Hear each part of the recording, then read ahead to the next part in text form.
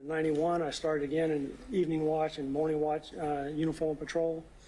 And then in 1992, I went into criminal investigations, and I remained in criminal investigations until I retired in 2020.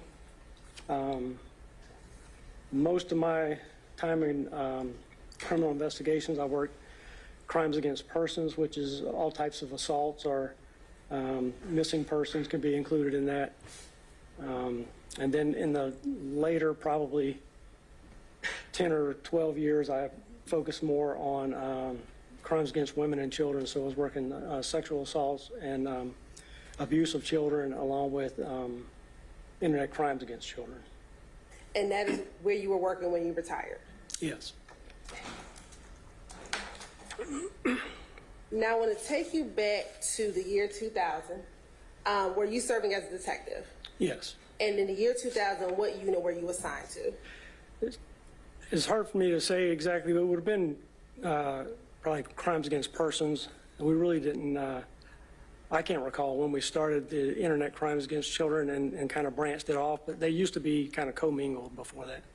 And during that time, I think you just said that if there was a missing persons report, would that go to the crimes against persons unit?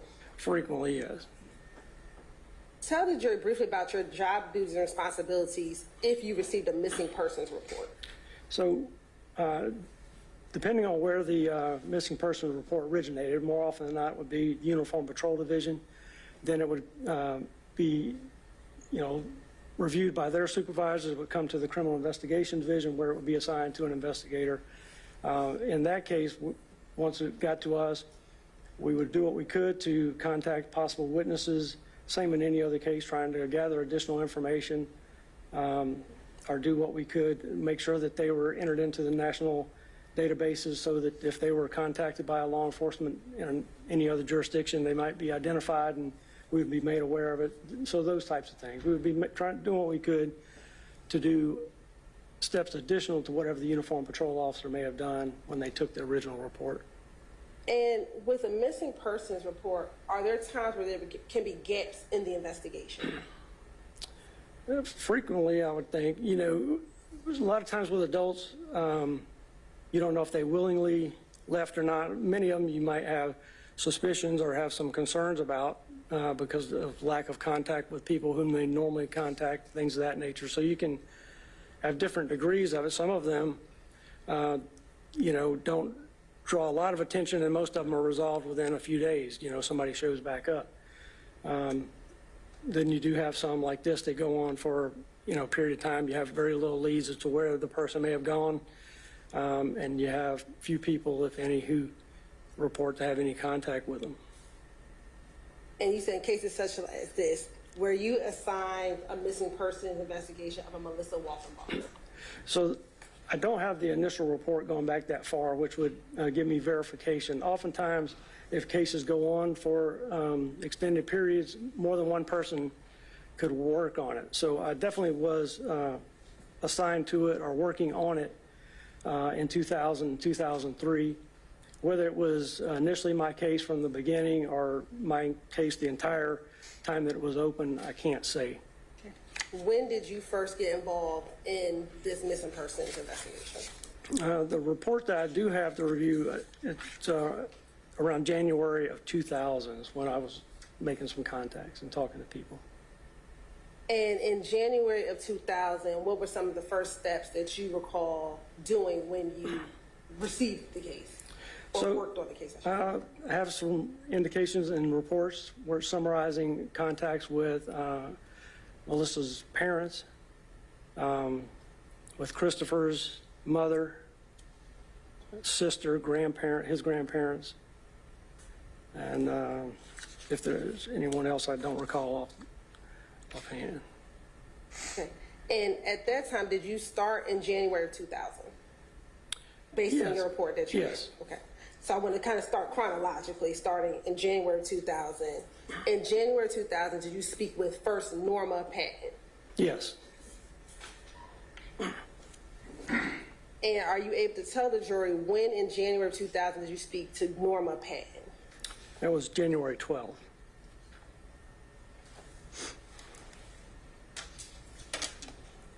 At that time, when you spoke with Norma Patton, to your knowledge, was there any other missing persons report regarding Melissa Wolfenbarger?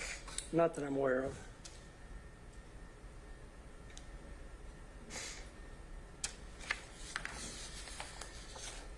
Now, are you able to tell from your report how you spoke with her? Was it on the phone, in person? Are you able to indicate On that? the phone.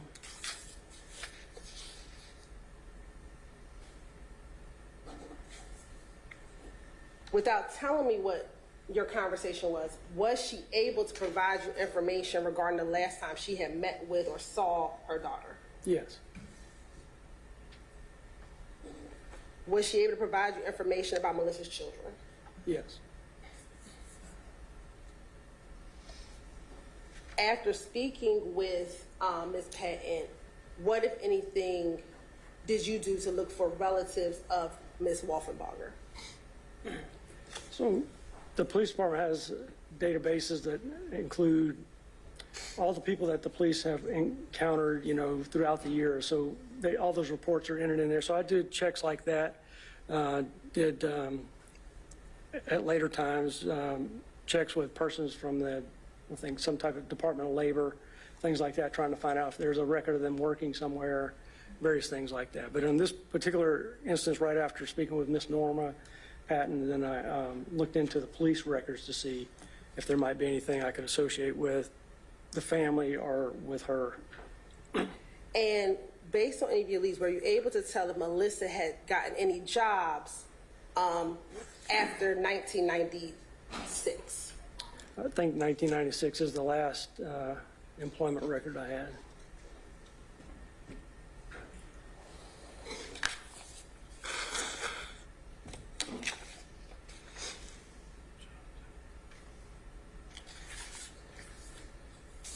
Now, in October of 2000, what, if anything, did you do regarding your investigation into the missing persons report of Melissa Wolfenbarger? I spoke to Kathy Wolfenbarger, I'm sorry, And where did you meet with her, in person or over the phone or something else? in person. Okay. And where did you meet with her? 268 Lakeview Drive, Locust Grove, Georgia. And did that appear to be her home? Yes. When you met with her, did you tell her why you were present? Yes. What did you tell her about why you were present? That I was investigating missing person involving Melissa. What was her demeanor? Did you notate anything about her demeanor when you told her why you were present? I noted that she was reluctant to talk to me about it initially, but as we spoke, she was able to overcome that and talk to me and provide some information. Did she provide the information willingly or reluctantly? Well, it was, like I said, noted originally that she was reluctant to talk to me about it, but then, you know, of course, I'm going to try to overcome that and tell her that, you know, her assistance is going to help with the investigation. So that's what I was trying to relay to her, and then eventually she did provide information about the family. Okay. Did you notate in your report that she provided that information reluctantly? Yes.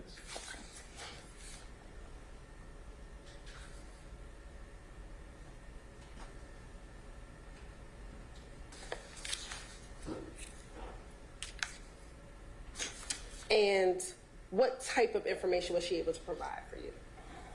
This sounds like we're getting into hearsay now, Your Honor. Not specifically, but what generally? Was she able to give you phone numbers? Was she able to give you other people you needed to talk to? Generally, what information was she able to provide? Based on that, I'm going to let her continue. Go ahead. She gave some general information about the family members. Didn't provide, that I can recall or obtain from the notes, any type of phone numbers or anything specifically on someone to contact. Did you ask her specifically about information on Christopher Wolfenbarger? I did speak to her about Christopher. You know, obviously wanting to speak with him and get his information. And was she able to provide you any contact information for Christopher? No.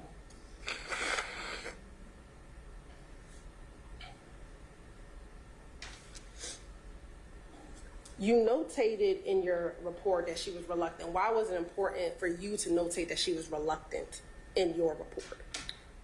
I mean, there could be a number of reasons that somebody's reluctant to talk to us, so I just made a note of that. I mean, it could have some bearing on the information she provides or the circumstances that she might be involved with a particular case, something like that. I mean, it's just, it is relevant to us. I mean, it could have some bearing on it, but that's why it would be noted. Okay. Taking you to February of 2001, did you have the occasion to speak with Mr. and Mrs. Patton?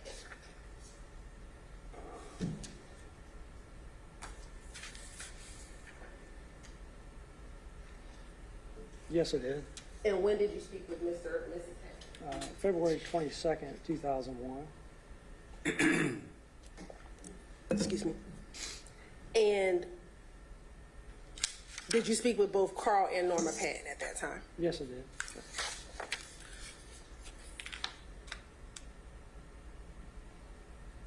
did. What, if anything, did you tell them about where you were in your investigation? Speaking with them, I had not been able to speak to Christopher at that point, and that after talking to them, I informed them I would do a few things, see if I could generate some additional leads in the case, and that is when, in fact, we spoke to one of the representatives from the Georgia Department of Labor and obtained some work history for Christopher and Melissa. Okay. And at this point, we're February of 2001, so is this about a year and 1 month after you initially spoke with Ms. Patton? Yes. And at that time, were they still concerned about their child's whereabouts? Yes.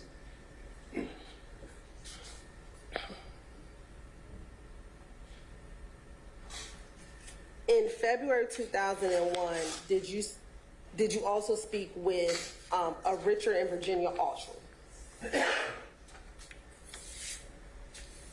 Yes. Okay. And what date did you speak with them?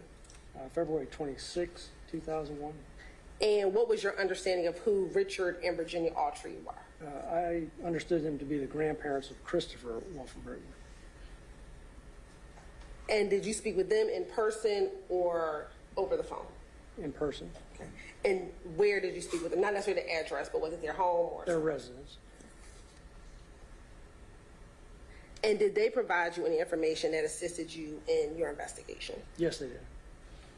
Were they able to provide you any contact information for Christopher?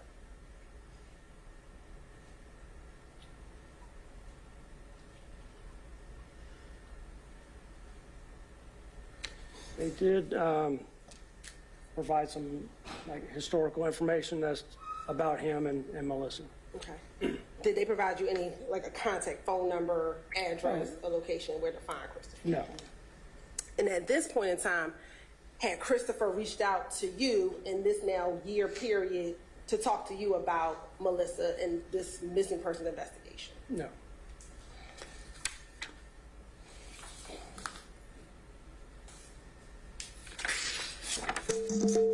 Taking you to September of 2001, what happened or what occurred in September 2001? September, I did have a chance to interview Christopher Wolfenbarger at the Henry County Police Department. Okay. And what date did you interview him? September 12th, 2001. And is this now approximately 18 months after the initial missing persons report? Yes.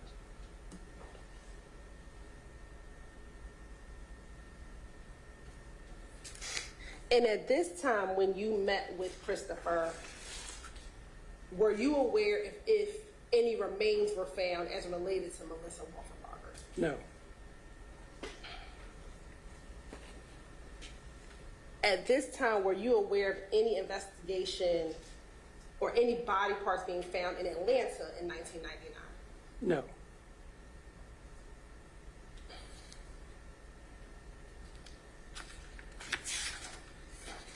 Now, was this interview videotaped? It was. Okay. And at this point in time, was Mr. Wolfenbarger under arrest at all? No. Okay. And did he speak to you? Yes, he did. Now, have you had the opportunity to view this videotape in preparation for your testimony?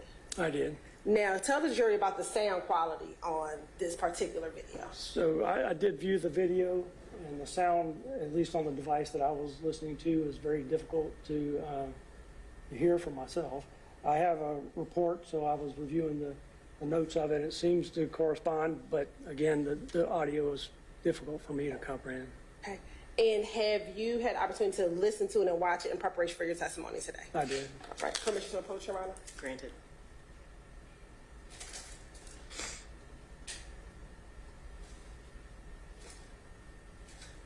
I'm going to quote what's been marked as State's Exhibit 72. Tell me if you recognize State's Exhibit 72. This is, yes, I did. How do you recognize it? I initialed and dated it. Is that the 2001 video that we were just referencing? Yes, it is. And does that video appear to be a fair and accurate depiction of the interview you conducted with Mr. Wolfenbarger in September 2001? Yes, it is. Do it appear to be any additions or deletions? No.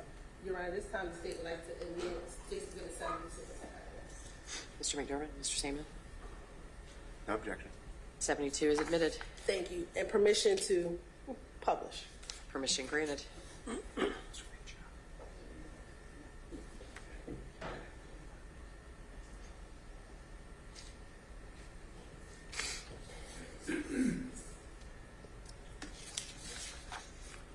Battery 70%. Connected to PHEDL 5410E2682.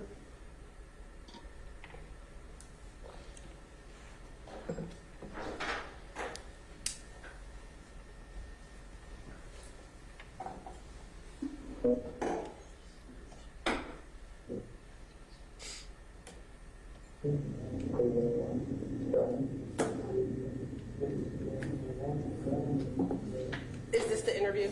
Yes, it is.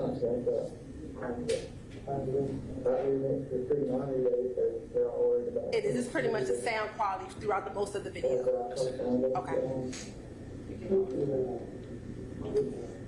Did you take notes about your conversation with Mr. Wolfenbarger? Yes, I did. Okay. So when you met with him, was he able to give you kind of a history of when they first met? Yes. Okay. What did he tell you about when they first met? He said that he first met Melissa when she was 15. And did he tell you how he had met her? He said that she had run away from home, but I don't recall any, details much beyond that. And was he able to tell you whether or not they were married or not? Yes. Were they married? Yes, they were. Okay. And when did they get married? And he said 1992 or 95. Okay. He said 92 or 95. And I noted 95, I believe, in my report, so I don't know if we clarified that. Was he able to tell you if they had children? Yes. And how many children did he tell you that they had? 2.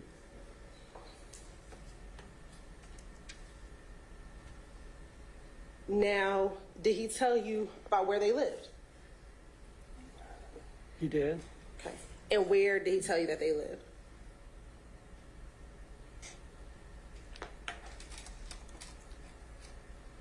I believe they were living with his mother at that time. Did there ever come a time where they moved from his family's home?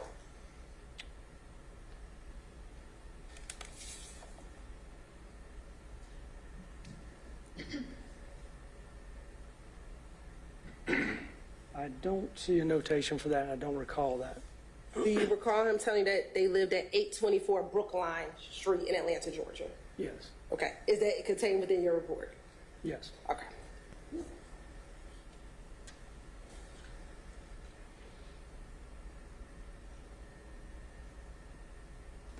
Did he tell you about where he worked? I think he did discuss some of his employment. Let me check the notes for clarification.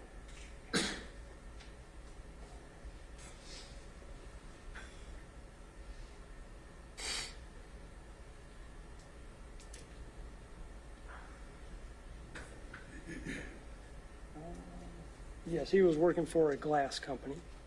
And did he tell you where the glass company was?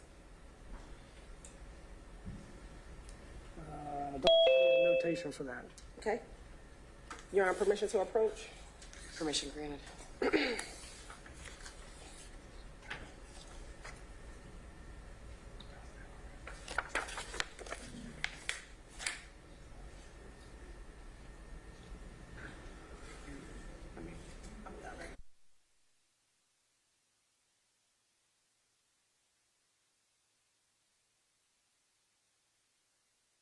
This, what I'm showing you, is that a copy of your report? Yes, it is. Is that a summary of your interview with Mr. Wolfenbarger? Yes, it is. Okay, I'm going to direct you to this line right here. Yes, I did see that. He provided that the glass company was on Avon Street, but I don't have a city or any other location for it. Okay. And did he tell you about where Melissa worked? Yes, Where did he tell you Melissa worked? on Waffle House in Doraville.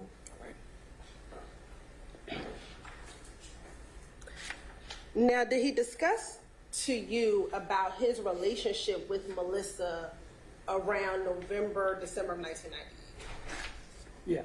What do you recall him telling you about his relationship with Melissa around that time? That they were together around the November, December timeframe of 98. Did he tell you anything about being separated but then getting back together? God bless you. Thank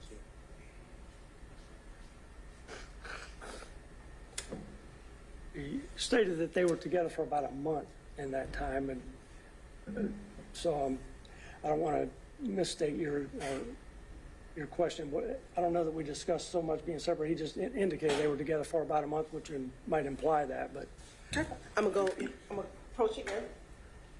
You don't have to ask every time for the same witness. Thank you. I'm gonna direct you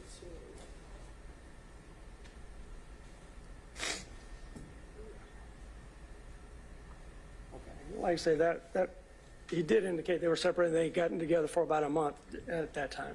Okay. Ms. But you- Hilton, I'm sorry for interrupting. Will you take down the screen share, please? Oh, sure. I'm sorry. Thank you.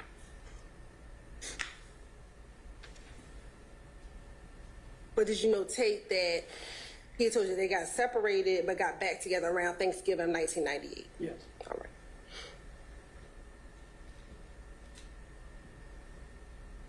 And then according to him, did he tell you when Melissa moved out? Yes. When did he tell you that she moved out? Around Christmas of 1998. All right. Now, after she moved out, did he tell you if he ever saw Melissa again? He did. Okay. What did he tell you about when he saw Melissa again? He stated that he saw Melissa walking on Lee Street in Atlanta several months after that she had left, so sometime in 1999. Okay. Do you recall him telling you approximate month about when he saw her in 1999? I don't recall it. I'll review the report. Do you recall him telling you it was between either March or April of 1999? I don't recall that, and I don't know that I notated the specific month. Okay. What did he tell you about when he saw her in 1999? That she was walking on Lee Street, that she didn't look particularly well, that had indications of possible drug use. Was he able to tell you if she was with someone, dating someone? She said he didn't say that she was with someone walking, but he did say that she may have been involved with someone named Mike, whom she worked with at the Waffle House in Doraville.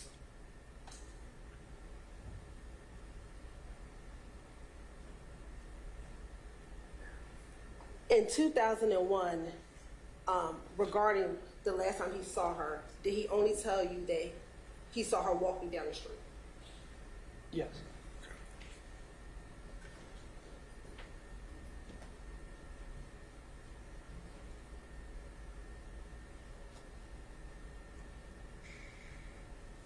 Did he tell you about anything about where she was going? No, Did he tell you, if you can recall, about what their conversation was? no.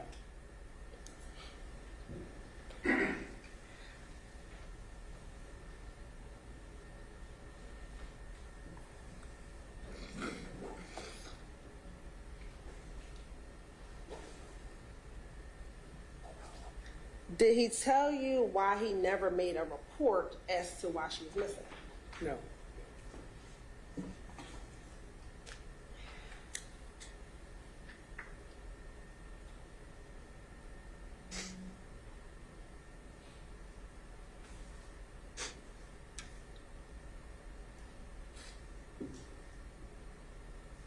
Did he tell you anything about whether or not he contacted her family to let them know that she was missing? He stated that he didn't contact her family, or wasn't in contact with her family. And did he give you a reason why he didn't contact her family?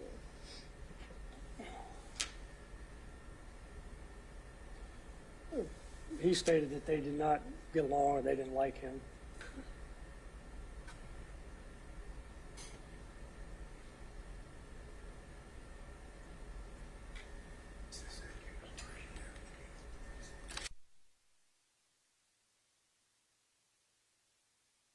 At this juncture, when you interviewed him, do you know where he was living?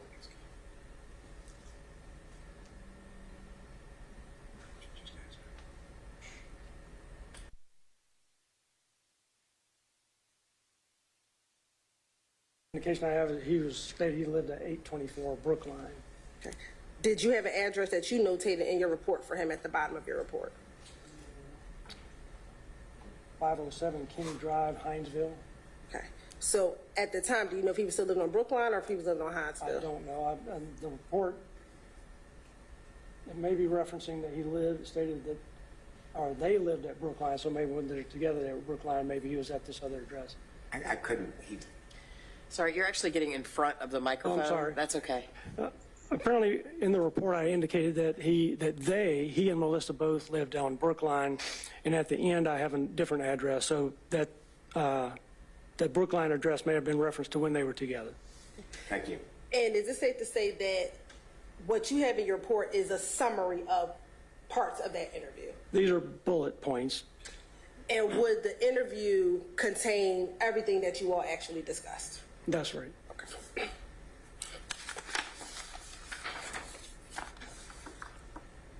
After speaking with Mr. Wolfenbarger, did you speak with any of his family? Yes. And who did you speak with? His sister, Kimberly.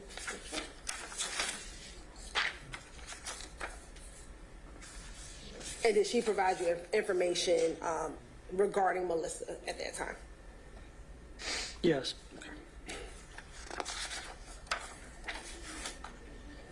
Now I want to take you to December of 2001. 2001. Did you meet with anyone in December of 2001? December. With the Fulton County Medical Examiner's Office? Okay, yes, December 27th. Okay. And who did you meet with? Mary Beth Hopel, or Heptal. And do you recall why in December you met with her? To document dental records for Melissa Wolfenbarger. Now, are these dental records that you received? Yes.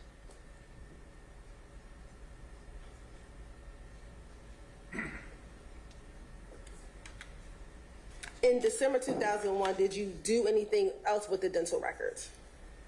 So once they were entered into this document to where they could be placed in the national database, I gave that to one of our communications and records personnel at the police department so it could be entered. And you said it was put into a national database. What type of national database? I think it's Like NCIC is a program that we have for missing persons or stolen cars or anything like stolen property, all of that. So it's a database where a road officer or any officer can call in a person's ID, and they'll note that if they're reported missing or a stolen object or whatever it may be. My understanding of this was that the pathologists or the doctors were able to chart or make some type of notation regarding dental records that could be entered in this. So if another agency had a remains that were unidentified, they could cross-reference this, and it might help them to pull the cases together to further seek identification. And did you do that? Did you put her dental records on NCIC? Yes. After December of 2001, excuse me, is it in December of 2001 when you put her dental records on NCIC? Yes, December 31st was when the document that Ms. Hopel helped produce was provided to our communications people, who are the persons that would enter it into that system. After December 30th, 2001, and the dental records are placed into NCIC, when is the next part of your investigation in this case? March 13th of 2003.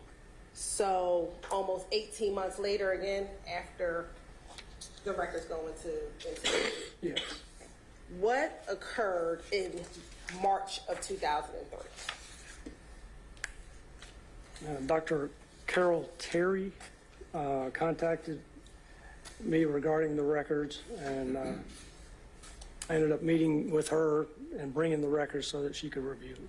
Okay. And what date is that in March of 2003? March 13th. And Dr. Terry, where was she a medical examiner? Yes. Where did she work? Fulton County Medical Examiner's Office here in Atlanta. You said here in Atlanta? In Atlanta. Okay. And when you met with Dr. Terry, did you meet with her at the Fulton County Medical Examiner's Yes, Office? I did. Was there anyone else present with the two of you when you all met? Mainly the two of us. We were in their office, so there were other people around, but I believe I only recall speaking with primarily her, and if there was somebody else there, they weren't involved in it, and I didn't make any notation of it. And during that meeting, was she able to provide you with information regarding unidentified human remains? Yes.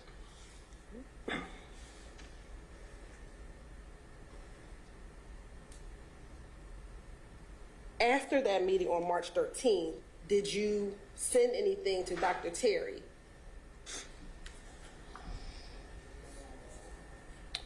Yes, I did. What did you send to her? A written copy of the dental records pertaining to Melissa Wolfenbarger. And how did you send that information to her? By fax.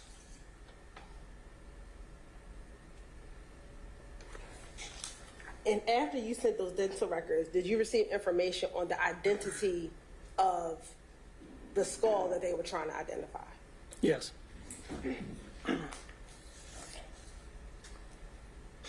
Once the skull was identified, what day was it identified? March 14th, 2003. So the same day you sent over the dental records, the same day it was identified? Yes. Did you discuss any investigative tools or testing that could be done on the skull? We talked about DNA testing.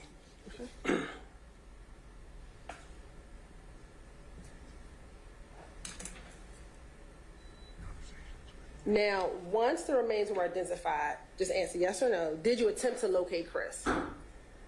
Yes. Okay. And did you locate him? Yes. All right. I want to take you to March of 2003.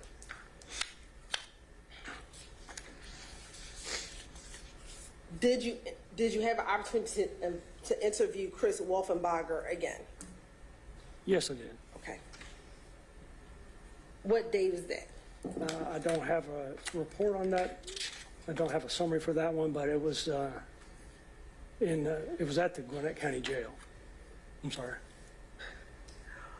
Was it close in time to when the head was identified? Again, I don't have a date, so Did anyone go with you to interview Chris? Detective Calhoun, And where did Detective Calhoun work at the time? I believe Atlanta Police.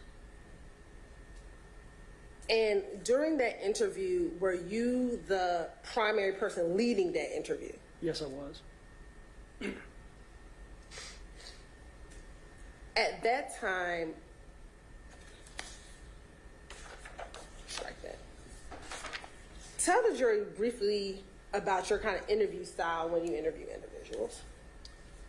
I mean, every interview that I do, I'm trying to obtain truthful information, so I try to speak to everyone respectfully for one thing, and take what they're providing as factual information until it can be proven otherwise. So I just sit down with a person like I would sit down with anybody in any circumstance and ask them questions and stuff. If it gets to a point where there's some contradictory information or something that appears to be a problem in there, we definitely might confront them about that or go further into detail about it. But for the most part, I try to be, have a good rapport with them and just sit down and ask logical questions and take what they provide as factual information.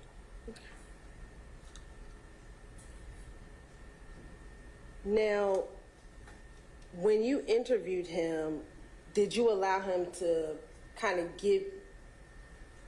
lock him into a version before telling him whether or not Melissa was found or not? Well, it was just reviewing and obtaining the history that he provided again, which we did. And then later at the end or near the end of the interview, he was informed that Melissa had been identified. And was he able to give you a history again of their relationship? Yes. Leading up to the last time he saw her? Yes.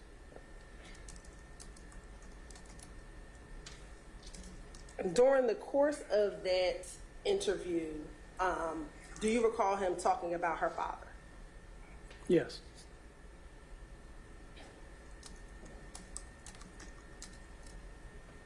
What, if anything, did Chris tell you about Melissa's relationship with her father? I think that that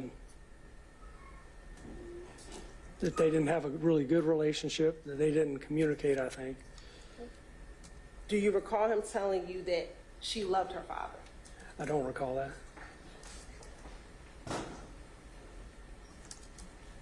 Do you recall him telling you that? I'm going to object to the leading. Rephrase. Do you remember asking him whether or not her father could do something like this? I don't. No.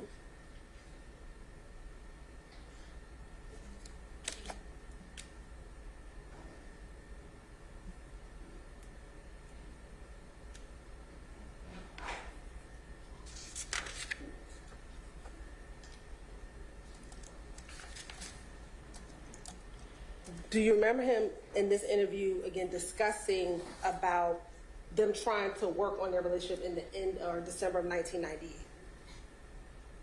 I don't specifically recall it, and I'd have, again, I did review that interview, but I don't recall his exact statements.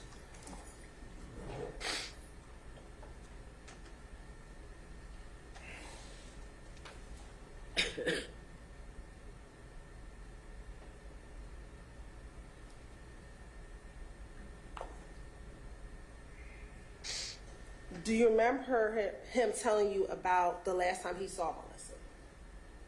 Yes. What do you recall about him telling you about the last time he saw Melissa? He stated that he saw her walking from around the train station, and that he didn't initially recognize her, I believe. Do you remember him telling you when he saw her? No, I don't. Do you remember if he told you that this was again in March or April of 19? This is leading. He doesn't remember it. Now she's answering the question for him. But I'm asking you. Y'all come here for a second. Keep your distance.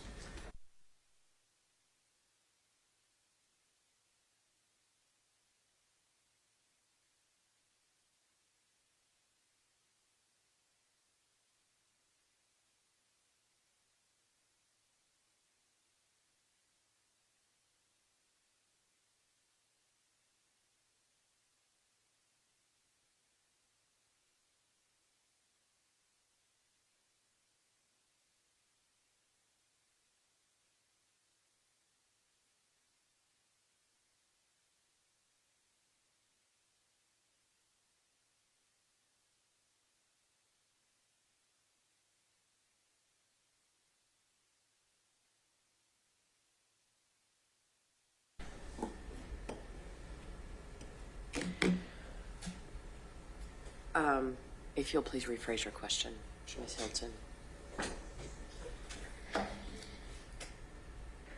Do you recall in an interview if it was any months after the last time he had?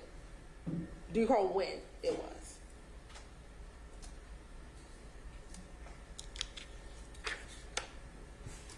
I don't specifically recall when it might have been. And have you had the opportunity to view that interview in its entirety? Or listen to that interview, excuse me? I did listen to it. Okay. And in listening to that interview, did that appear to be a complete and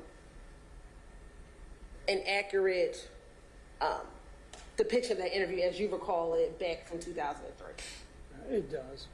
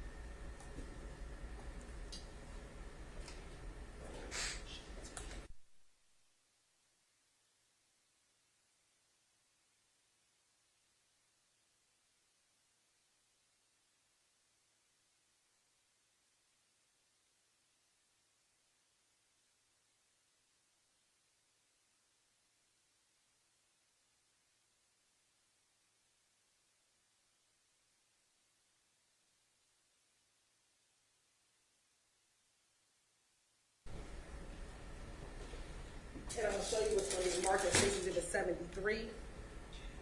Looking at what's going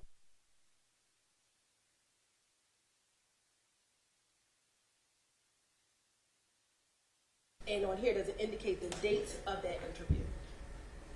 Yes, it does. What is the date of the interview? March 18, 2003. And again, I'm sure that you'll remember because it's 2003. Did this appear to be the entirety of the interview that we just discussed? Yes. Your Honor, this time the state's going to admit State's Exhibit 73 and will produce a hard copy for the court. Mr. Samuel? You speak so fast, but we don't have an objection to the tape. Okay. Exhibit 73. My understanding is there needs to be redactions at some point, but that's fine. Yes. Okay. Exhibit 73 is admitted. Thank you, Your Honor. Now, after you met with Mr. Wolfenbarger, and you said you met with Detective Calhoun, met him with Detective Calhoun? Yes. And did you know where Detective Calhoun worked? Atlanta Police Department. And what was your understanding of Investigator Calhoun's role with relation to the remains that were found in Atlanta in 1999? That he would take up the investigation at that point, now that the remains have been identified. And at that point in March of 2003, did you then turn over your file and information to Detective Calhoun? I don't recall specifically giving him the file, but, you know, the case was more or less, or the aspect of the remains was out of our jurisdiction, so we didn't have any further involvement with it. And from what you know, did Detective Calhoun then continue the investigation at that point? As far as I know. Of course, indulgence for one moment.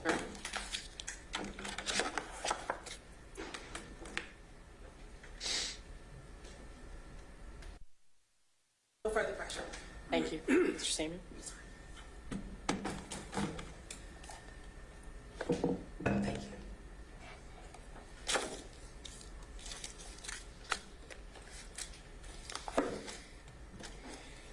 You still go by detective or mister, or what do you prefer? Tom is fine. Tom. Well, Tom, how are you today? I'm doing well, thank you.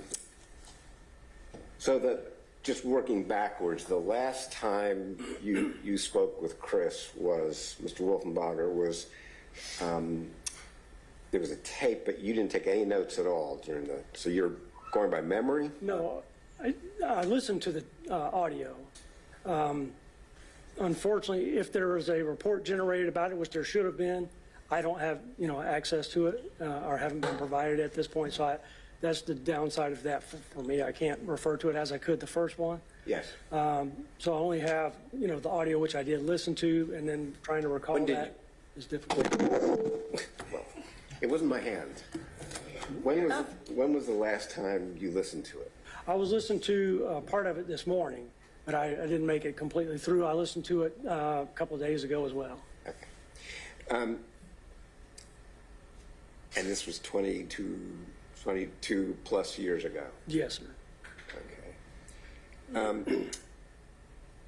I just have a couple of questions. I want to talk to you about you talked about having met the grandparents and Patton family. And then you met with Chris the first time on September 12th, 2001, right? I think that's right, yes. And where was that meeting?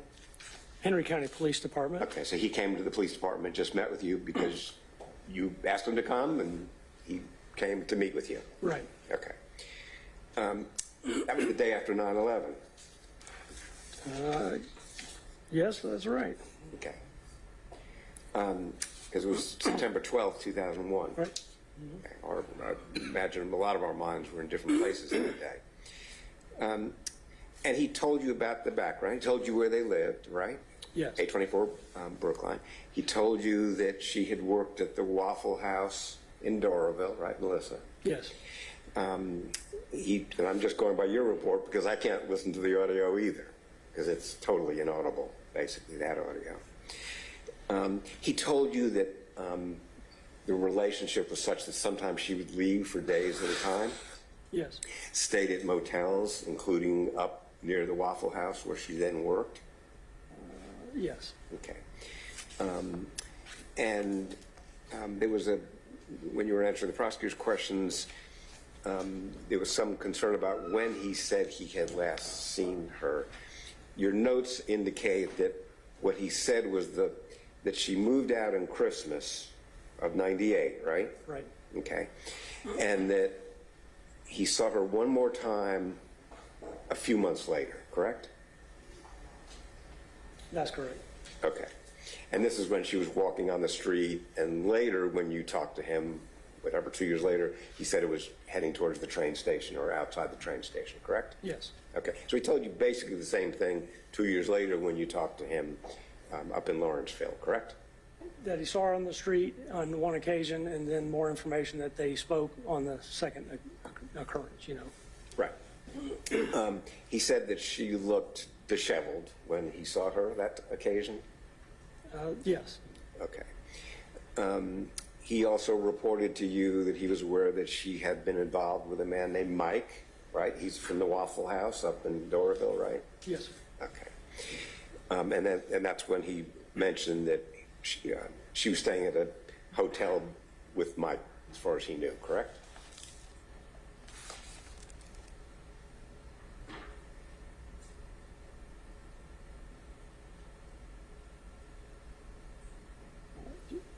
The way I have it noted is that he said that she was involved with this person named Mike that worked at the Waffle House, and that I noted that one time when she left Mike, she was staying at a Shallowford Lodge. Okay. So. Okay, very good. And then he also told you exactly where he lived, gave you the address. You mentioned that already, that he said he lived in Hinesville, gave you his phone number, gave you his address, all of which you noted in your report, right? Okay, so he wasn't hiding out where he was or using a fake name or anything like that, Not correct? that I know of. Okay. And of course, this was a missing persons report, so when eventually the medical examiner was able to take the dental records and compare it with the skull that had been located, it was no longer a missing persons report, right? Right.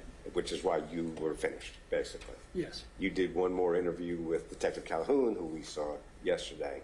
Was he taking notes, do you know? I don't recall. Okay. How long was the first interview that we just rehearsed a little bit? So the first one that with the poor audio, is that Correct. about 30 minutes or so, I think? Okay, you just have a one-page report, so obviously it's a summary, it's not a transcript, right? Right. The second interview up in Lawrenceville was quite a bit longer.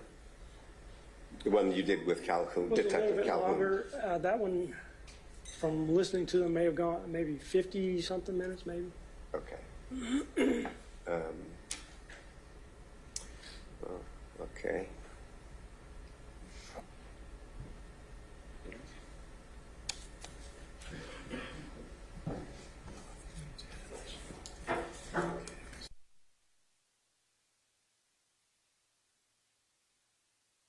Thank you. Ms. Hilton? Any redirect? No, nothing further. Okay, thank you, sir. You may step down. Ms. Hilton, Mr. Samuel, can you come here for just a minute?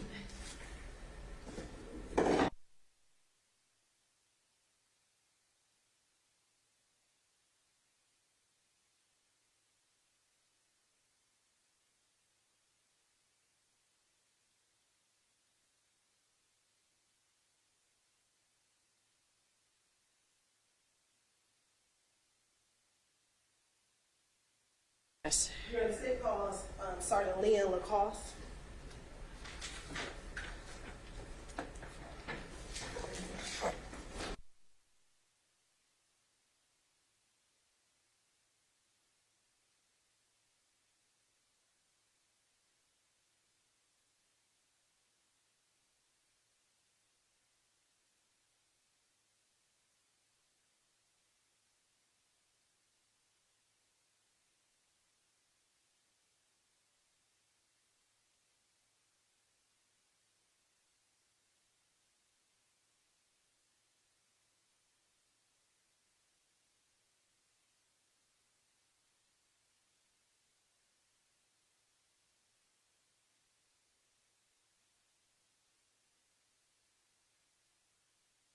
Once you get there, before you have a seat, if you'll turn and face the deputy, he'll and raise your right hand, he'll swear you in.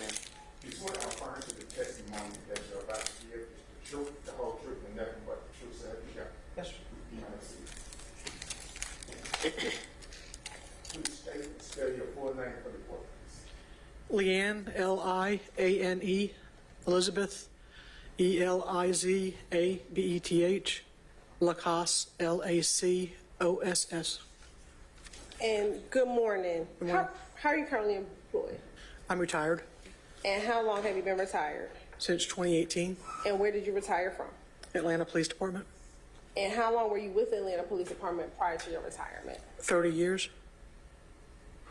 Can you tell the jury briefly about your matriculation through the Atlanta Police Department? I joined in 1988.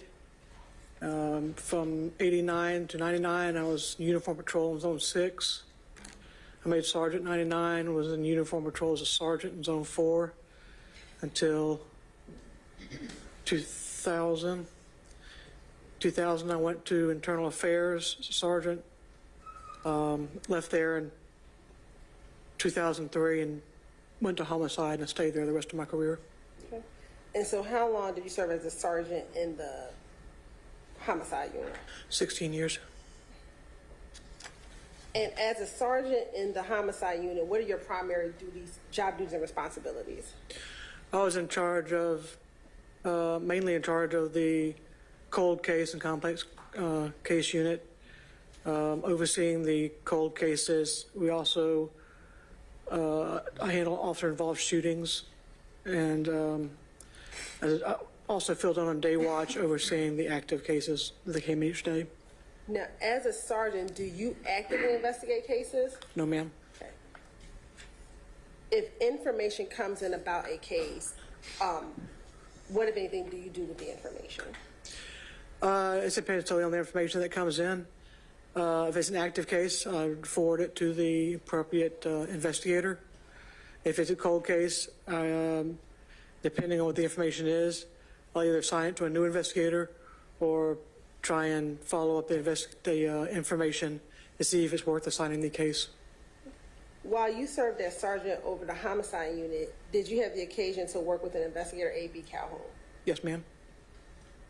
And was he one of the detectives assigned to the homicide unit while you were sergeant? Yes, ma'am. Now, I want to take you back to 2003. Do you recall being called out to a home with cadaver dogs from an outside jurisdiction? Yes, ma'am. Do you remember where that house was? I do not. Do you remember the circumstances and what brought you to that location? I believe Investigator Quinn called me to that location. Okay.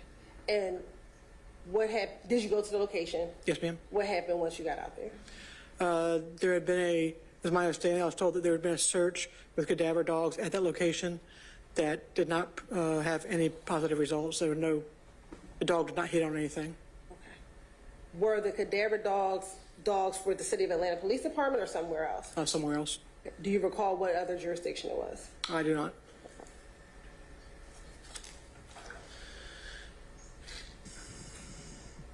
Do you recall ever speaking with Investigator Calhoun about this incident where you went out to this home with the cadaver dogs?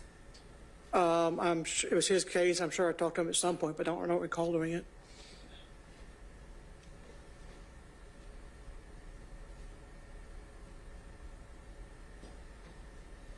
And you said Investigator Quinn. Who is Investigator Quinn? Investigator David Quinn. He also worked with us on the cold case unit.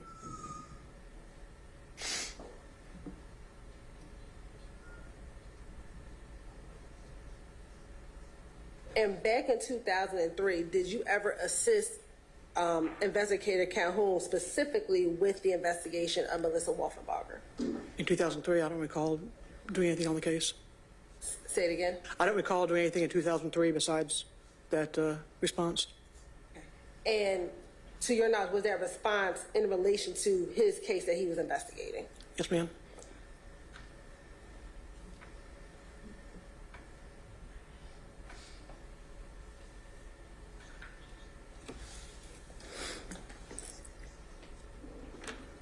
And at this time sitting here, do you know specifically which case it was in reference to that he was investigating? The Melissa Wolfenbarger.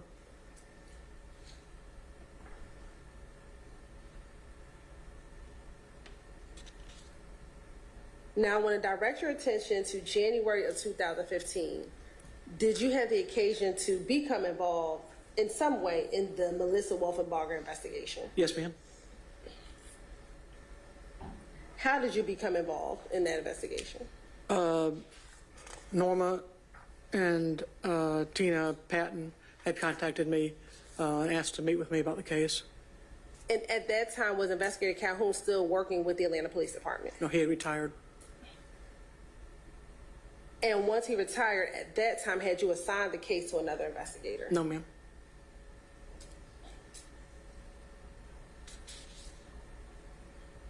And did you meet with Norma and Tina Patton? Yes, ma'am. Where did you meet with them? Public Safety Headquarters.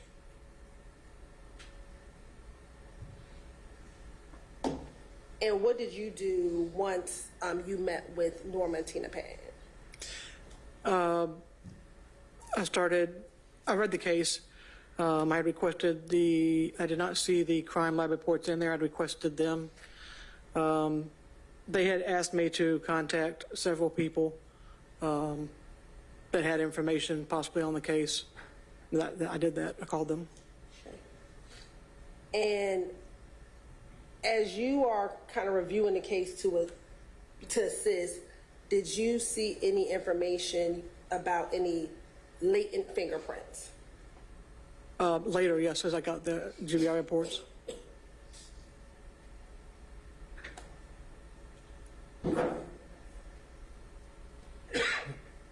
Did those reports produce anything of any evidentiary value? Oh, Objection. yeah. Sorry. Your response? What's the nature of the objection? The computation clause.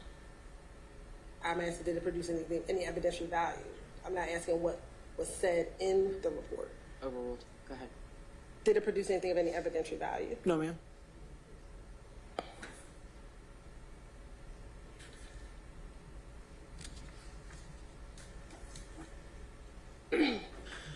When you met with Melissa and Tina, did they express concerns about Melissa's case? Yes, ma'am.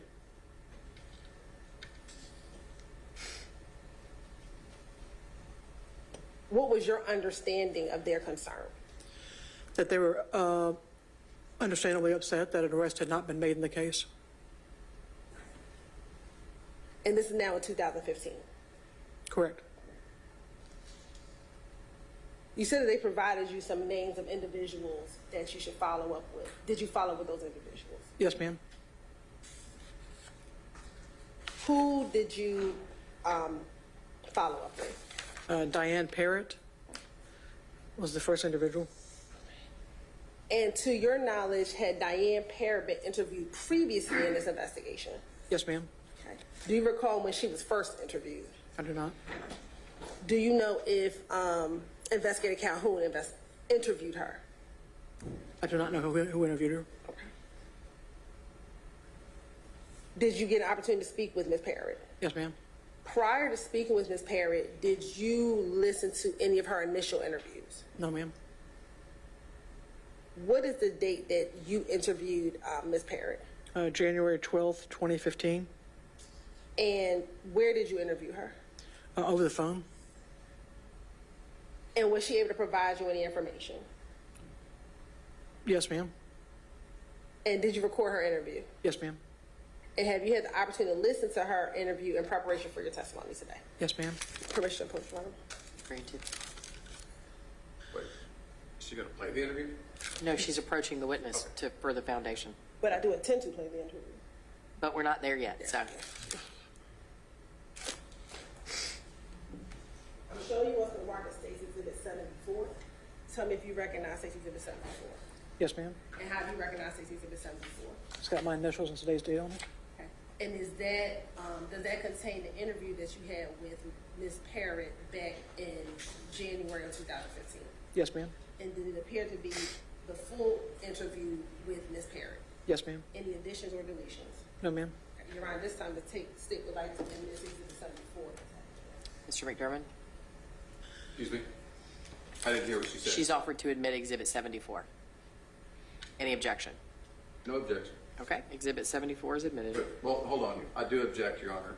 She's wanting to enter the whole statement, and there's a confrontation right in that. Your Honor, with your approach. Yes.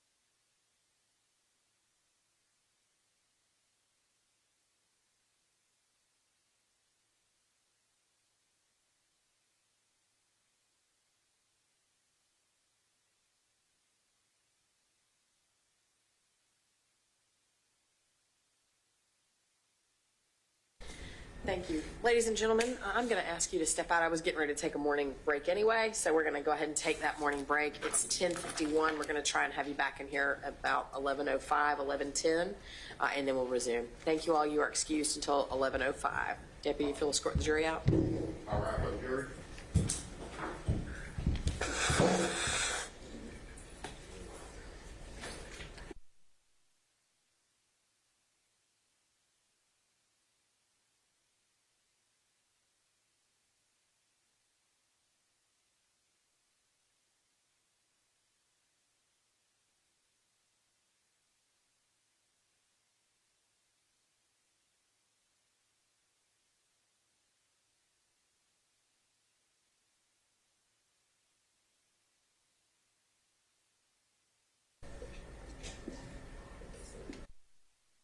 You can be seated. Okay. Sir, I'm sorry, ma'am, officer, detective, I'm not sure exactly what to call you. Sergeant, I think it was. If you'll step outside for just a moment. Thank you.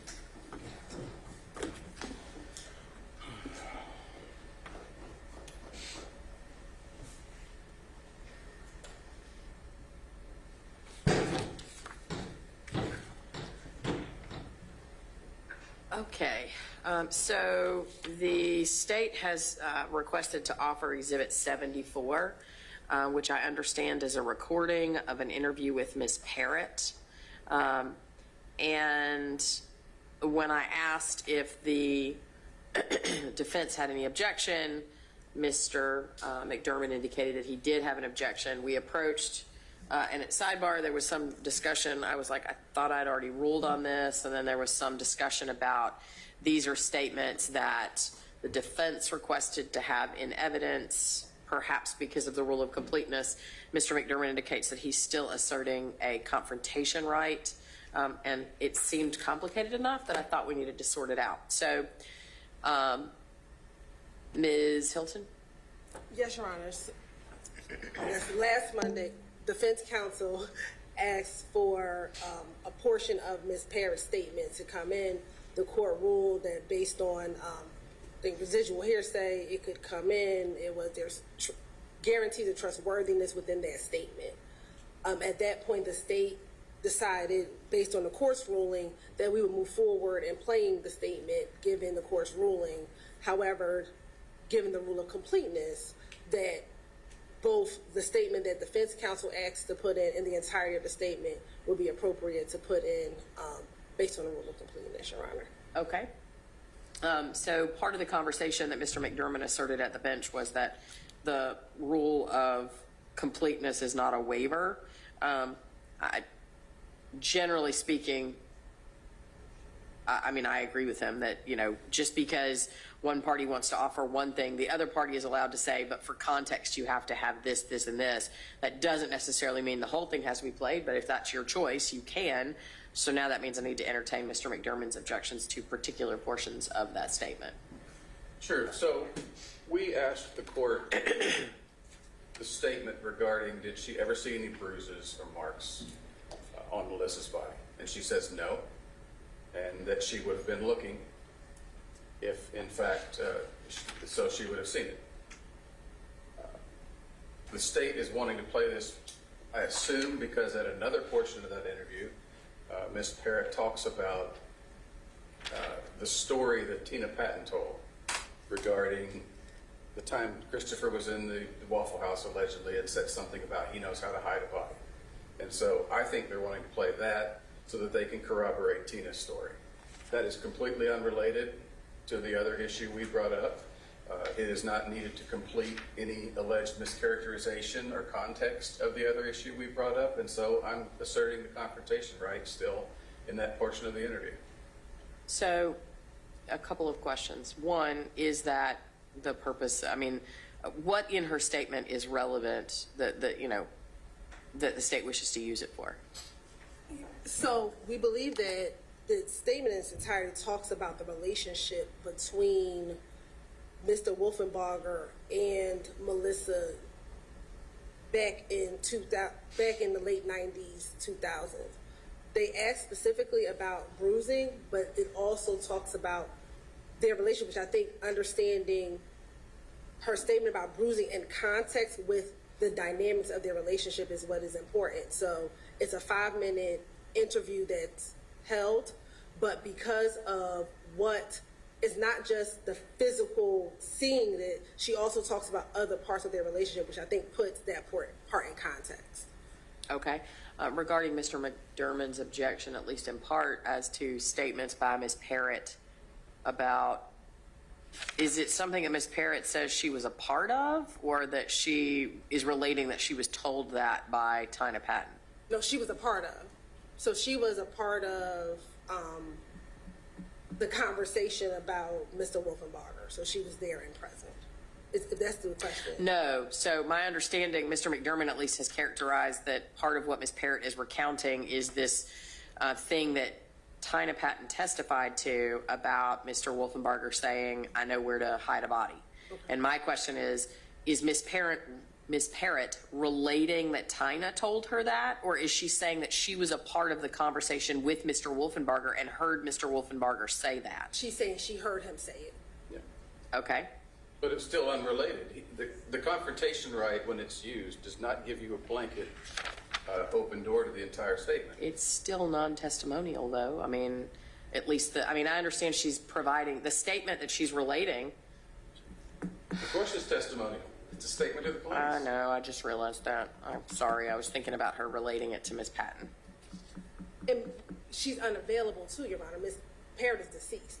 I'm aware of that. So, if I can have a few moments, because I didn't know this was an issue, we brought it up to defense counsel, but anyway, I get why he objected at this point in time. But if I could just have a brief moment to research the issue, so that I can see if there's any case law, one way or the other. Okay. All right, thank you. She's going to take a minute to look at the issue further. So do you want to take a 30-minute recess? No, I told the jury that I was going to give them until 11:05 or 11:10, so conduct yourselves accordingly. I do have a search warrant to take up, though, so I'm going to step off the bench for a minute and deal with that. Officer, if you'll come around, my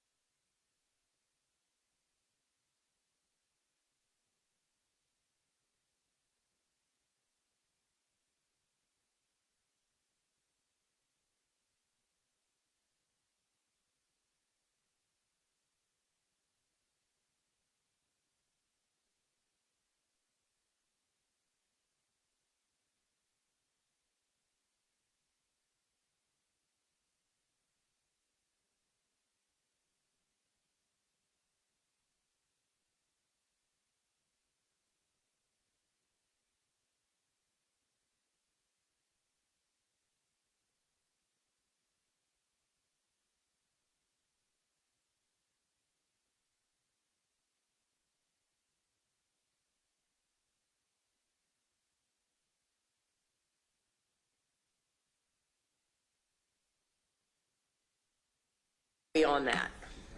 Yes, Your Honor. So I did not find anything directly on point. However, in looking at Carlson's on evidence, specifically under the best evidence rule, within it they discuss a case out of the Arizona Supreme Court, which is persuasive authority, in which the Arizona Supreme Court, and this is in case State v.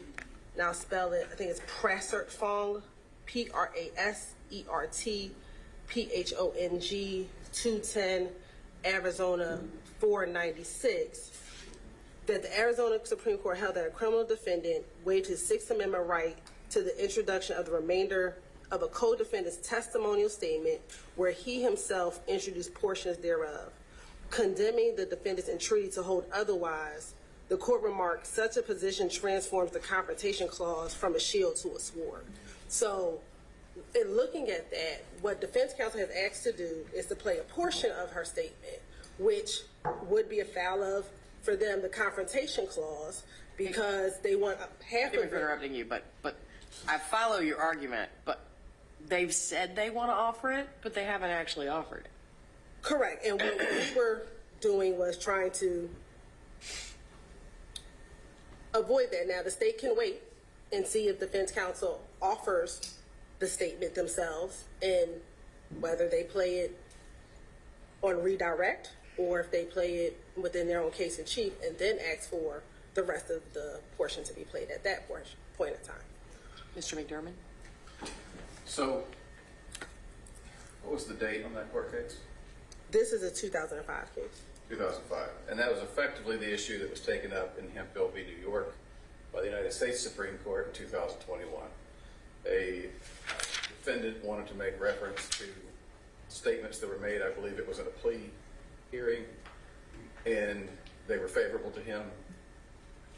And then when the state moved to bring in the rest of the transcript or whatever other statements from the plea hearing, he said, no, I have a confrontation right now. And the United States Supreme Court upheld him. So whatever the Arizona Supreme Court thought about swords versus shields is irrelevant in light of what the United States Supreme Court said. And it goes a little deeper than that when you start talking about, well, no, I guess it really doesn't. It's the rule of completeness was discussed in that case. The court didn't decide on that issue, and there was some discussion of that issue in the concurrences and dissents. And so it is an undecided issue, but as the law stands currently, you can quote part and still reserve your confrontation right in the remaining parts of the statement. And the only exceptions I would think that there would be to that is if you're quoting part and leaving out a part that creates a mischaracterization. And that would have to be on the same issue, and that's not what's in play here.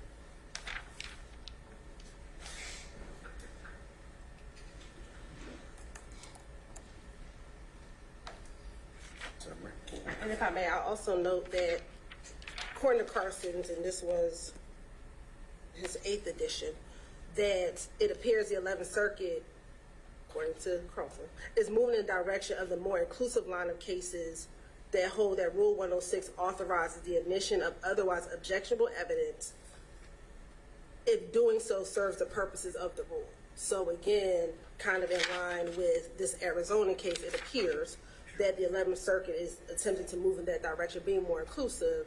If the defendant wants to play part of a statement that would otherwise be inadmissible, then allowing all of it to come in based upon the rule of completeness.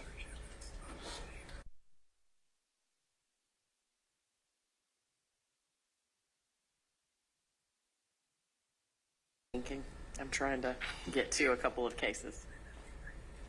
It was real slow for me this morning. And inaccurate for me, the search.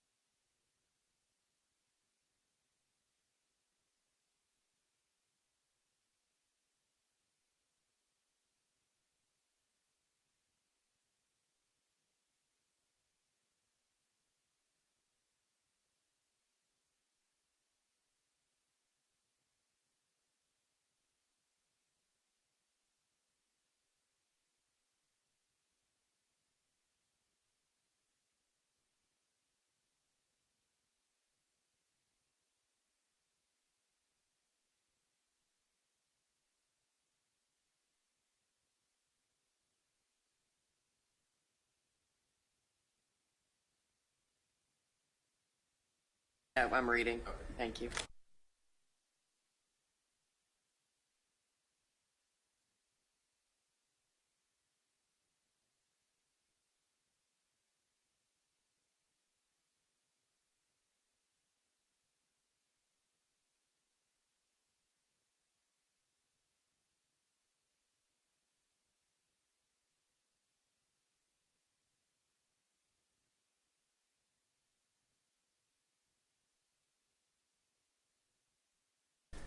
Having now had a chance to look at the Hemphill case, and having considered what the state has offered, I don't find, I don't find anything. I think Mr. McDermott's characterization of what the court said in Hemphill is accurate, and that to the extent the 11th Circuit has talked about waiver in the context of Hemphill, it's only done it once. And and they're talking about the difference between implied and express waivers. And while I have very real concerns about the ability of a defendant to say, I want to play this part, but I invoke my confrontation right on this part, that seems fundamentally unfair and sounds a lot like a waiver to me. So far, that hasn't actually happened. The defendant hasn't offered that testimony, number one. And number two, if they did, it does seem like Hemphill would caution the court against finding an express waiver. So for now, I think Mr. McDermott is correct that there is a confrontation right in terms of the state's. It is the statement, just to clarify my record, because I incorrectly said a few minutes ago, the statement's clearly testimonial in nature. We have a law enforcement officer who's going to testify to having discussed this, and it's an audio recording of that individual speaking to law enforcement. So I don't think there's any dispute that Mr. Wolfenbarger would have a confrontation right. That person is unavailable. But the request by the defense and the ruling by the court that her statements would potentially be admissible as to residual hearsay based on what she observed, I don't think changes the outcome here in terms of the ruling in favor of the defense that this is confrontation. And thank you for that, Your Honor, but if it's the same statement to the same law enforcement officer describing her observations, nothing changed. So if it's admissible under the residual hearsay for the defendant, we would ask that the same confrontation clause issue is still there, and if the defense is allowed to bring in their portion for their particular purposes, we would ask that the court reconsider allowing any of the statement in, because I may very well not allow any of the statement in because, as I said, I have read Hemphill, but I still have real concerns about the ability of a defendant to cherry pick his confrontation rights. And so, to be clear, if Mr. Wolfenbarger chooses to offer that evidence affirmatively in some manner, the court may find that that constitutes an express waiver of his confrontation rights. But right now, Mr. Wolfenbarger hasn't offered that testimony. The state doesn't have a confrontation right. So the only thing that I was asked to rule on previously was whether or not that statement would constitute residual hearsay, and I think it would, and that's why I said it could be offered. But at the time, the defense was attempting to offer it, and no one was invoking confrontation because the defense wanted to offer it affirmatively. okay. Is that clear? Yes, Your Honor, very As clear as it can be, anyway? It's as clear as it can. Okay. Thank you, Your Honor. So does that mean, what do we need to do with this witness, practically speaking? Do you need to have her back on the stand to conclude your examination? I do need to complete my examination, and then I believe I admitted it. I don't think I can. Actually, you offered it, but Mr. McDermott objected, and the court hasn't ruled on that objection. That's where we stopped to have this conversation. All right. So I'm assuming the court is going to sustain their objection and not allow the state to. That's correct. Okay. I'm not going to allow its admission. Thank you.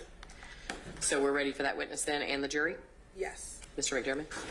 Your Honor, if I get on cross in just a couple of minutes and then attempt to elicit the statement that was previously allowed, are we going to have this discussion all over again? We might. I mean, I think I've just said out loud, I've read Hemphill.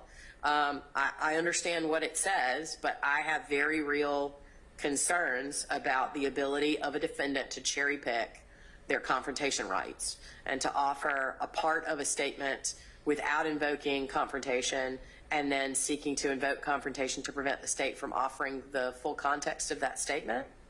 And I mean, we might need to make a further record of it, but I'm just trying to guide you that if you offer that statement, the state, I believe, I expect, is going to seek, based on Ms. Hilton's representations a moment ago, to play the remainder of it, and I very well might find that Mr. Wolfenbarger has waived his confrontation rights as to that statement by affirmatively offering that witness's statement and evidence. And again, I think it would be different if we were talking about an hours-long statement by a witness who was talking about lots of things that might or might not be relevant. But we're talking about a 5-minute statement that could probably be even pared down further, that are about that particular now deceased's, through no fault of anyone else's, unavailable witness, testimony about what she personally observed and what statement she personally heard the defendant make. That's my understanding of the characterization of that statement. That Ms. Parrott, what the state wants and what you want. Okay. I understand you. Okay. Thank you. Thank you. May I have the witness back, please? And deputy, we're ready for the jury.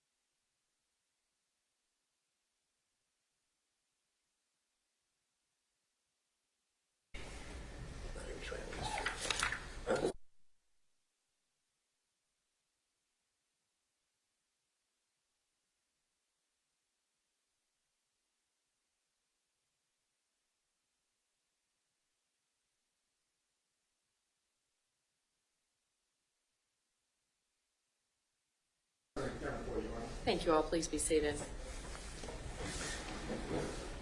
Thank you, ladies and gentlemen. Sorry for the delay. Ms. Hilton, when we adjourned, the state had offered Exhibit 74 into evidence, to which Mr. Wolfenbarger had objected, and the court is going to sustain that objection. 74 will not be admitted. Thank you, Your Honor. Go ahead. After speaking with Diane, did you speak with anyone else? Yes, ma'am. Who did you speak with? Christina Wolfenbarger, And how did you speak with her? by phone. And was she able to provide you information regarding this case? Yes, ma'am. Now, after speaking with Christine and Diane, did you do anything else as relates to this investigation? Yes, ma'am. I put together a synopsis and submitted it to the district attorney's office. You said you put together a A synopsis? synopsis of the case, I'm sorry. And at that time, did the district attorney's office move forward with any charges? No, ma'am. And did you inform Ms. Patton of that? Yes, ma'am.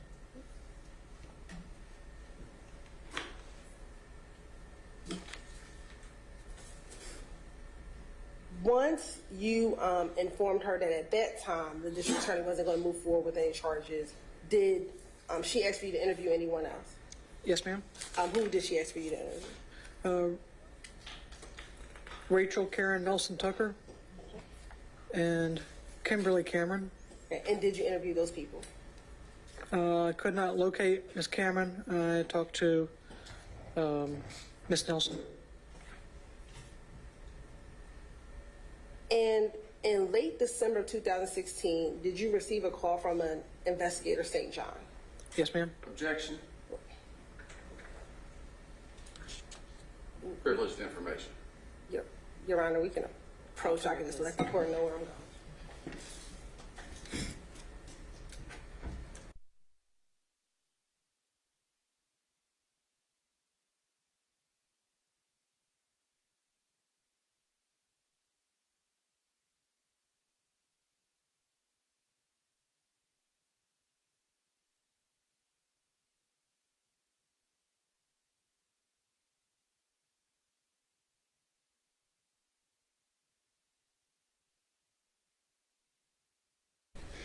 Overruled. Go ahead, Ms. Hilton.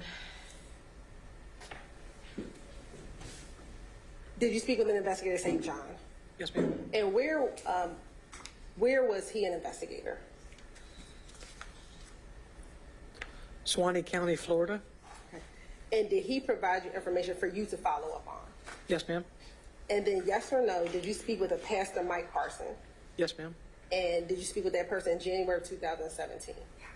Yes, ma'am. After January 2017, did you conduct any additional investigation in this case? No, ma'am. I have no further questions. Thank you. Mr. McDermott?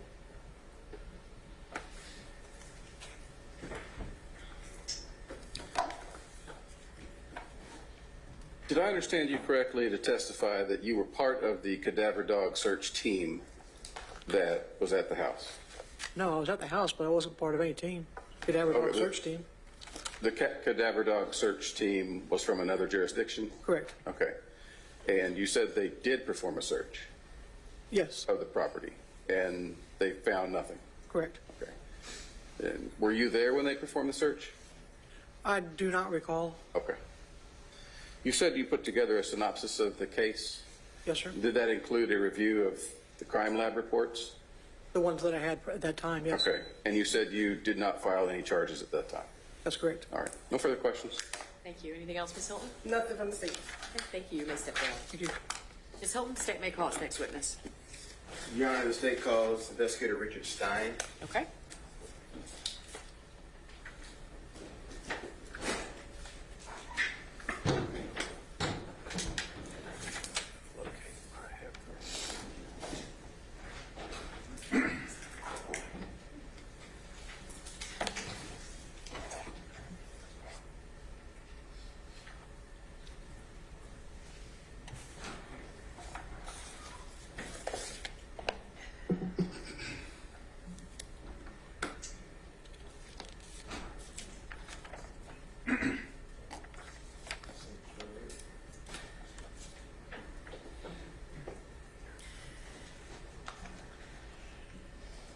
Thank you, sir.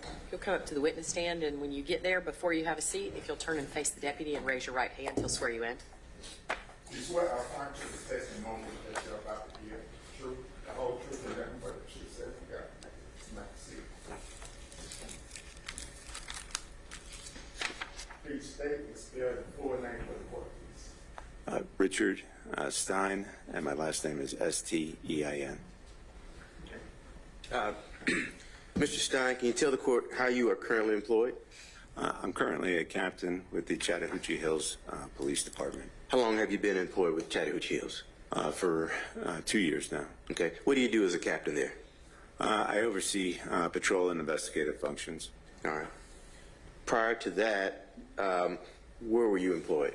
I was employed by the Fulton County District Attorney's Office. I was an assistant chief for, I want to say, probably about 2 years. Okay. And then I first started at the DA's office. I was an investigator, and I was just a standard investigator. I came in under Paul Howard back in 2019. 2019. Okay. Are you familiar with when Paul Howard came into office? You familiar with that? I know that he was in office for, I want to say, I believe it was like close to 30 years. Okay. If you would, sir, I apologize. Just get a little closer to that microphone. Sure. Thank you. I believe Paul Howard at that time, I want to say was in for approximately 30 years or so. Okay. That he's been. All right, and could you describe some of your duties at the Fulton County DA's office during your tenure? Sure. When I first started, I was at the investigator for the crimes against women and children. Basically worked up child molestation cases, rape cases, aggravated assaults, anything that basically dealt with domestic violence, I would say was my forte at that time. Okay. And so your testimony is that you came into the Fulton County DA's office under the Paul Howard administration around 2019? Correct. All right. When you left the Fulton County DA's office, were you assigned to any particular unit? Yeah. When Madam DA came in, Willis, at that point, everybody that was here, we all had to basically submit applications, resumes, and they gave us out like a list of jobs or positions that were open. So everybody that was here before had to reapply. At that time, I reapplied, and I saw that there was a capital and cold case division that I was interested in, and that's what I went out for. Okay. Prior to that, had there been a capital and cold case division at the Fulton County DA's office? There was, I want to say, towards maybe the beginning. I'm not overly sure of Paul Howard's, but I do know that for whatever reason, it was disbanded. Okay. And when did that, to the best of your recollection, when was that unit recreated in the DA's office? It was recreated. I tested for it. I ended up getting it, and it was basically January 1st of 2021, I believe. When she took office, I was immediately transferred from my current assignment to capital and cold case. We had 2 attorneys and 2 investigators. Okay. And when you came to that cold case unit, did it already have a caseload itself? It had a caseload as far as they were putting it together. So we had a lot of cases, and we were getting basically buy-ins from the other police departments. So we were talking a lot with Atlanta Police Department, Roswell, all the agencies within Fulton, letting them know that this is what we had now, and this is what we were looking on doing. And we were basically setting up a full cold case unit, and we were going over the cases, and we asked them if they had cases, could they please forward to them, since they would have the best recollection of cases too. Okay. And did at any point did the Fulton County DA's office start to receive, referrals of cases to investigate? Yes. Okay. A list was put together. I want to say it was. Off the top of my head, I can't remember, but it was a large list. All right. And is that the point when you started looking into conducting internal investigations into the cold cases? Correct. What we would do is go down. We would see what witnesses were still available, which witnesses may have passed away, and where witnesses were. We were also looking at the evidence of what cases had physical evidence, and just solvability factors, basically. Okay. You say solvability factors. What do you mean by that? Of which cases would have the greatest, per se, solvability factors if we still had, I hate to say it, a lot of living witnesses, then those were the cases that were more prone to go. Or if some of the witnesses were getting to the age, then you would almost have to triage and put which ones, could go first.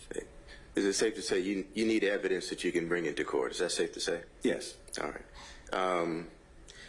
At any point, did you and your team, and specifically referring you to the initiation of the cold case unit in Fulton County DA's office, did you begin to investigate the disappearance of Melissa Wolfenbarger? Yes. How did you come to begin to investigate that case? Originally, our 2 investigators was Adam Abate, and I'm sorry, not investigators, attorneys were Adam Abate and Adrian Love. The parents of Melissa Wolfenbarger came in, and then we ended up going out, and I want to say we went out to the scene location with a dog, and it just started from there. And then once we did that, then we started digging more and more into the case. We also contacted and met with APD, also, Detective Shepard. Okay. And what year, if you can orient us, you said the administration came in 2021. What year are you talking about this is happening? I would say that this all would have been back in probably 2021. Okay. And at any point, did you and your team come up with, say, a complete list or checklist of things that needed to be done on this case? Yes. And just ballpark, how many tasks did you come up with that you decided needed to be completed? Off the top of my head, I can't remember basically of like a number of tasks, but I could probably give more examples of what some of the tasks were. Well, and if you could speak to that, what types of things were you looking to complete during that period? We were looking at evidence. So what we wanted to do was see what physical evidence we had, and we checked with APD for them to get their hands on a lot of the evidence. A lot of people at that time kind of forget that APD went through that system of, I want to say it was around 2016. It was the late teens of where they had a hack. And a lot of their evidence, even though it was in the evidence room, was irretrievable. And I've had a couple of cases where we tried to go in there and find it, and we weren't able to find it. And so when you talk about some of the evidence is irretrievable, what types of issues did you, and you're talking about 2016 hack, what is that? Well, I had a case. I wouldn't object to relevance unless it's about this case. Yeah. Well, I'm just responding to that. There's the Atlanta Police Department, and we've heard evidence of at least one videotape that the police department had, and this is after this occurred after that evidence would have been in the property of the Atlanta Police Department. So I think this is part of the explanation of evidence that's come in during the course of this trial. Okay, I'm going to allow it, but let's not go too far down that road. Thank Okay. you. Overruled, sir. Okay. You were testifying. What we had was every now and then they had difficult locating it. So we would put in, so they may have, for example, I can't remember this case off the top of my head if there was anything that we weren't able to locate, but a phone. The phone was in their evidence room, but their evidence room is absolutely enormous. This was a separate case, and we were never able to get it. They wrote a letter saying that the phone, they had it, but it was irretrievable. Okay. Now, you were referring to this list of items that needed to be completed. Was there an intent to present your investigation or the unit investigation to the DA for an indictment decision at some point?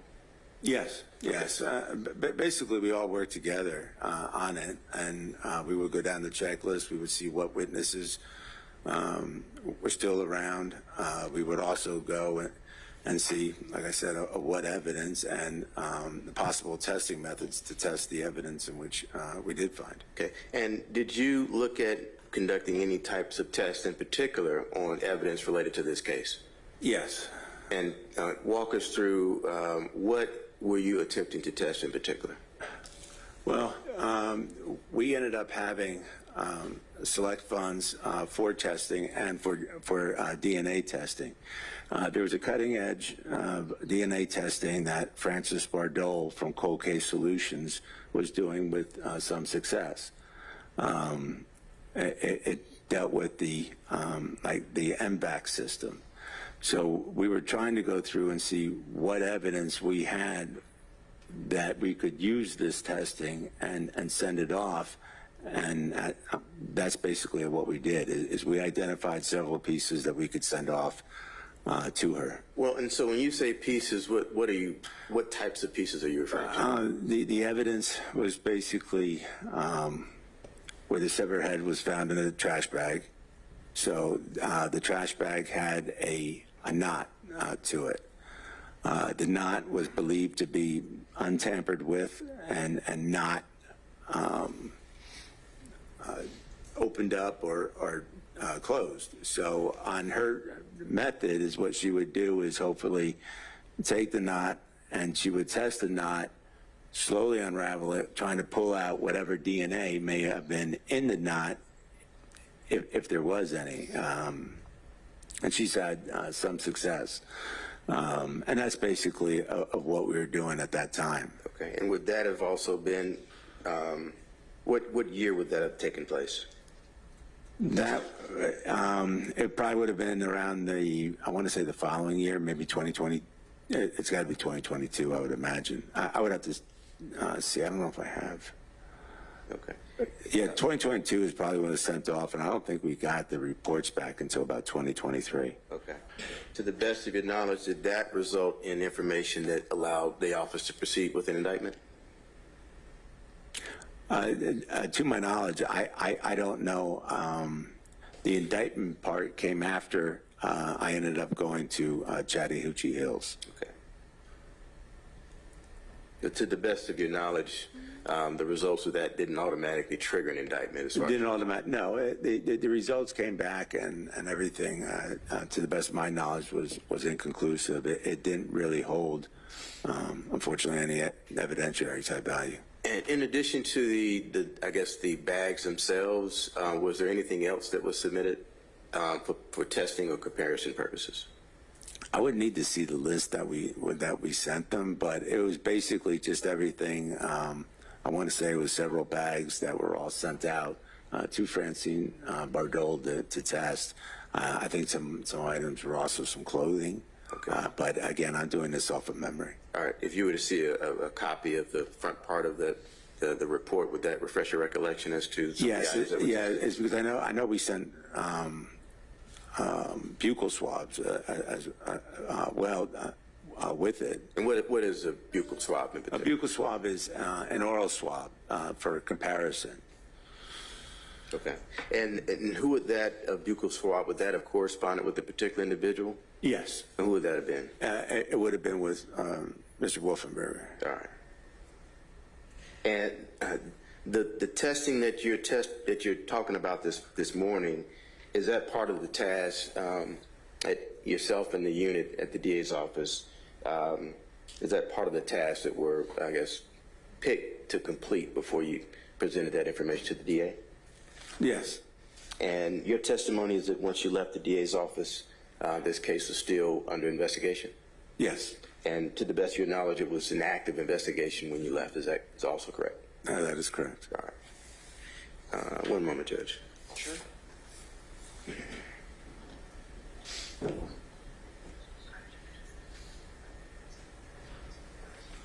Sorry.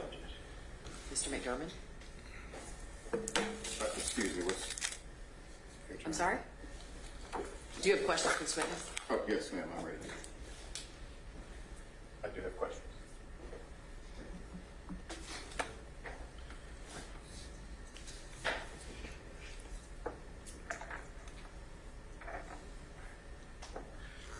You stated that you went out to the scene where the body had been found, Correct. or the remains had been found, and you were with a team of people? Yes. Who all was with you? Do you remember? I was. I believe the first thing I was. Sometimes butchered the name. I'm not great with names, but I believe it was Cheryl McCullum. She was a CSI, or she was a crime scene tech for Hopel. Is that what she does now? I'm not sure if she's still with them or not. Is she a popular podcaster on true crime? I believe she does have a podcast, yes. Was Karen Greer present at the news station? Oh, the news station, yes. There was it ended up being a news clip about it, yes. Okay. And there was a canine from, it's been a while. I can't Some kind of remember. canine. Another type of canine unit. And were any of the ADAs there? Yes. At that time, it was Deputy District Attorney Adrian Love. Okay. And that was what year? 2020, 2021? It's got to be 2021, I would believe. And okay.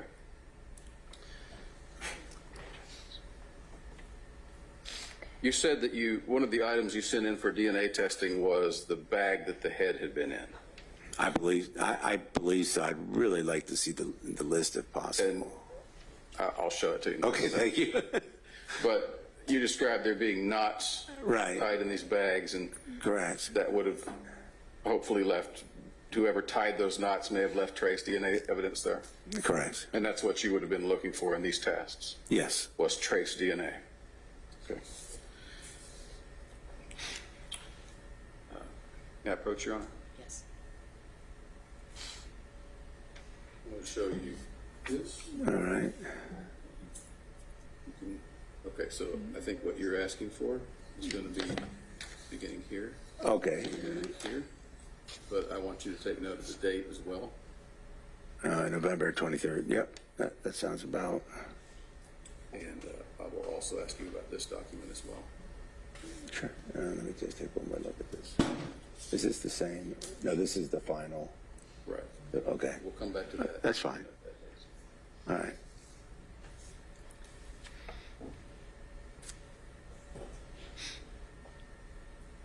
Do you recognize those documents? Yes. And what do those documents appear to be? They are, well, it's a report from where it was sent to Francine Bardol, and it looks like this is where she used the MFAC filter, and it's explaining each item, what the filter was bad containing. So is it fair to say that those reports are reports from the DNA testing agency or company? Yes. So there were two separate companies involved. Who are these reports from? All right. This one, this one's all from Pure Gold. And you've referenced the Francine Bardol. Is her name on that? Right. So Francine Bardol is, here she is, but her company's listed underneath. Okay. Cold Case Solutions and Resources.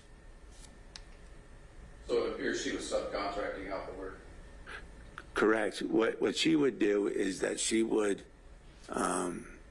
process the evidence, and then there was only very limited places that was able to do the DNA in a short time frame, and that's where we used the other company. I want to say that it was Susan Ryan was the one that worked the evidence. Okay. And in the list, I'll ask you here in a minute. Sure.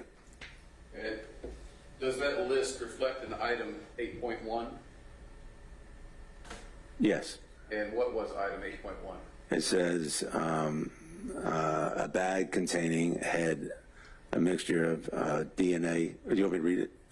Sure, go ahead and read the results, if you will. Okay. A mixture of DNA consists with originating from at least 5 contributors, with at least 2 male contributors, was obtained from item number 5.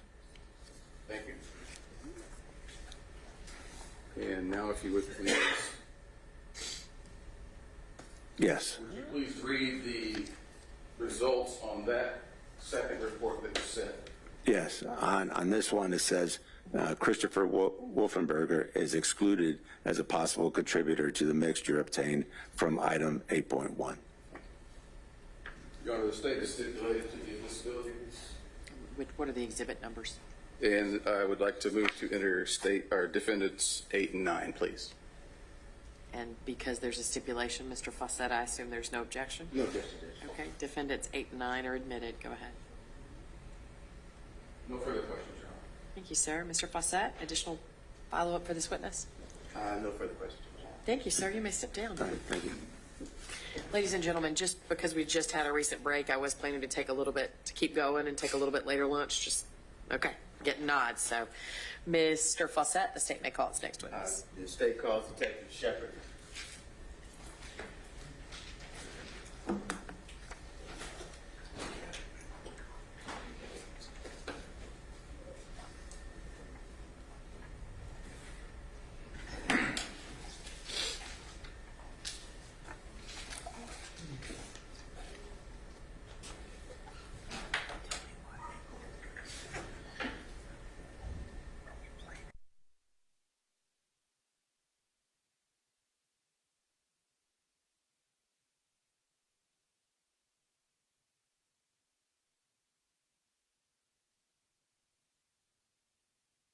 A seat if you'll turn and face the deputy and raise your right hand to swear you in. Yes, ma'am. You swear to affirm to the testimony that you're about to give the truth, the whole truth, and nothing but the truth, that you got. I do. Have a seat. Please state and spell your full name for the court. Detective Jarian Shepard. That's Jarion Shepard.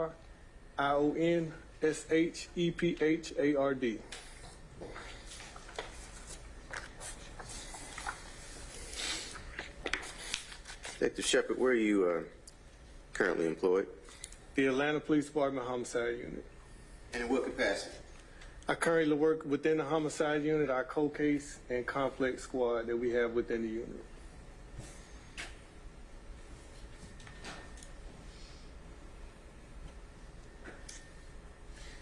How long have you been employed with the Atlanta Police Department? Close to 23 years. And can you describe your duties? Yes, I primarily work cold case and complex cases within the homicide unit, whatever complex case comes up in the city limits of Atlanta, and of course cold cases. Okay. How many homicide cases would you say you've worked at the city? Close to 500. All right. And if you could walk us through, how do you begin the process of receiving information on a case and then beginning the investigation? So instead of a cold case, when a homicide comes in, of course we get the location, we verify the location, the venue, make sure it's inside the city limits of Atlanta. We respond to the scene, we make sure that scene is secure. We make sure the evidence has all been numbered and appropriately documented. Okay. And what about what is considered a cold case? When all investigative leads have been exhausted. And what does that mean when you say investigative leads? So, say for instance, witnesses they've been spoken with. There's no leads on new witnesses. Evidence that's gone stale. Things of that nature make a case go cold. Okay. Is there a specific unit at the Atlanta Police Department designated to look into cases that have been unsolved? Yes, that's currently the cold case squad that I'm a part of. Okay. And when did you become a part of that unit? Within the cold case unit, I would say around 2020. How many cases you currently assigned? Primarily, I'm close to 100 cases. All right. And how do you determine which of your cases to prioritize in your cold case, the amount of cold cases that you have? So, of course, we look at the solvability factors. We take a look at each case, determine what factors need to be looked at first. We make that a priority. In those cases, we do take a more in-depth look at. Okay. And at the time you came into investigating this case, and we're talking about the State versus Christopher Wolfenbarger, were you knowledgeable about the previous investigation that had been done? Correct. What did you do to become familiar with the previous work that had been done on this case? So the first thing I do when I get a cold case, I get the entire file. I look over the file, I read it, I make copies of everything so I can make my personal notations, document all witnesses that are available. I make a priority list on who I need to interview, what I need to interview, make a list of the evidence that's available within the case, and also be sure to contact the original detective if he's available, he or she's available. Okay. And who was the original detective on this case? Detective Calhoun. All right. All right. Did you meet with Detective Calhoun? I did. How many times throughout your investigation and after the case was indicted did you meet with Detective Calhoun? Numerous times. We spoke on the phone. We met in person. Okay. Did you review Detective Calhoun's reports that he wrote prior to his retirement? I did, and also summarized all of his case file and his notes. And of course, I like to always have the original detective read over it to make sure it's accurate. Okay. Did you look into the background and lifestyle of Melissa Wolfenbarger? I did. And at the time you came into the investigation, did you have a suspect in mind, a person of interest? Yes. And who was that? Christopher Wolfenbarger. And was there anything about the background of Melissa Wolfenbarger and her lifestyle that led you to focus on Christopher Wolfenbarger? Yes, they had a violent, tumultuous relationship between the two. Where did you receive information, or where did you look to find information about the lifestyle of Melissa? The first thing we like to look at is, of course, what's documented, police reports and things of that nature. Did you speak to her relatives? I did. Did you attempt to locate and speak to people that were friends with Melissa? Yes. What about anyone that lived on the street or in the same area as the Brookline residents? Yes.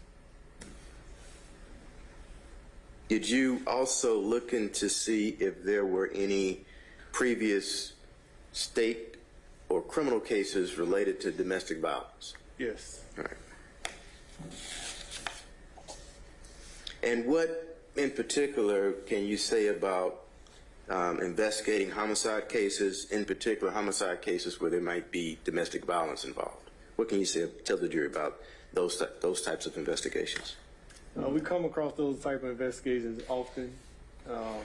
They're also a result of some type of passion that includes jealousy and things of that nature. That's really what kind of resonates when it comes to domestic violence cases. Okay.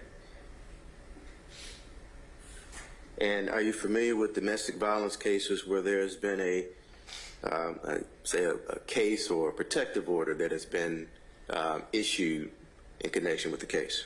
Correct, yes. Is that something that happens often? It is, especially when you have one partner that's very aggressive.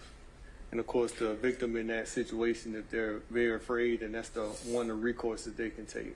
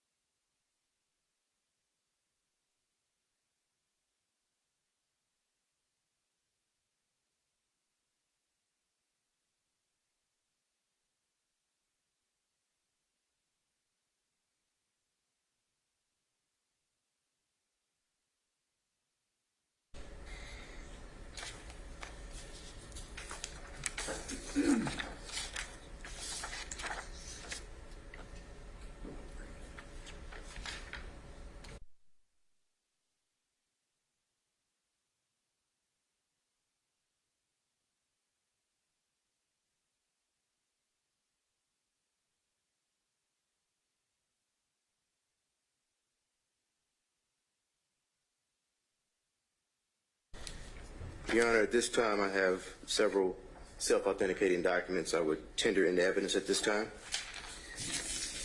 I have Exhibit 24, which is a certified document of a petition seeking relief from family violence. That is, it states Exhibit 24. Mr. McDermott? I'm sorry, Mr. Samuel? We just reviewed them. We don't object to these documents. Okay, thank you. Exhibit 24 is admitted. Okay. I have Exhibit 26. It's a certified self-authenticating document. It is the Rule 9 Psi from that, setting that court date down. So it's Exhibit 26. 26 is admitted. I have State's Exhibit 28. It is the state certified document. It is the actual formal motion to debt docket the case, a formal case, the battery case in March of 1999. And that is Exhibit 28. Okay, no, there was no objection by the defense, so 28 is also admitted. And I have printed out a copy of what was admitted yesterday, Exhibit 27. That's a self-authenticating document. It is the request for dismissal. Right, it's already in evidence. That was 27. Yes, sir. All right.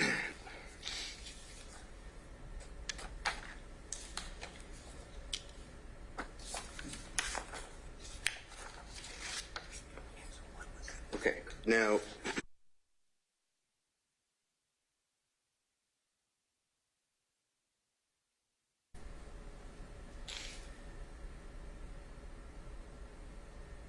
for the record, Detective Shepard, I'm going to publish what's been tendered and admitted as State's Exhibit 24.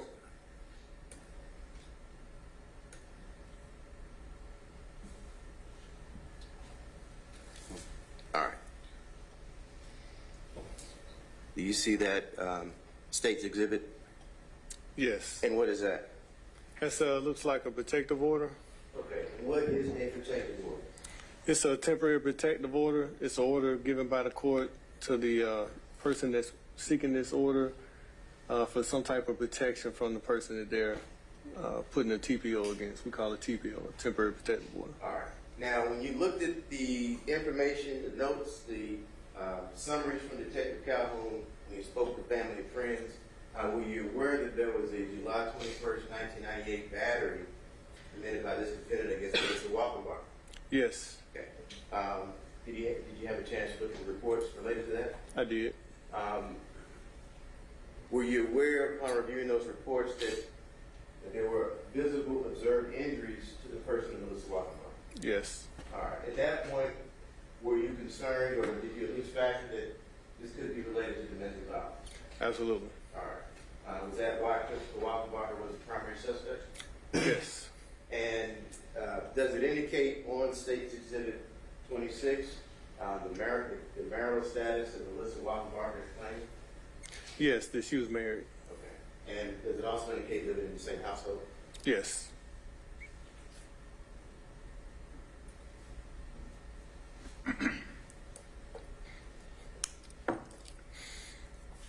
Now, after a petition is ordered by the court, you're familiar with court dates that would be scheduled subsequent to that.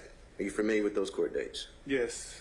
Is that fairly common for a petitioner to file a complaint and then have a court order a date for that issue to be heard? Yes, it's very common. Okay. I am publishing State's Exhibit.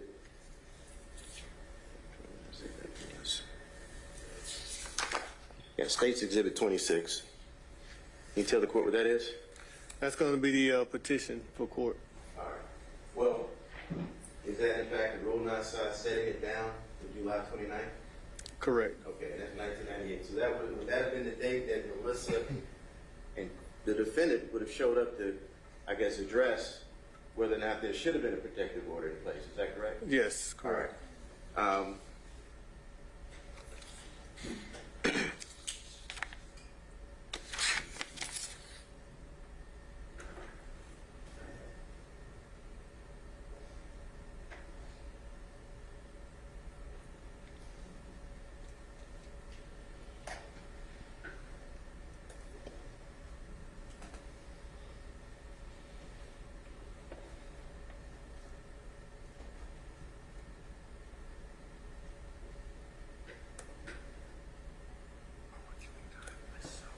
Now I'm going to publish State's Exhibit 27.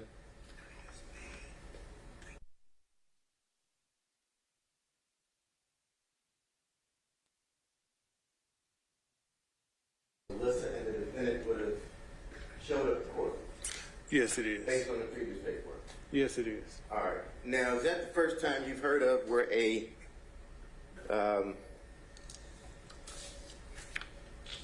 petitioner would request for a case to be dismissed?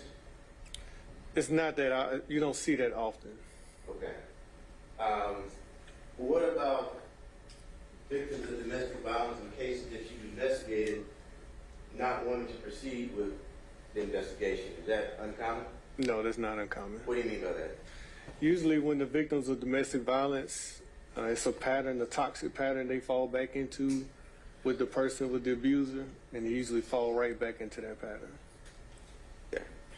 So when you see requests for dismissal, are you at this point, are you disregarding the possibility of there being ongoing domestic violence? No, I'm not disregarding that at all. Now,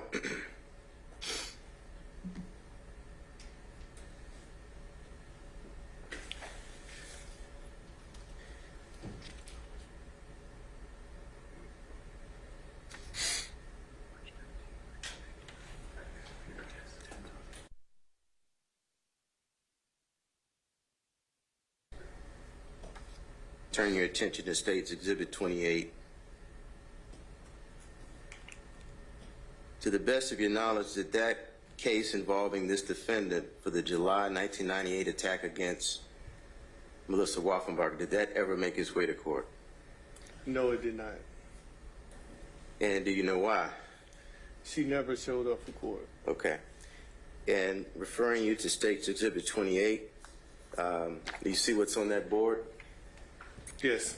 And can you read what is depicted in writing under the motion to dead document? It said unable to locate victim, warrant case, violation and probation for non-reporting. Okay. And what date is that that document was signed? March 15th, 1999. Okay. Do you recall the date that, based on your investigation, that the head of Melissa Wolfenbarger was located across the Avon Avenue location? I believe it's in April 99. Okay, so that's after, roughly about a month after that. Correct. All right. A month after they had dismissed the case because they couldn't find her, essentially. Correct.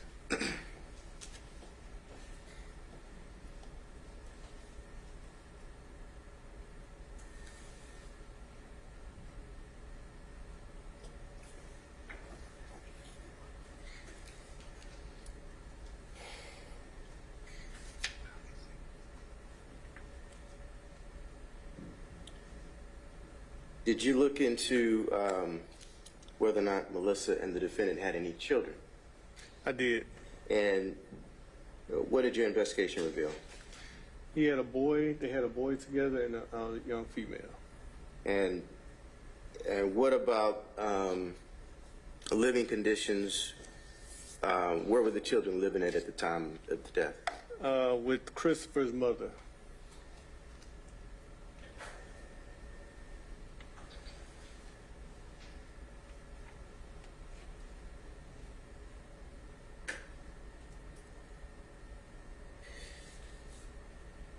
Did you actually make your way to the Avon Avenue location? I did. And did you go to the Brookline Street location? I did. All right. How many times have you gone out to that location? Multiple times.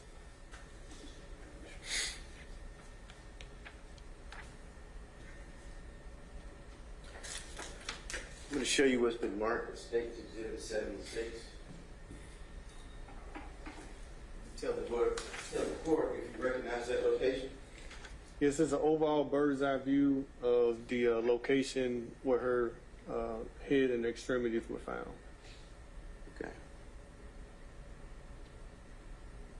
And specifically, is that an overall view of the Avon Avenue location? Correct. And is that an overall view of the location where Action Glass, the business, is located? Correct. And did you also, had you been to those locations, observing with your own eyes? Yes. Had you also actually gone and visited the residence at 824 Brookline Street where the Wolfenbargers lived at during that period? Yes. And is that location depicted on that State's Exhibit 76 as well? Yes, it's all contained in this photo. All right.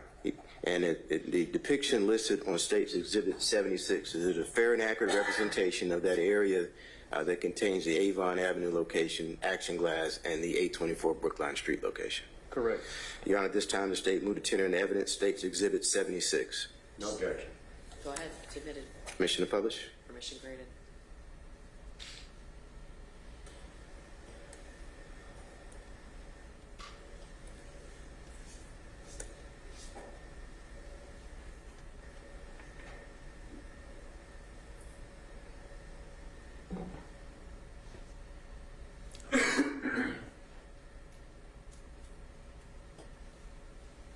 All right.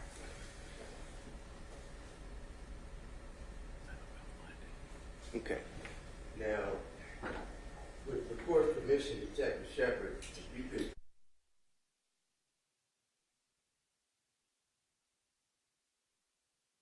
point to the location where Action Glass is.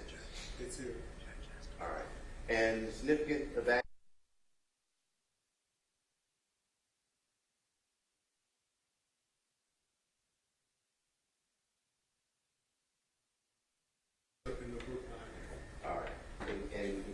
found area, did you actually see the Brookline Street? Correct. All right. Now, did you actually yourself go to the locations where the head was located, Yes, I did. as well as the extremities? Yes. All right. In relationship to the job where Wolfenbarger worked and the residence, did you show the jury on the map where the head and extremities were located? So Action Glass 858 Avon is here. The head was roughly here, and the extremities was located in this area. And did you actually walk that location between where the head was located, the extremities, and Action Glass? Yes. Generally, can you talk as to how many feet, if you can recall that distance would be? Maybe 30 feet. Okay. All right. And did you drive that location from Action Glass to the 824 Brookline Street? Yes. And roughly how long of a drive is that? Less than a minute. Okay. Is that the geography, the location of the residence, the job, was that significant at all in your investigation? Absolutely, it was significant. And why is that? It's all in close proximity to Christopher Wolfenbarger's work address, home address, and the location where we found everything.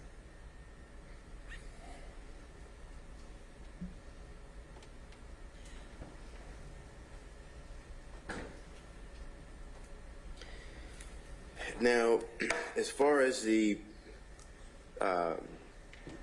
actual remains of Melissa Wolfenbarger that were located, you know where all of her remains were located? Melissa's torso has never been found.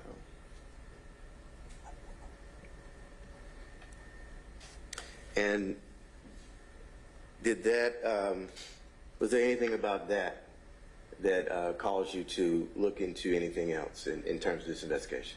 It did. It raised a lot of suspicion because she was under the belief that she was pregnant. Okay. And why was that significant in your investigation? I thought it was significant because that's the only portion of her body that was never found.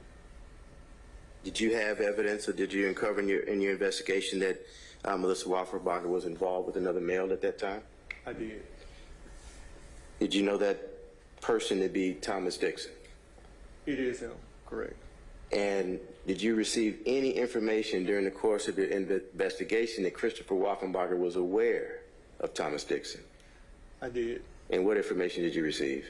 Of course, Thomas Dixon stated it, but also Christopher admitted that she was possibly involved with the male. Okay. Did he have any other information about that male that you may have been involved with other than the male? That they worked in the same Waffle House? Okay. Was that the information that led you to believe that it was Thomas Dixon? Correct. Was that impactful to you, the fact that the defendant was aware of who Melissa Wolfenbarger was seeing? Yes, it was. And why is that? Because that, again, when I spoke about jealousy being a main component of domestic violence, that raised a red flag for me immediately. Okay.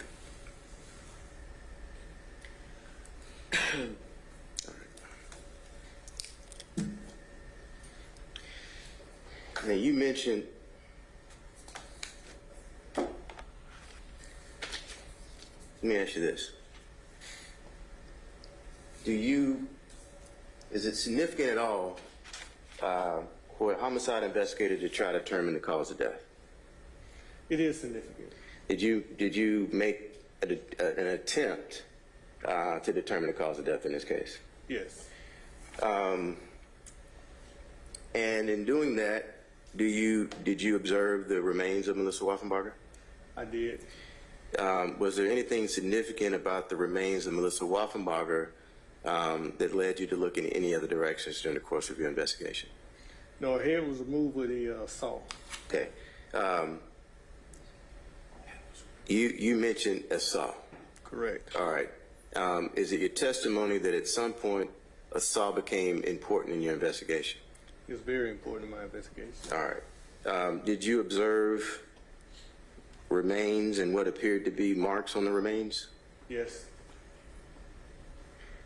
And At any point in your investigation, did you make an attempt to see if the defendant had been in possession of the saw at some point? I did. What efforts did you make to determine that?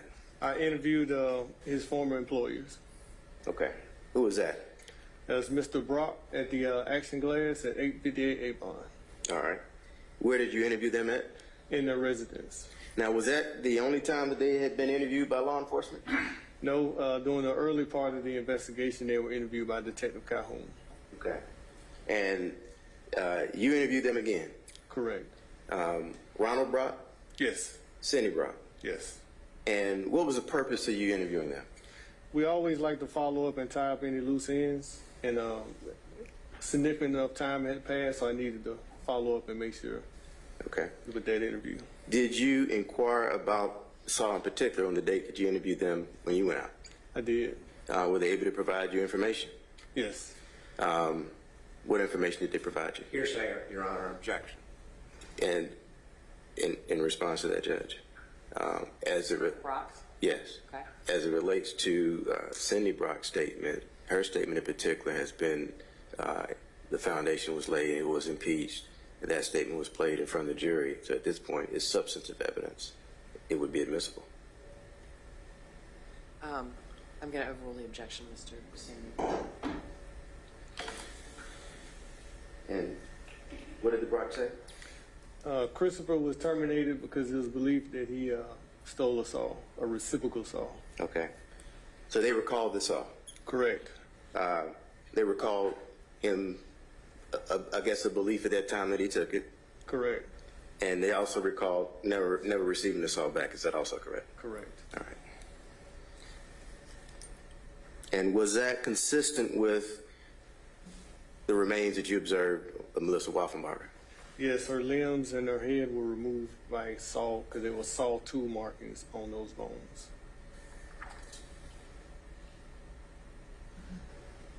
Now, you referenced an interview with this defendant. Well, a statement that he made.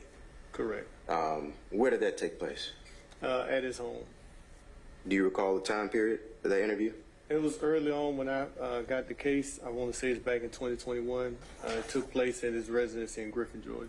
Okay. And would that have been roughly the same year you got assigned this case? Correct. All right. Who was present when that interview took place? My supervisor at the time, Sergeant Layton. So just yourself and Sergeant Layton? Correct. All right. Who was present at the residence of Christopher Wolfenbarger when you arrived? It was a young lady who answered the door. I don't recall her name, but he described her as his wife, and just her and Christopher. I'm sorry. All right. How long did that take place? The interview itself? Yes. Approximately maybe an hour, a little bit over. All right. And was this outside, inside? Where in the residence did this take place? It was inside of his living room. Okay. All right. So it's yourself, Sergeant Layton, and the defendant? Correct. All right. Was he willing to speak with you at that time? Yes, he was. All right. At any point, did you tell the defendant he was under arrest? No point. Did you have your cuffs out? Did you point a gun at him? No, it was non-custodial. Okay. And so you never told the defendant that he wasn't free to leave? Never. Did you give him the impression that it wasn't voluntary what he was speaking to you? He didn't have a choice to voluntarily make a statement to you? No, I did not give him that. All right. And did you make an attempt to find out information about his wife's disappearance at the time you interviewed him? Yes. In particular, did you make an attempt to inquire as to why he didn't report his wife missing? I did. Was that when you were able to, I guess, get confirmation that he was aware of Thomas Dixon as well? Correct. And did you make an attempt to get information about whether the defendant was in possession of a saw at any point? I did. And did he speak to you about all those items? Yes, he spoke to me about all of them. Right hand you what's been marked as State's Exhibits 30 and 38. Have you had an opportunity to look at these exhibits? Yes, I have. Okay. And specifically as to 30A, you've looked at that exhibit? Correct. And what is that exhibit? It's the interview, recorded interview with Kristen. All right. On the day that you've been testifying to? Yes, sir.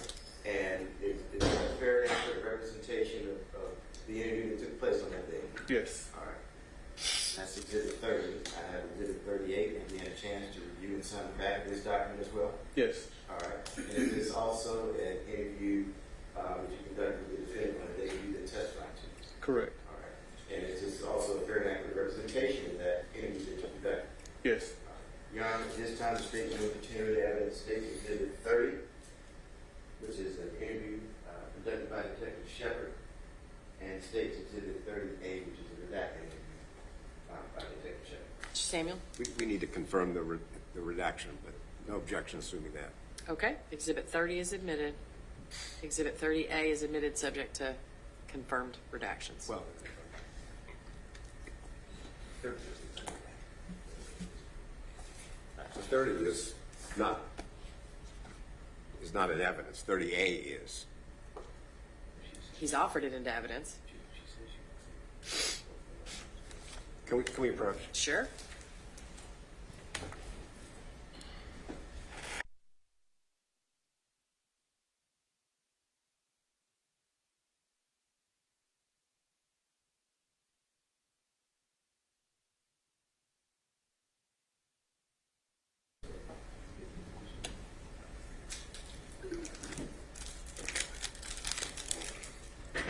And for the record, Your Honor, this may be about 12 minutes just for timing purposes.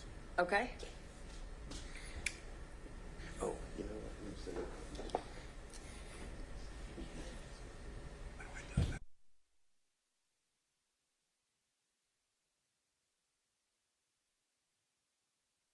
I planned on it. Okay.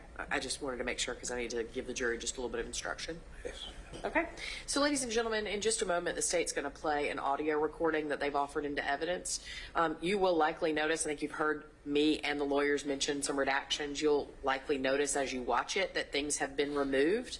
I want to instruct you that the fact that things have been removed is not any concern of yours, and that you shouldn't speculate about what was removed or why it was removed or what might have been there that the court instructed. Understand that it's been done in my direction.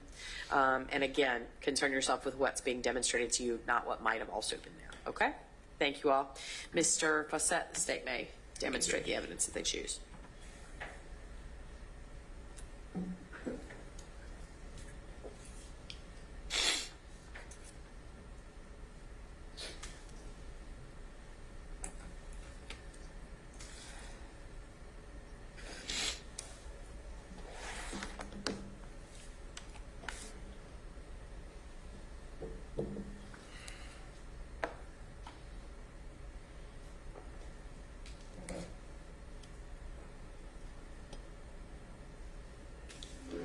Before that, see, where was she working? At that time, the law I've been like, she worked that one, and then the other one, each reporter was there. Where were you working? At the glass company around the corner. All right, so when was the last time you saw Melissa? And that's the thing, I don't quite remember if the last time was, because I remember, like, she would come and go, okay, and would say that it wasn't like, we're happy-go-lucky, she's sitting right here one day, and then she was up and gone. And I don't know if that's the way. So would you describe your relationship as tumultuous or like on again, off again? You know, it was rocky there towards the end, mainly I think because it was her family so far trying to get back in her head and trying to make her think things and do things, and like what? Man, she never had a relationship with her sister at all. And then that towards the end, I guess everybody has a need to want, family and want to feel loved and want that type of thing. But I think there towards the end, maybe she tried a little to try to get back with him or to do what. But I don't think she was there all the time, or she lived in the car, she pictures. And I know that did happen sometimes. She did, you know, but the struggle that we had, we had a common goal of what we were trying to accomplish. You know, we had several blocks in the road. Which was to go to California. Just to get away. Where was the kids at and all this? She didn't want no one in the house. She didn't want them to be raised like she was in there right there. There was no, you know, we knew that her name was bad and that anybody could feel in right there. Okay, so when was the last time you saw her? So the last actual time I remember was like, I woke up and she was gone. Like we were in the middle of the night and she left. And I don't know if that was the last time or the last time when I dropped her off at the train station to go to work. If it was the exact. I don't remember. Do you remember telling Detective Calhoun that the last time you saw her, you were driving up to your house on Brookline and saw her walking down the street? And that was the last time that you saw her? I don't remember saying that, but it's possible. Okay. I just don't. So that, basically, you said that was the last time you saw her, that she said she was going to a train station. But something to that effect. I'm not saying verbatim, that's what you said. But it was something along those lines. It's possible. Okay. I'll give you that. But does that sound like it's accurate? Again, it could be. Okay. I don't know. Do you remember that incident, or can you recall that happening almost about the home driving up or walking down the road? Does that ring any bells? I mean, that's usually the way it happened because we only had one car. Okay. You know, if there So was, she was walking to the train station to try to go to work or something? you know, or I give her a ride, or she, you know, sometimes she just wanted to walk. Okay. You know, the train station, we're not talking about that train station was far away. We're talking about the real life to be to the road. Right, I got you. Yeah, no, within the city, so I understand. But talking about that specifically, do you remember that day specifically? Did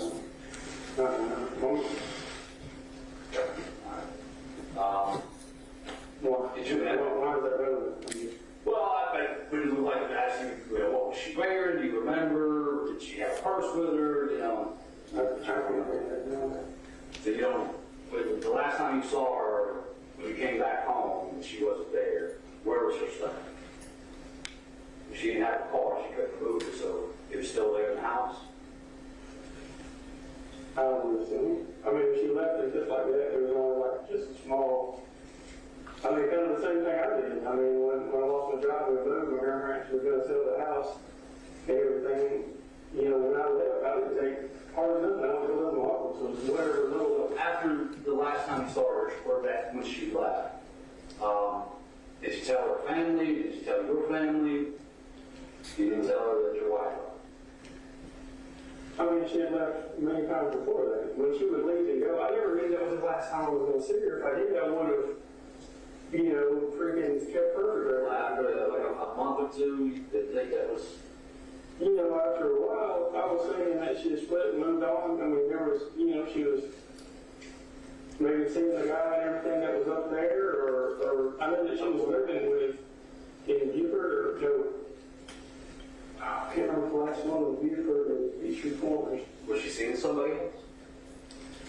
I don't know if she was seeing somebody else, but there was this dude, and I want to say his girlfriend, that sometimes that she would stay with them in like a kind of lodge out that way. And how did she know these people? She worked with them.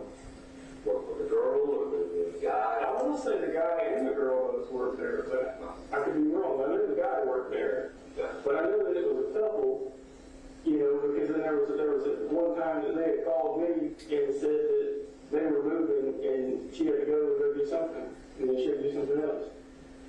And this was before the last time you saw her, correct?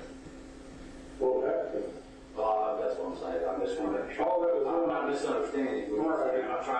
I'm not trying to trick you or confuse you. No, I just want you to remember. I'm trying to figure it all out. If you were there, I was. So that's why. But if I want to clarify, I just want you to be accurate. All right, so a year goes by, you still don't tell anybody that she's gone. I mean, I'm figuring that she's already done. I mean, we were always talking about changing her name and doing all. And she had the stuff there. Right. You know, and she got to the point where she was unhappy with me. I'm not trying to push myself in anybody's life that doesn't want me there. I mean, never put my daughter and everything that's going on there. I tried to push. And, you know, maybe looking back and saying, I was wrong. All the way around with both of them. Maybe I should try to push more and try to do it. But You said you lost your job, but and with the job at the last company, why did you lose your job? man, this guy, now, there was a lot of things going on right there with that. But, and I do now the same thing pretty much I did then. I mean, I worked on Volkswagen and everything on the side. And there was a guy there, I don't know who stole the thing, there was a saw that was missing. And I can tell you the exact guy that I borrowed this tool from and everything there, I didn't steal their saw. Period. Why did they fire you? Because he said I stole the saw. Because their saw was missing, and I lived around the corner and he drove past my house and he seen the back of the Volkswagen right there, the top was cut off. So he thought because you cut something off your car that You know, and I thought, look, I don't know anything about it. You know, and then there was that, and then there was something where I drove through the toll plaza thing on 400. You know, there was just a bunch of little things, and that was just the last straw. How many you drove through the toll plaza? You know, there used to be a thing where you could go through it. Right. You know, and I was under the understanding, yes. Okay. You were. I was under the understanding that, you know, there was things, there was a bunch of little things. That was just the last straw. There was no funeral, there was no. They just let you go. Right. They didn't file you charges. Yeah. Well, man, I didn't do it, and you know, it comes there where I always thought I tried to tell them whatever, but like I said, the last straw is the last straw. But Did you ever go up to the Waffle House and get an altercation with the mail? I don't remember. I saw that on the internet. I don't remember that. You guys said you came up there and beat you up. And it seems like I would remember that, but I don't. No, You driving a yellow Volkswagen? I never had it up. Never because of your Right. But you never yelled at him. Never. Nope. I've never had it up. I have a thing against yellow cars, actually. Okay. All right. What do you think happened to us? Man, every which way I think about it, it has to go back. If her parents didn't do it directly, it had to be something indirectly around them. I would beat my brain in. So when you found out that a body was found just around the corner from where you were, and that the body had been dismembered with a saw, I didn't know that the body was dismembered with a saw at all. you know the body was dismembered? I heard that. Nobody ever said a saw. I didn't hear about it. Autopsy report said. Nobody ever gave me an autopsy. Nobody said that to me. I didn't know that until it was on the internet. Honest to God, I mean. So what motive would her family have to kill? I mean, for me, it sounds strange that they got away with this stuff for all these years, and then all of a sudden, right, as we split up and doing all this right here, and all of a sudden he ends up guilty. I don't know if she came to them needing money, or... Do you think it's likely that her own family murdered her up and cut her up? Man, her own family killed her family and friends. Yeah, I know he committed murder, but that's... So his family and friends. Well, but why would he kill her? What would be the motive for that? Hey, man, If he's involved in, your family's involved in criminality and you're trying to protect yourself from going to jail, that's a motive to kill someone. She was, well, motive which he had to kill her. man, we knew what he did. Her dad was like nobody. So you weren't worried about him coming after you? I mean, if he was going to cut up his own daughter, would affect you? How would he come after me? I didn't do anything. I didn't come in. Here's what I'm saying, man. I don't know if she needed money, or it may have come to him and threatened him in any kind of way, and, you know, and they did, maybe they were drunk, and then one thing, I don't know. Anything I say at this point is speculation, because I don't know. But I feel like that hell, if there's serial killers that have killed their family and friends, and something happens to their family, okay, first of all, serial killers operate those is kind of unusual, but okay. let's think about this, okay? Well, I'm not here to talk be with their family. Right. Situation. Well, let's look at facts. Facts. You said that she was put in bags. I didn't say that. Well, that's what it says on the internet, that she was in her life. I didn't say it. So was she put in bags? Well, I said that. Look, we're being straight up with you. I'm trying to help you out. I'm trying to work this out. From what I understand, the body parts had washed out of an area onto the street. Now, there were bags recovered there, so could you make the assumption that they may have been in bags? Yes. But I wasn't there to see, so I can't. Nobody has been straight up with me on this, okay?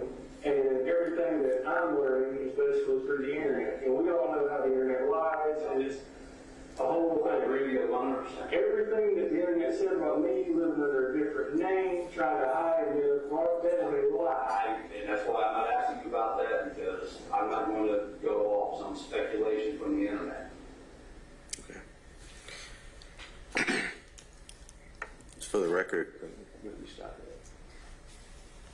12 minutes and 34 seconds. Your Honor, for the record, that stopped at 12 minutes and 31 seconds.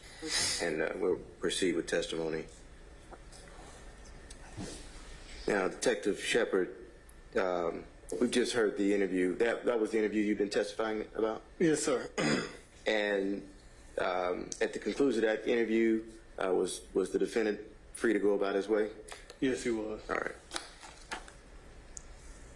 Did you get the answers that you were looking for, or the information that you were looking for related to the saw in question? I did. And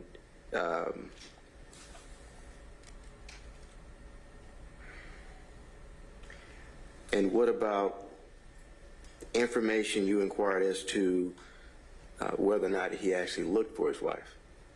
I did.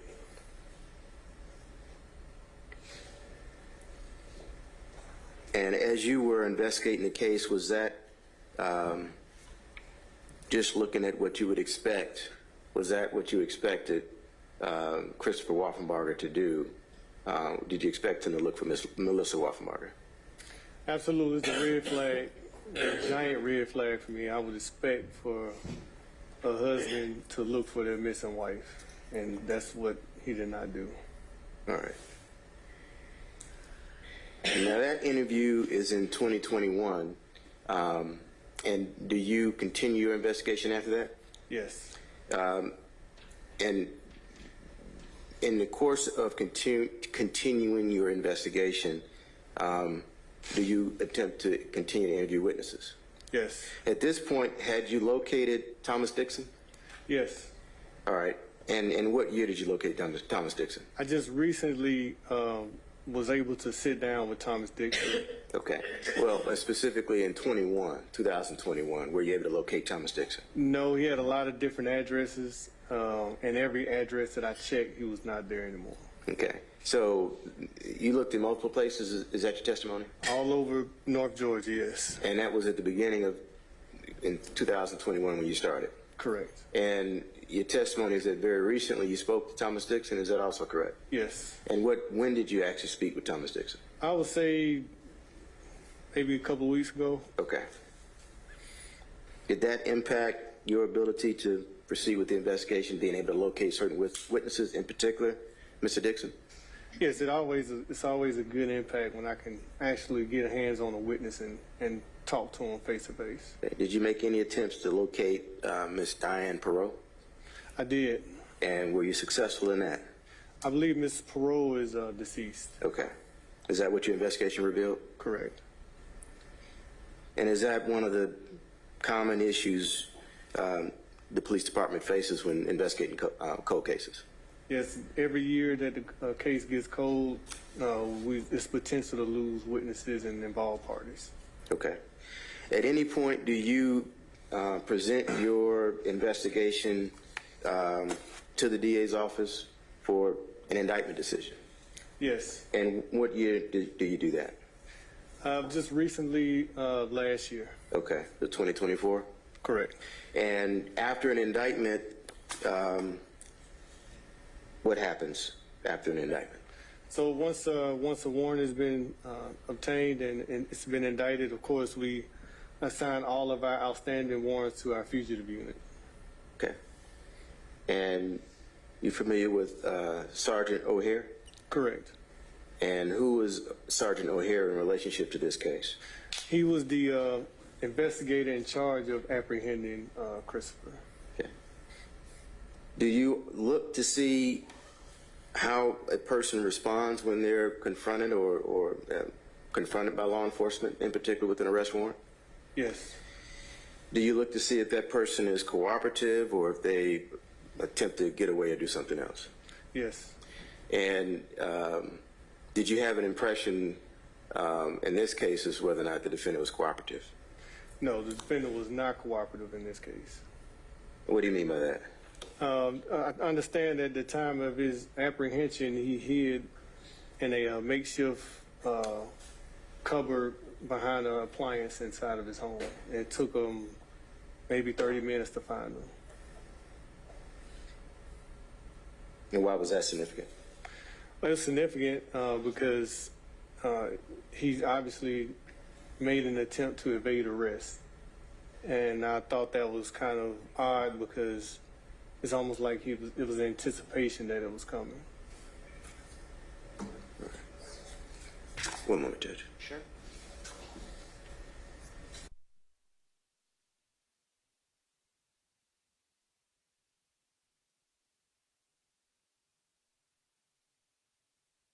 Thank you. Mr. Samuel, can you open the door?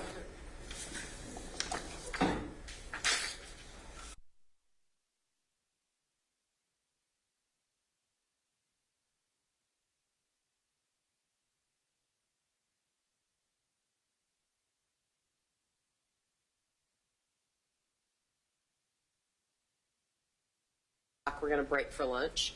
So it's 12:56. We're going to call that 1 o'clock and then try and get you back in here as close to 2 p.m. as we can. Thank you all very much. We are on break for lunch. 2 o'clock? Yes, sir.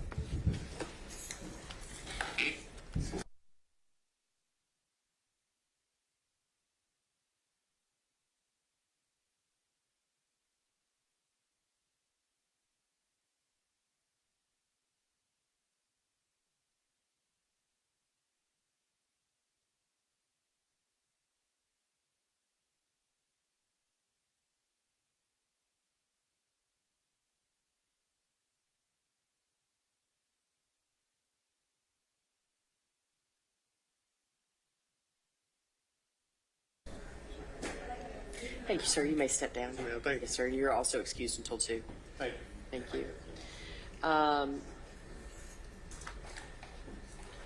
Any matters we need to, the jury's clear, y'all can have a seat. Any matters we need to take up?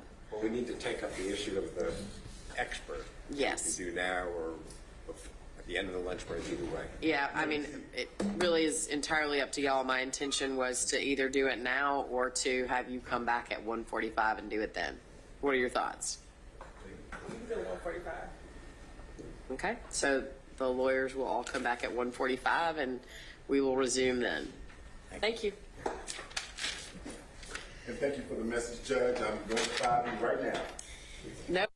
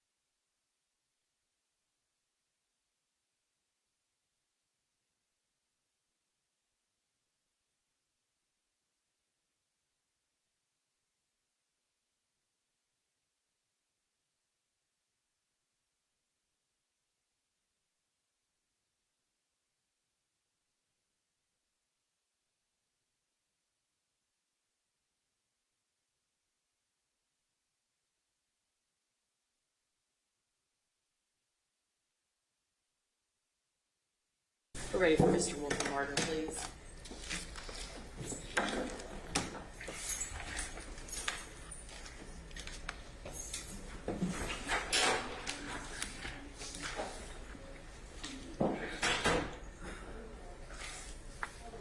That's not mine.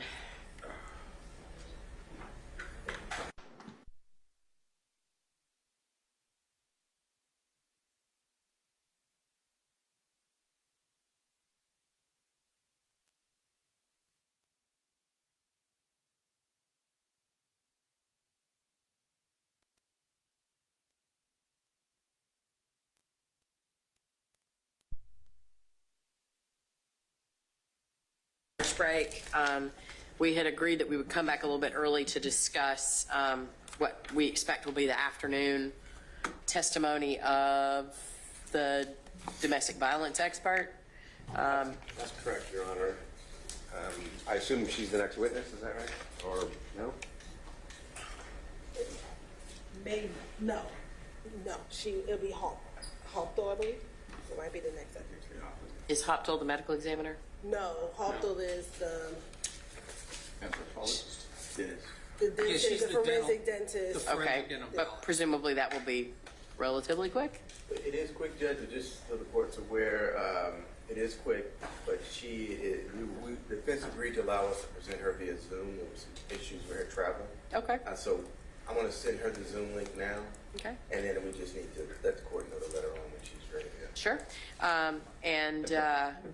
James will be today. That's what we expect. We believe so, yes. I'll assume we are making good use of our time then. Okay. We talked about this last Monday, I think, in our pretrial motions hearing. The issue is whether Dr. James, Dr. Rosa James, kind of what the scope of her testimony is going to be. She doesn't know any of the facts of this case. I think we all agree with that. She hasn't seen any police reports. She hasn't interviewed any witnesses. You know, she is, I've heard different phrases used, but a witness who has no knowledge of the facts and instead is simply going to educate the jury about, I don't know what, but in general, the behavior of perpetrators and victims of domestic violence. It is my fear that is going to involve hypothetical questions, which will, in effect, serve to educate her about the facts of this case, many of which will be contested, probably, and that it will be, under 403, an improper way of introducing expert testimony. But more importantly, even if it is limited to hypothetical questions, and I don't understand, let me just get to the point, what the bottom line is. What is the final conclusion that the expert's going to say? If she's going to say, it is not uncommon for people to ask TPOs and then withdraw them. And here's how the cycle of violence, often works. I'm not saying it's true in this case, but this is in fact a phenomenon known to doctors, sociologists, psychologists, whatever. First of all, we've already had the testimony. We just had that from the detective who said, oh, it's not uncommon at all for people to withdraw their TPOs. But fine, if they want to do that one more time, I'm less concerned. I'm not going to say I'm not concerned, but I'm less concerned. What really concerns me is what we got a taste of last Monday when she started talking about the threat of leaving increases the lethality rate by whatever the percentage was. And even more importantly, any suggestion that there is a history of abuse here other than what's in evidence is completely inappropriate. Right? I mean, we can't be having this witness either answering hypothetical questions or talking about the cycle of violence. I mean, if you just look at her chart, it's over and over and over again. You get beaten up, you complain, then you make love. Then you get beaten up again, and you make love, and you complain. There's no evidence of that in this case. And I can't understand why the prosecution should be allowed to put up an expert to pretend it is the evidence in this case. and then to get an opinion. This is common in the field. You know, my basic argument is that under 404B, that's essentially propensity evidence anyways. You're essentially saying he did it in the past, and therefore he's guilty of this case. And as we talked about last week, you know, the law on this subject has become crystal clear that the prosecution has to be specific and precise about the reason that the evidence is being offered of prior acts of violence. If it's a self-defense case, it can be offered to prove it's unlikely self-defense because he used the same defense last time. If it's a lack of knowledge case, it wouldn't really be applicable here. If it is a... Sir, sorry, sir, if you could step outside. Thank you, that's okay. That was the record will reflect that was the witness who's on the stand. I've asked you to step outside. That's fine. You know, or even lack of intent. None of those are issues in it. This is a whodunit. This is strictly who committed the crime. And even if they have, you know, by preponderance of the evidence or something that would satisfy, you know, the court that it's at least admissible evidence that there were some prior episodes of, you know. Oh, no, that's okay. We just didn't know where the noise was coming from. We're all like... Go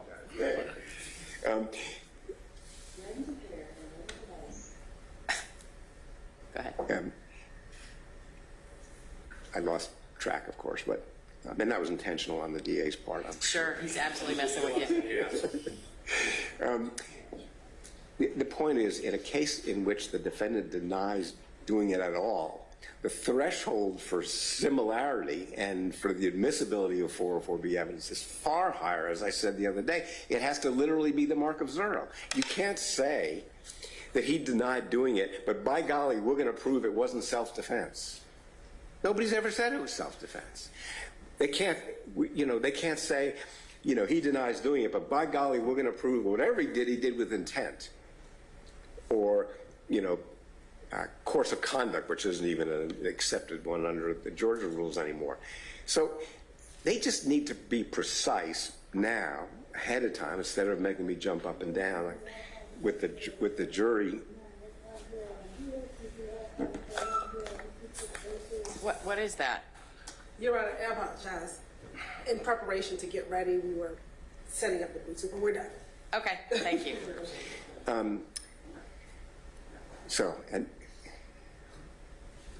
I think you understand my point. If you're going to use it for identity, you have to show only this person could have perpetrated the crime because of his MO.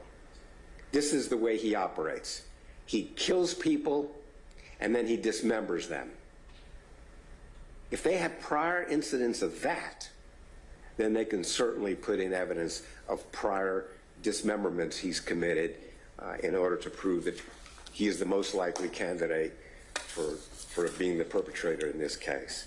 But other than that, the fact that he allegedly, and I stress that because I don't even know where the evidence is going to come from at this point, that he allegedly scratched her arm, dragged her down the sidewalk on one occasion, and I mean, there's been inconsistent evidence of there's no other arrests, no other contact with police, no hospitalizations, no doctor's reports, no pictures. There's nothing else other than the one TPO in July of 1998. So I think the DA should be obligated to preview what she plans to do and make sure that it's acceptable to the court. Okay, thank you, Mr. Samuel. Ms. Hilton. Yes, Your Honor. Thank you, Your Honor. As we discussed last Monday with the testimony of Ms. James, we advised the court that we would be bringing Ms. James up towards the conclusion of the case, or not the conclusion, but towards the end of the case after we believe evidence of violence would be admitted. At this time, Your Honor, the court has not just heard about a July 1998 incident, but the court has heard through the witness Tina Mae Patton about an instance in which she saw her sister come to their job at the Waffle House, that she saw bruises on her sister's neck, that when she asked her sister, either one remembrance is either her sister said it was Chris, or when she asked it was Chris, her sister kind of indicated in some way to confirm that that's who perpetrated that injury on her. We also know that there was a secondary time in which Tina Mae wanted to confront Chris about the abuse he was perpetrating on her sister, and her sister asked her not to approach him in fear of what that may do to him. We also know that there is testimony, and this is the state's position, that this defendant moved her to a community in which she had no familiarity, did not know anyone, which we believe would be a form of isolation. That when they moved to that community, she never spoke to any family, she never spoke to any neighbors, she never spoke to anyone there, so she was pretty much just in the house. I believe Miss Dorothy Jones, or Dorothy Cooley, testified herself that she didn't even know her name, never spoke to her, even though Mr. Wolfenbarger had a relationship or a friendship of such with Miss Cooley, and we believe that is evidence of isolation. We know the evidence of her not being there, and I think that's an argument they can have. Additionally, we have evidence that Miss Dorothy Cooley heard arguments in their home, that even though she tried to change her testimony on the stand, what she said at one point in time in her testimony is that she would hear her screaming. She also noticed or saw Miss Wolfenbarger with a black eye under her eye. She was wearing glasses, but she did see markings of black eye. So there is evidence of physical abuse. We know that she also told her mother about the 1998 incident, about the dragging of her. So we know that there is indications of physical abuse. We believe that that information in and of itself shows that there was a pattern of abuse such that Ms. Rosa James could testify as to the domestic violence dynamics. What are certain signs in that pattern and control? And the jury can make a decision whether or not they believe that this is a domestic violence relationship. It is the state's position that this was a domestic violence relationship. We believe that there's evidence to present, whether that is in hypotheticals, to Ms. James about some of the events that occurred in Ms. Wolfenbarger's life leading up to her death. We do believe that she'll be able to testify as an expert in domestic violence that the most dangerous time for a woman is when she attempts to leave that relationship. I believe that there is evidence that Mr. Wolfenbarger, in his own words, will say that in December of 1998 that the two of them were trying to work it out, but I believe her mother testified that she wanted to leave him. I think that testimony came in, I believe so. So there is evidence that she did want to leave him, and such that we think that there is enough information to make Ms. James's testimony relevant before this jury, and it is not excluded by Rule 403, that it is more probative, and that the prejudicial effect is not substantially outweighed in this potential case. And so that is the state's intention at this time. We do believe that, again, that there is evidence. Whether or not the defense counsel, crosses her on it and talks about isolated incidents and things of that nature, I think they very well can. But we believe that there's enough at this juncture, Your Honor. And that would be the state's intention. I think we discussed last Monday, the state would never ask the ultimate conclusion. Based on all this, did he kill his wife? That would never be a question that the state would ask. But we definitely intend to ask questions about statistics, regarding the most lethal time for a victim in an abusive relationship. And so that's the state's position. Thank you, Ms. Hilton. I would point out, we've not been given any statistics. We've not been given any evidence. We asked for it a week ago. Sorry. I mean, if she's going to start talking about 85% of all people who want to leave their family get murdered. I didn't hear Ms. Hilton say that. What I heard Ms. Hilton say was the very broad, generic statement that I've heard from, I think, every DV expert ever, which is that the most dangerous time, that there are particular times in a domestic violence cycle that are particularly dangerous, one of them being when someone has attempted to leave. Wow. I'm not saying that I'm saying it's admissible right now. I'm just saying I didn't hear her talk about statistics. She used the word statistics. I didn't make it up. She said that she's going to cite statistics. So I don't know if that meant, you know, in general it's the most common time, or if she's actually going to testify to 87% or whatever. The general research, I should say, maybe not statistics, but the general research that the most dangerous time for a victim in an abusive relationship is when they're trying to leave. Okay. It sounds like, you know, almost kind of like profile evidence, you know, and it's not the way someone gets convicted of being the perpetrator. It may be a good, as one lawyer described it recently, a good sword for proving, you know, this is the perpetrator. If this is, it was intentional as opposed to accidental, or a way to defeat a claim of self-defense. Say, you know, you've beaten her up 30 times and you're claiming this is self-defense this time, you know, or it was, you know, suicide, you know, you were trying to take the gun away from her. But he's saying he had nothing to do with it. He had nothing to do with the crime. And yet they're going to use this profile evidence of what other people, you know, based on some similarity, I guess. I mean, I know what she's going to do because she did it the other day with me. You go through the wheel and you say, oh, you know, you don't have to have all these things. You have to have a couple or a few or some number of them. And, you know, we get into this argument where everybody's a domestic abuser, you know, under her theory. If you take the wheel out, wherever I did with it, you know, and start going through it, everybody satisfies. You can go through it and say, there was no evidence of this, no evidence of this, no evidence of this, no evidence of that. She says, it doesn't matter. And that goes to the weight and credibility that a finder of fact should afford to her testimony, It assuming that she's allowed to testify. It is unfair. It is 403. It is the jury's going to hear she's the most qualified person on the planet to be offering these opinions, and you know we're apparently nitpicking over, you know, things that she has studied and the statistics and all that. Understood, Mr. Samuel.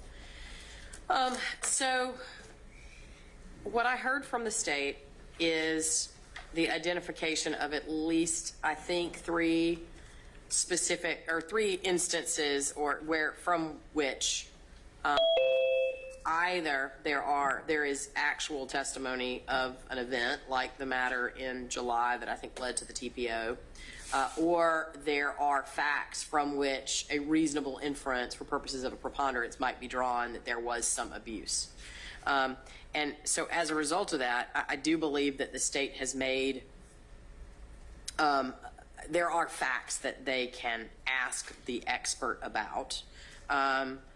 I do want to put one issue to bed, and Mr. Samuel and I discussed it at the pretrial conference last Monday as well, and that is that 404B has been thrown around a little bit, and I think I understand your argument currently to be that it's 403 prejudicial, but the argument that you're making, I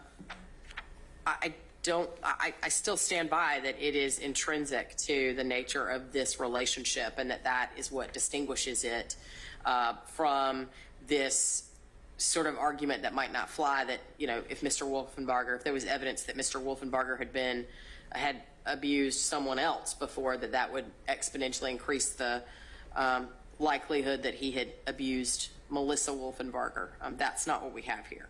I'm specifically looking at Hughes versus State, which is a 2021 decision of the Supreme Court, talks about similar evidence in terms of an incident where the defendant was alleged to have slashed the tires of the victim, and the defendant ultimately argued that that was inadmissible 404, that it was prejudicial, and that it was error to allow it in, and Justice Boggs said it was both intrinsic and evidence of prior difficulties. And so I think it's relevant, I think it's admissible, and under 403, I don't believe that it is overly prejudicial. Now, having said that, I think we talked about this on Monday as well. The state is, I don't think that the state intends to go out on that limb, right, and ask the witness questions like, you know, the ultimate issue and other things. But I did hear a concerning willingness by that victim to walk out onto that ledge all by herself. And so I just want to make sure that you have cautioned your witness to understand the parameters of what's allowable for her to testify to. I have, but I will again prior to her testimony when she gets into the building. Understood. The remainder, Mr. Samuel, as I said, your other concerns about the scope of her testimony, the veracity, reliability, et cetera, I think goes to, again, the weight and credibility to be given to her testimony. And so that's going to be my ruling regarding the ability of that witness to testify and to base hypothetical questions on facts that are actually in evidence regarding 2 to 3 either specific instances or facts from which a jury could infer, a fact finder could infer an abuse. Can I just ask what her, let's assume you ask the hypothetical questions. Assume 3 incidents and describe them with specificity and accuracy. What is your conclusion? What are we inviting her to conclude? You are dealing with an abuser. And once we've made that finding, Katie barred the door. At that point, we can do anything we want to do once we've identified him as an abuser. That's what I'm trying to figure out. Let's assume he did it 3 times. What is she going to conclude? Is it anything you could do? It wouldn't make a difference if it was 3 or 30. At that point, everything I want to offer as an expert, I can offer. Ms. Hilton? So I think my understanding and Mr. Samuel's understanding clearly is that this expert would be offered to testify about what an abusive relationship looks like and how people behave in that relationship. Is that fair? Yes. To educate the jury about those issues. Yes. Beyond that, Mr. Samuel's question about what actual opinions or conclusions do you expect that this expert will draw regarding this case? Or is she just educating the jury generally about what an abuse relationship looks like? Generally as to what an abuse relationship looks like, and if there are certain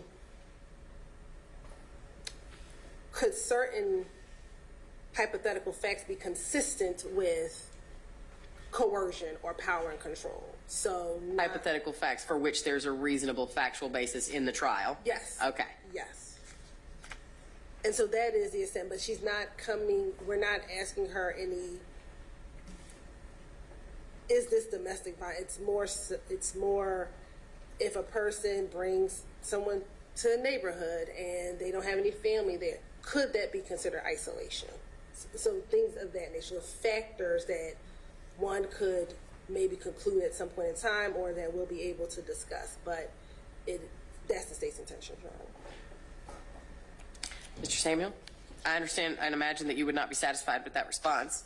Well, a few minutes ago is the first time I ever heard there's some theory that part of the whole, maybe as you're describing, intrinsic conduct was moving to Atlanta, to get away from her family, which is what, the other evidence was. But now we're going to have this witness say, oh, if you've moved to Atlanta, to a home that their family owns, right? Right. I mean, they own this apartment complex, the duplex. Which are all facts that you can cross-examine the witness about. But that's the whole point, is she doesn't know any facts. So I got to take her hypotheticals and say, let me pull a few threads on these hypotheticals. How about if you found out that the home to which she moved, was actually a home owned by the family? And she says, no, it doesn't make any difference. I understand. My ruling still stands, Mr. Samuel. I'm going to let the witness testify. I think that your concerns relate to the weight and credibility that a fact finder should afford to her testimony, beyond the fact that, as I've said a couple of times now on the record, and Ms. Hilton has assured me, is that, we're going to make sure that our hypothetical questions are tied to the facts in this record even if they're conflicted facts, as long as they've been established by somebody, in this case, number one, and number two, that we're going to make sure that this witness is not expounding in a way that would be problematic in terms of the ultimate issue or offering opinions that there are no facts to back up, even if they're conflicted facts. Okay? Yes. Okay, that's my ruling, Mr. Samuel. Anything else that we need to take up before we have the jury back in to conclude the detective's testimony? Yeah. Okay? Ms. Hilton, you ready? I think Mr. I'm sorry, Mr. Fawcett, are you ready?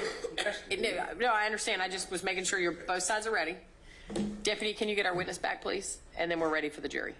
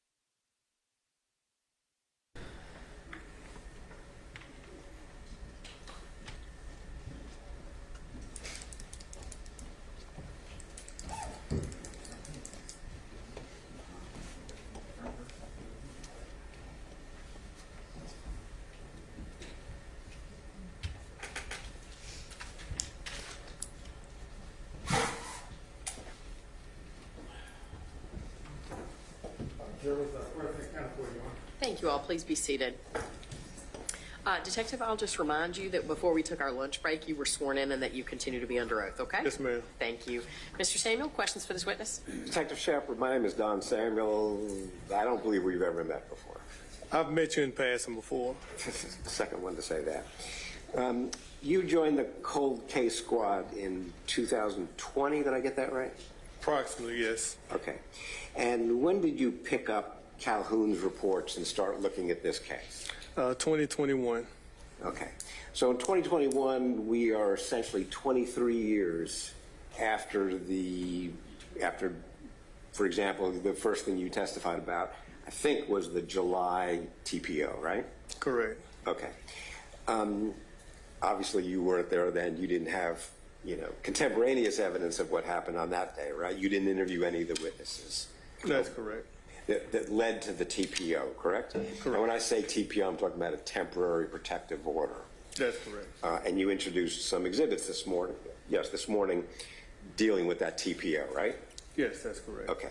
So what you learned from reading Calhoun's reports and what led you to think the TPO was important was that there was an argument, correct? There was a dispute? Yes, there was a physical dispute that resulted in Melissa Wolfenbarger's injuries. It resulted in? Her injuries. Okay. Did you interview someone named Perone who was involved in that? No, I never got a chance to interview Ms. Perone. Okay. And did you talk to the law enforcement officer who went to the scene, whose name is Sutton, I believe? No, every officer during that time, by the time I received the case, pretty much retired.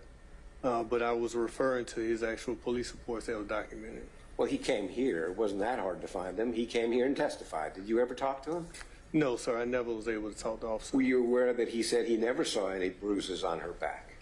Only thing I had to refer to is it wasn't the actual police report that he documented when the incident occurred. Right.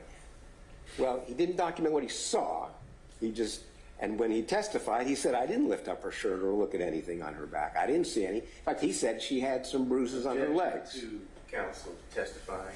I'm cross-examining him. Yeah, I'm going to overrule the objection. I have no direct knowledge to his testimony when he testified in here. So if in fact his testimony is different than what you said this morning, obviously you don't question his credibility when he came here and testified under oath. I think Officer Sutton will have to be the one to speak on that. As far as his credibility, I can refer to the documents that were documented in the official police report. Okay. And do you know from the official police report whether the officer or anybody interviewed Mr. Wolfenbarger that night? Not sure. I don't have any reports that stating that either. Or Mr. Perone that night? There are no police reports that's documenting that. Okay. So you have Sutton's police report, which is inconsistent with the testimony he gave to the jury, and that's it as far as what led to the temporary protective order. Again, I can't testify to Officer Sutton's testimony that he testified in here. Only thing I have to go by is what he documented in his police report. Okay. All right. Now, as a result of whatever happened that day in July something like 22nd, right, 1998, Ms. Wolfenbarger was encouraged to take out a TPO, correct? Yes, after she was assaulted and dragged by Christopher Wolfenbarger and received the injuries. Usually when there's a domestic dispute, we always refer to the victim in that domestic. That's an option that they can go and seek as a temporary protective order for further protection. Can I ask you to do me a favor? Yes, when sir. I ask you a question, you can answer yes or no. Okay? Cool. Okay. All right? Yes, sir. If you think it's a deceptive answer and you need to explain it, that's fine. But, you don't know what happened that night. You just know what's in the police report, right? Correct. The only thing I know is what's documented in the police report. Okay. By the way, did you even try to find Officer Sutton? I have the official police reports that I can refer to, and that's usually what happens. A lot of cold cases, we don't reach out to those the officers that officially responded to the first scene. We go by the police reports. Okay. So at any rate, it was customary to refer Ms. Wolfenbarger to get a TPO, correct? A temporary protective order. Yes, sir. Anytime there's a domestic dispute and the victim of that domestic dispute. Sir, I just asked you a yes/no question.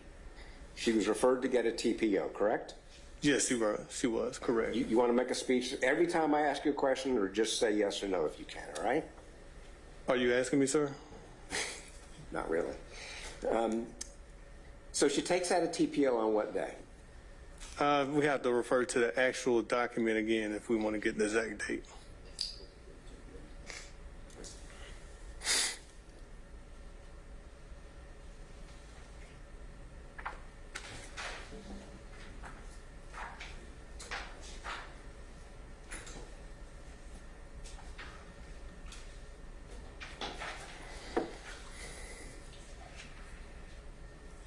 Thank you.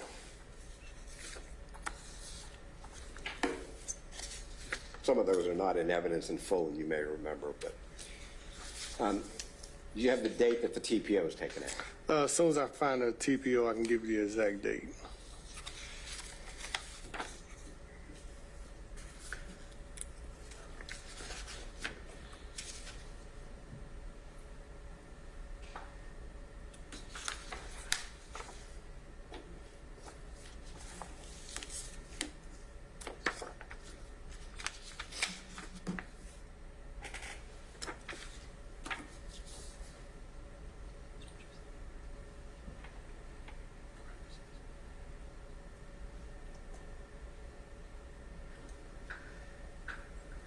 It looks like it was July 2nd, 1998. July 22nd, I'm sorry. 22nd, okay. Correct. And then what a TPO does is, that's just ask the court to set down a hearing, correct?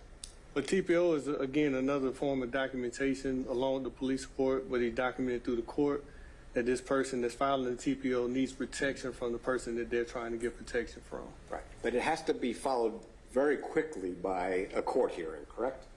Well, that depends on the court.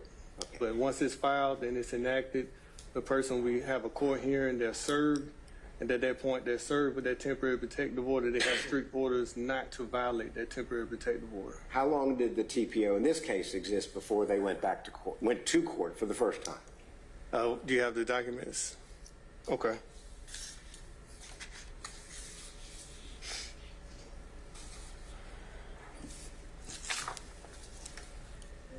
Was dismissed on July 29th, 1998. So about 1 week later.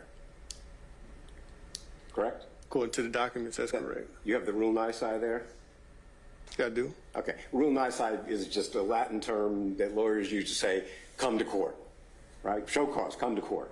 Okay. Right? I don't speak Latin, but I'm assuming if you're saying that, that's correct.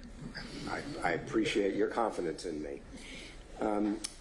So they go to court and the TPO is dismissed, correct? That is correct. And that doesn't happen without a judge sitting on the bench, correct? Correct. And usually when it's dismissed, one of the parties are not showing up. Just like when in the court case, when the party doesn't show up, it's dismissed. But every party's here for this. For the TPO dismissal, everybody's in court. Okay. And in fact, were you aware from talking to people that the judge encouraged them to talk to each other? They talked to each other, and then the judge dismissed the TPO. I'm not surprised in court hearings. I didn't ask if you were surprised. I asked, are you aware that that's what happened? I'm not aware. Well, did you ever interview anybody about what happened in that court proceeding? It's pertaining to the TPO? Yes. No, sir. The TPO is not related. It's not part of my murder investigation. It documents of first form of interaction that documents the domestic violence between Christopher Wolfenbarger and Melissa. As far as a homicide investigation, it's not relevant going to the homicide. So there was no reason for you to follow up for it pertaining to this domestic. Well, are you saying that all the domestic things involved in July 1998 has nothing to do with the investigation of the homicide? The July 1998 incident is very critical, and it documents and it landmarks a tumultuous relationship between Christopher and Melissa. So it is very important. You just said it's not relevant. I'm confused between your last two answers. You said you didn't follow up anything about the background of it, anything about what happened in court, anything about any of that, because it's not relevant to the homicide, but then you say it's the landmark most important thing. That is correct. So when you document an incident domestic, it's documented. It's a homicide investigation. We continue with our homicide investigation. We have reliability when we refer to the police reports, which is official documents. That's documented in time. There's no need me to follow up on the domestic side because we have it clearly documented in the police reports. My investigation continues from the homicide on. Okay. You don't disagree, though, that even the documents show that the judge approved the dismissal of the TPO. The judge signs it. Yeah, these are legal documents, and I definitely approve of it. Okay. You then talked about having interviewed Mr. Wolfenbarger in,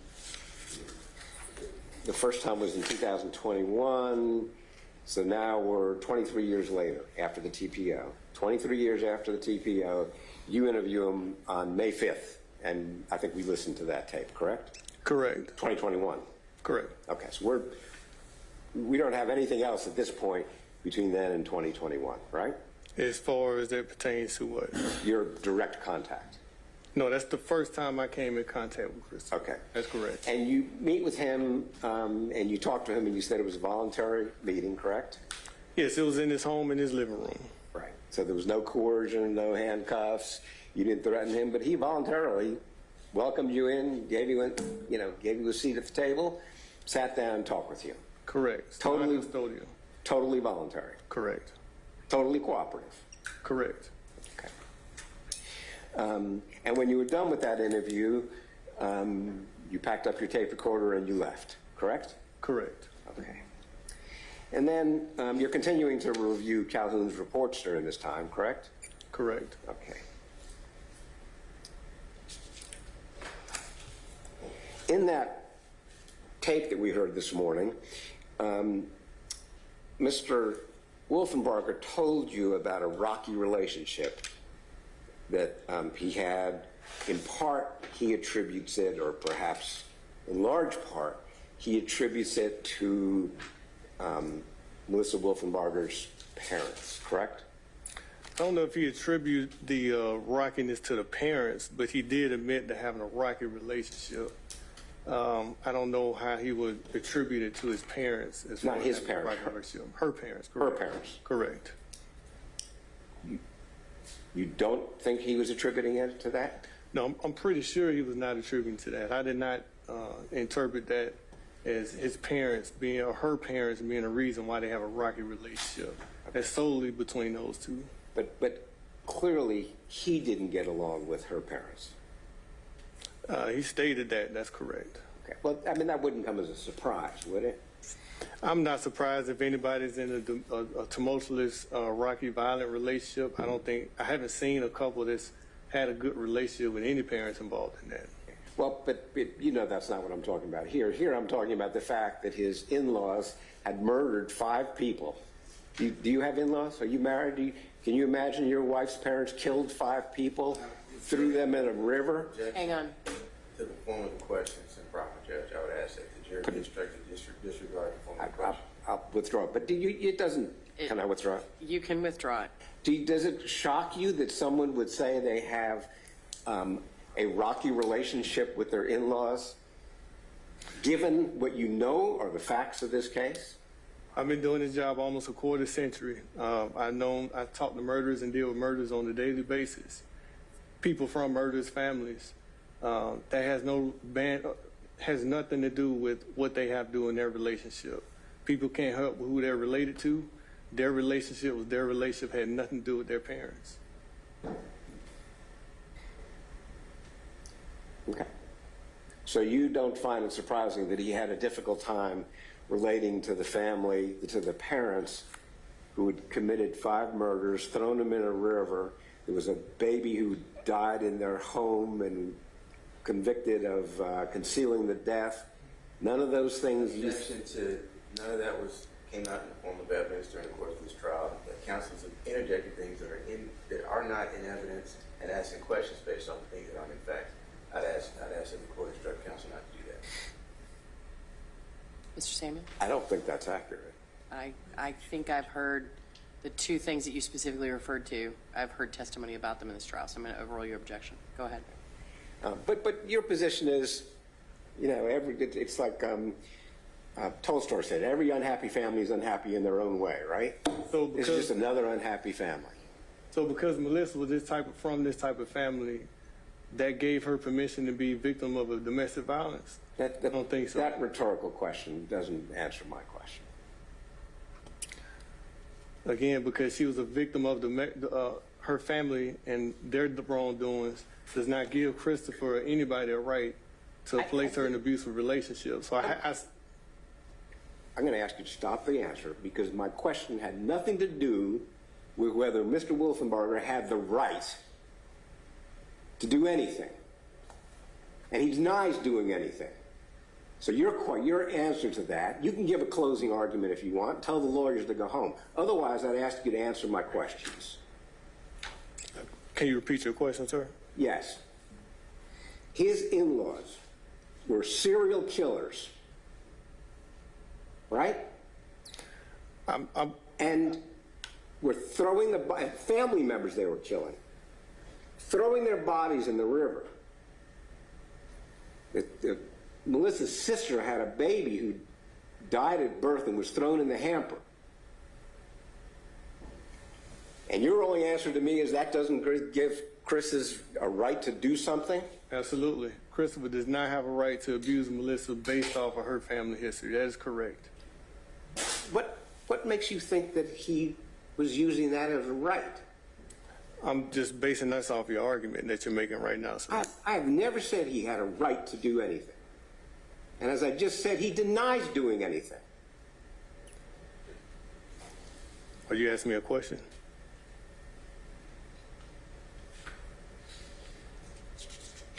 When was the next time you interviewed Chris?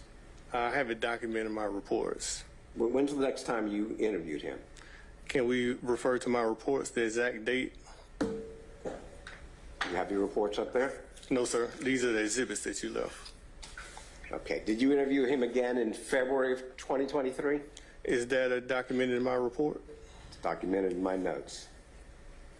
As soon as I can confirm it's documented in my report, then. Yeah, those reports.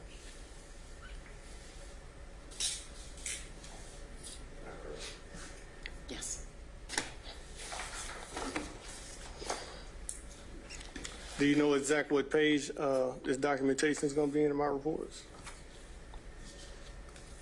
Detective Shepard, you testified this morning about the different interviews you have. You didn't require counsel to give you page numbers.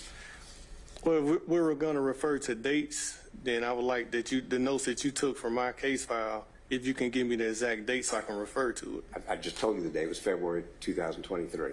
Okay, on my page in my notes, can you give me the page? Forget it. Okay. We'll move to a different topic.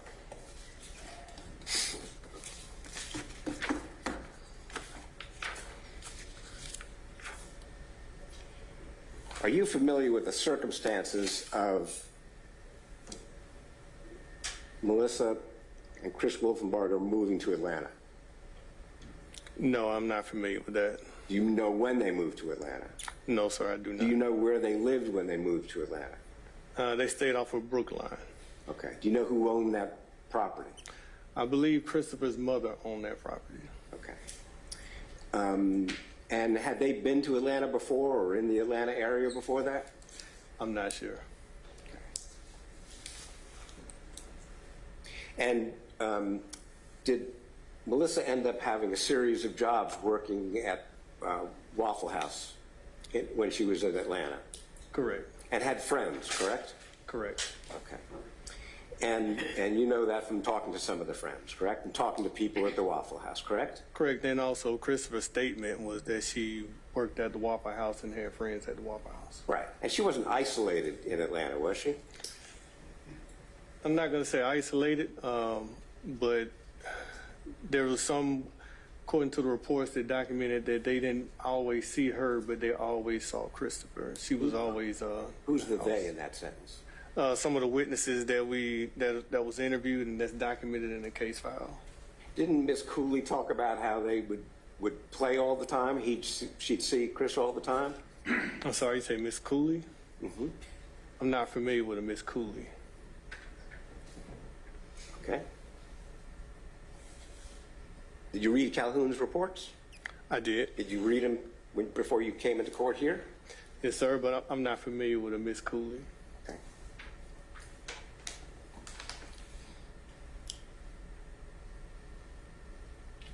How many times did you talk to the folks at the glass company? In person, I was able to interview them one time. Okay. And did you determine from talking to Mr. Brock that ultimately Chris was let go because of a car accident involving one of the company's trucks? Yes, also the saw that he borrowed. Is that a yes or a no? Yes, he also borrowed a saw that he never returned. He borrowed a saw that he never returned. Those were their words, correct, that he never returned the saw. Okay. Those weren't your words this morning. Are you aware of that? Correct. Mr. Brooks, they said that Mr. Brock, thank you, that he borrowed the saw along with some type of violation that he did with the vehicle. They couldn't prove that he stole the saw, but they let him go as a result. Okay.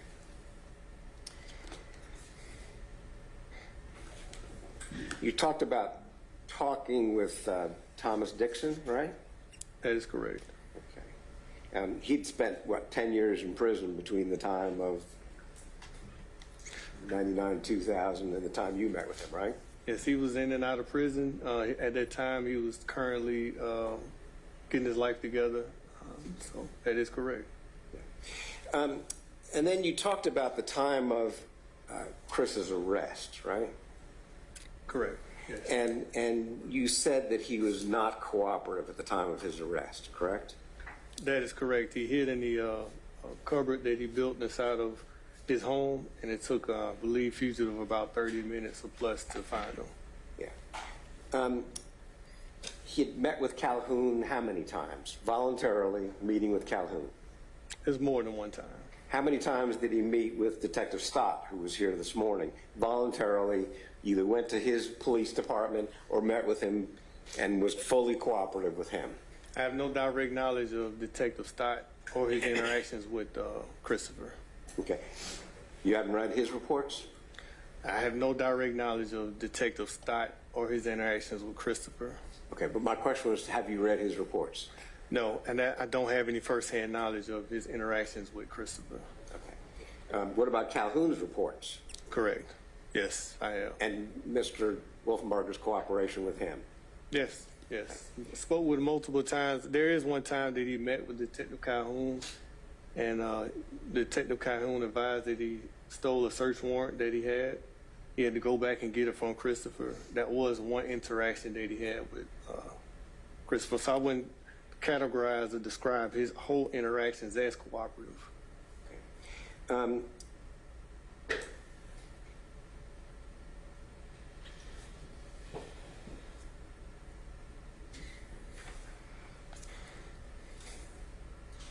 At the time of his arrest, how many law enforcement officers went to his house? You have to refer to the fugitive report, and they should have a list of every law enforcement officer that was assisted in that arrest. Do you know how many people went to the house? Offhand, I do not know, but usually when you're trying to apprehend a fugitive for murder, there's going to be a great number of law enforcement. So if Detective O'Hare was in here yesterday or 2 days ago and said there were 30 officers who went to the house, you wouldn't question that, would you? That sounds about right. And it's always a tactical safe play or a way to apprehend a fugitive that's wanted for murder. Said most of them were armed with assault weapons. That sounds about right, correct. And helmets and gear and flak jackets and all of that, correct? That is correct. Yeah. And used a battering ram to get into the... Well, I'm going to ask you, did they use a battering ram to get in? I have no direct knowledge on how they made entry into the house. From what I do believe, I do understand that his wife, or at the time what was described as wife, answered the door and she lied and said he wasn't there. And then they was able to make entry and find him. I don't have any knowledge of a ram being used. Okay. But that is inconsistent with all the cooperation he showed you and Calhoun and Stott over the course of 20 years of answering all your questions, meeting with you, coming to your office, correct? Incorrect. Whenever you're trying to apprehend a fugitive wanted for a violent crime, which is murder, then you're going to go in the most tactical force used, and that's to ensure the safety on both sides of law enforcement and the civilians that we're trying to obtain. Yeah, I wasn't meaning to say that the officers were doing anything wrong. I was going to say, if he was uncooperative at that time, it was inconsistent with all the cooperation he had shown you and Stott and Calhoun and Kelly, and, anybody else who he'd been interviewed by with over the years. So based on the way you framed your question, inconsistent mean that he hid in the cupboard, and he did not hide when we went to go talk to him, but he did hide when they arrived for his arrest. That's correct. He did hide when that arrest happened, and he did speak with us in person. Yeah, and he had voluntarily given pubic hair to Calhoun. Correct. He had voluntarily given other hair samples at other times he was requested, correct? Correct, and also... my question was just a yes or no. He also gave DNA evidence when requested, correct? Buccal swabs. That is correct. He also, there was the luminol was used in his house, correct? Correct. 3 years after the incident, though, and the house had been remodeled. So, and all those were done in a cooperative manner. Some you had to get a search warrant for, but others he did in a cooperative manner. So the last incident that you're referring to is the luminol. A search warrant had to be obtained So I don't know, I don't have any direct knowledge of interaction at that time that Christopher had with the detectives performing that search warrant. Well, he wasn't even living there when the luminol was given out. Okay, so that answers the question. He didn't. And also, during the course of the questioning by Mr. Fawcett here, you repeatedly talked about things that you found important, correct? Correct. Okay. Did you find it important that the pubic hair that he gave to the officers and that was tested was not shown to be consistent with what was found in the bags? All DNA is important, but also I had to keep in mind that this case was older. Also, I got to keep in mind that the condition of the body parts that were found, and also over time, those things fade. So we're going to do it just to check the boxes and make sure we're going to cross our T's and dot our I's. But also in the back of my mind, I do know that the DNA was going to be compromised because it was compromised. But the pubic hair was analyzed and was found to be not consistent with what was found in the bag. So the way I remember the report saying it was dissimilar, and also pubic hairs and hairs degrade over time, and that's the way the report read. By the time this particular item was tested, years had passed it. So over time, DNA does degrade, and pubic hairs and DNA items such as that will degrade. And you know from the other officer who was with you earlier today and sitting outside that he had done DNA from what was found on the bag, and all of that came back negative. Are you referring to Detective Stein? Yeah.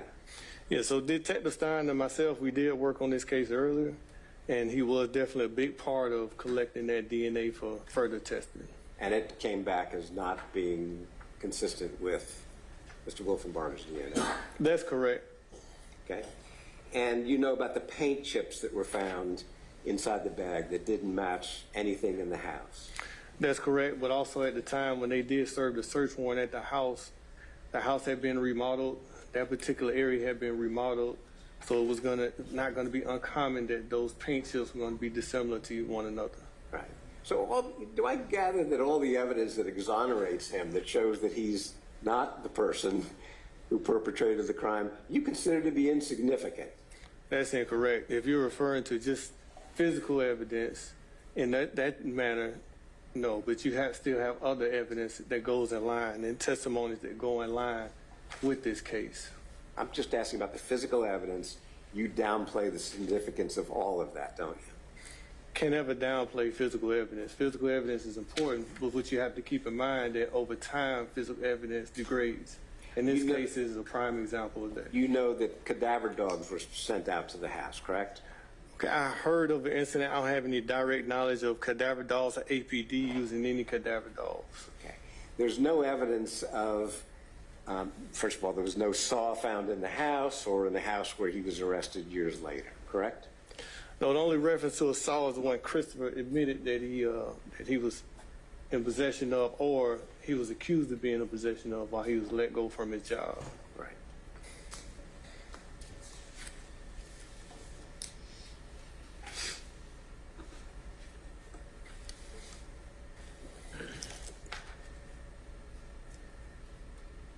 There's no evidence where the dismemberment occurred.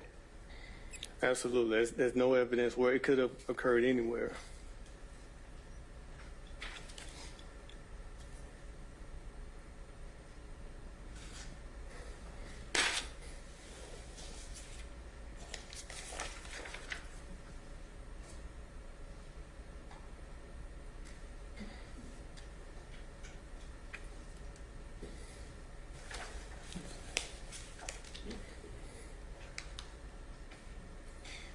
When you were questioning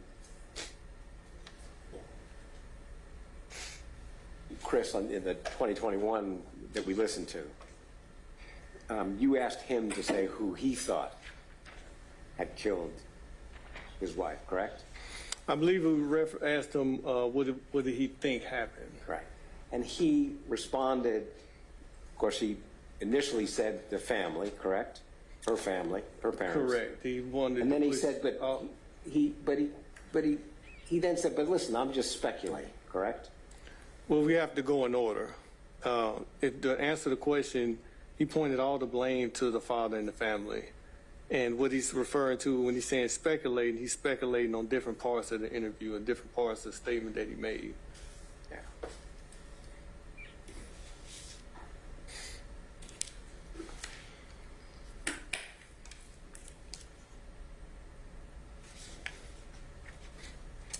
One second, Your Honor. Sure.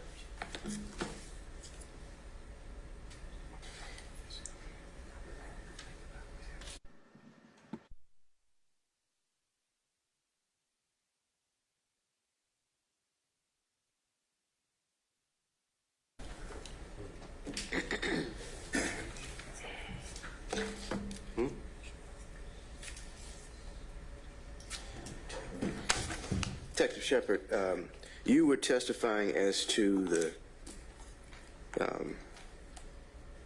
collection of DNA and the degradation of DNA over time. You recall that? Yes, sir. All right. Now, did you have an opportunity to view the conditions of that the remains of Melissa Wolfenbarger were located in? Yes, I did. And photographs and the actual scene itself? Yes, I did. And did you receive any indication in your reports of any weather conditions that would have existed during around the time that her remains were discovered? Yes, it was a heavy downpour, a lot of rain in the area. And is there, in your investigation, have you worked cases where you've been able to successfully collect the presence of DNA? It's a crap shot. Sometimes I may not. In this particular case, when the particular items that we're referring to that get the DNA when it's compromised, like her body parts was in, like you might as well say, like a soup in those bags, definitely know they're going to be compromised. You say like a soup. What do you mean by that? So when it's in a plastic bag, there's a lot of rain. It was in a junkyard. It's a lot of areas, so it's a lot of other things that can come into contact with her remains of compromise, along with a natural weather event like rain. And we're talking about the time period of April through June. Is that a period of time you would consider to be a particularly hot or particularly cold period of time? That's a time of the year that when the seasons are changing, we usually get a lot of rain. In Georgia and Atlanta, that's the time when the weather started changing, the trees started blooming. So yes, we're going to get a lot of rain during that time. All right, and also heat, does that have an impact on the ability to collect DNA samples? It does, but that's not going to stop us from trying to collect them. All right. Now, you testified as to information you received specifically as it relates to any FBI determinations as to the quality or degradation of hair that you would have that would have been in connection with this case. Do you recall when those reports when those reports would have been created? Yes, I have it documented in the report. I believe her name was Dr. Cornsberry. Okay. And did you have a copy of Dr. Cornsberg's report in your in Discovery? Yes. Do you recall that date offhand? Not offhand, no, I do not. If you were to review a copy of her report, would that refresh your recollection as to that report? Yes, it will.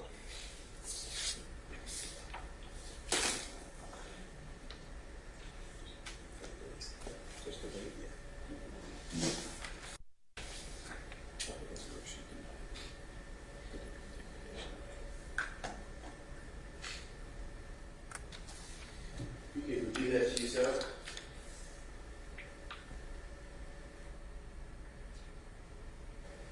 Yes. All right. After having reviewed that, is your recollection refreshes to the date of the report? Sorry. Yes, the date of the report is October 30th, 2007. And is that when the police department received information about the quality of samples that you were going to either make a decision about further testing? Correct. And based on the information about the quality of the hair sample, was it either Calhoun's decision or your decision to send off for additional testing based off of the information that you received? Detective Calhoun's. Okay. But ultimately, when you reviewed the case, you decided your decision was the same as Calhoun. Is that safe to say? Correct.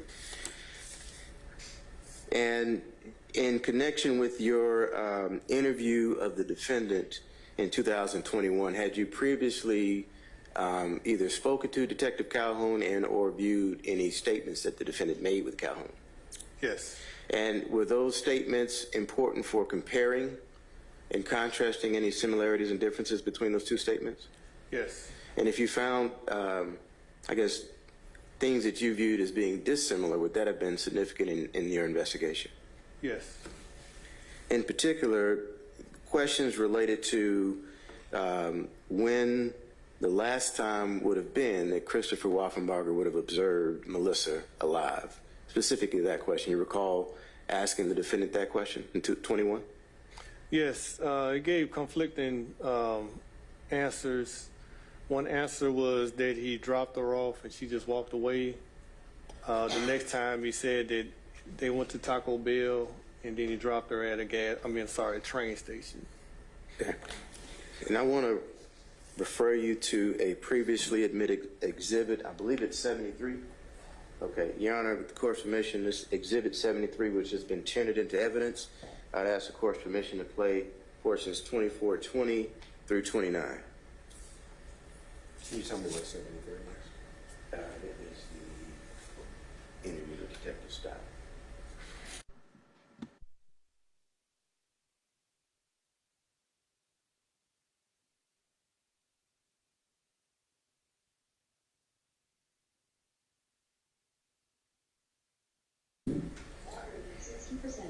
Connected to DHCPL 540039F10. Hang on just one second. Can you come here?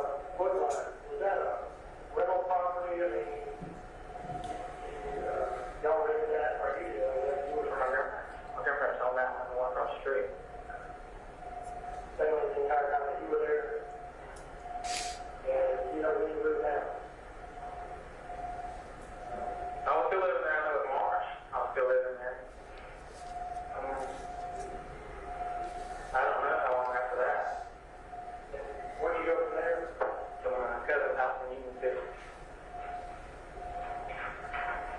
Is there anybody that you've heard of anything that's seen her following that or even around that time that I can call? Do you know anybody that saw Melissa around March or April, either after you saw her, that you heard back through the grapevine, or before then? That saw her like a week before you saw her or something like that? I know the guy that used to live right next door to me. He used to work from Marta. He kept trying to go down to downtown. And right around that time, he had told me that he had seen her. He got off at 5 Point Station downtown, and he got off and she kept going straight. I heard him tell me that.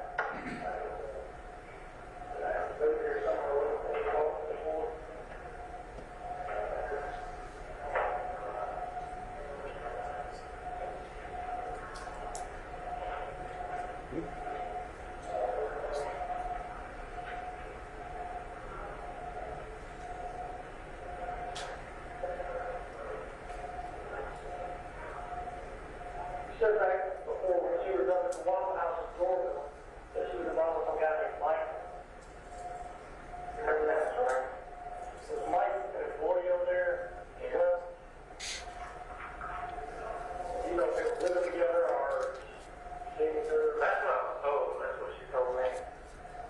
And they had a friend, I can't remember other friend that I talked to, because their friend actually called me, when we were going to take her back from up there out of that situation. Said at one point that she was possibly saying that the shower for lodge. Yeah, that's where her friend lived at. That they tried to call her. I went up there and I picked her up from there one night.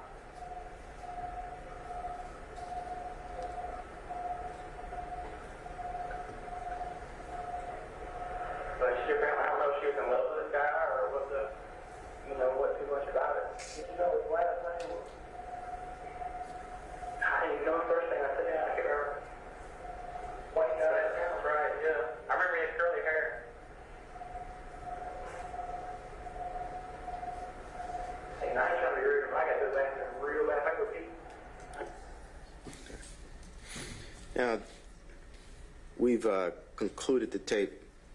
2856. 2856. All right. Now, Detective Shepard, do you recall in your interview with the defendant, we've just listened to a portion of the interview with Detective Stott and Detective Calhoun. Did you get an opportunity to listen to that as the jury was playing it? Yes, was sir, the jury I was did. listening? Okay. I did. And do you recall in the interview that we just listened to, did you hear the portion of the interview when the defendant indicates last time being March or April that he saw Melissa Wolfenbarger? Yes. And that was the next year, which appears it would have been 1999. You recall that? Yes. And is that also the same time period where Melissa's remains were discovered? Yes. And is there anything different about the time period, March or April of 1999, where the defendant indicates he saw Melissa Wolfenbarger, and the time when he told you in 2021? The exact date, do you have a report that I can refer to? The exact date did he? I believe you have your reports up there with you. Yeah, so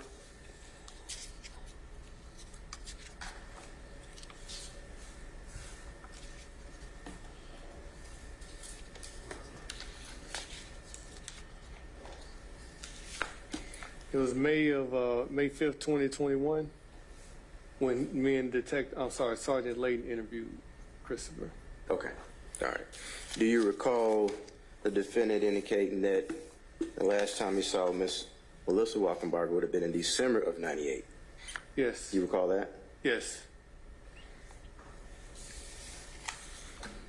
Did that distinction between the December 1998 date that the defendant gave you and the March '99 date that the defendant gave Calhoun, was that something you factored into your investigation? Yes, it was definitely a red flag. Was that something you considered inconsistent? Correct.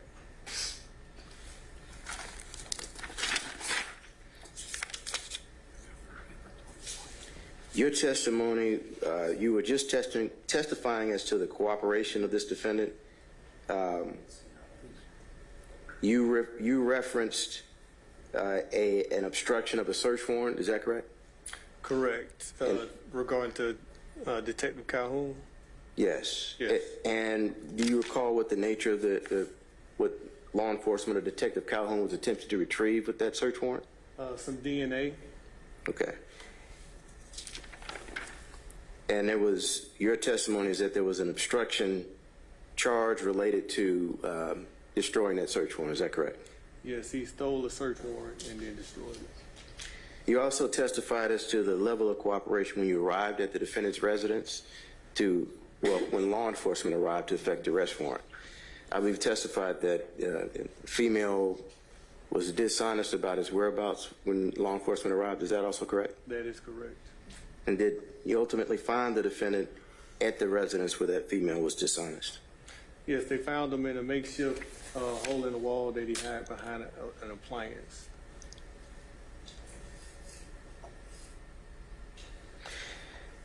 And you were also testifying as to the protective order and the request for dismissal. Did it come up in your investigation that on that July 29th date, Melissa Wolfenbarger's children went back with the defendant's mother, Kathy Wolfenbarger? Yes, and around that same time frame, correct. Did you factor in, during your course of investigation, did you also know that Kathy Wolfenbarger had custody of Melissa Wolfenbarger's children? Yes. And did that factor into any consideration you had as to Melissa's ability to leave the relationship?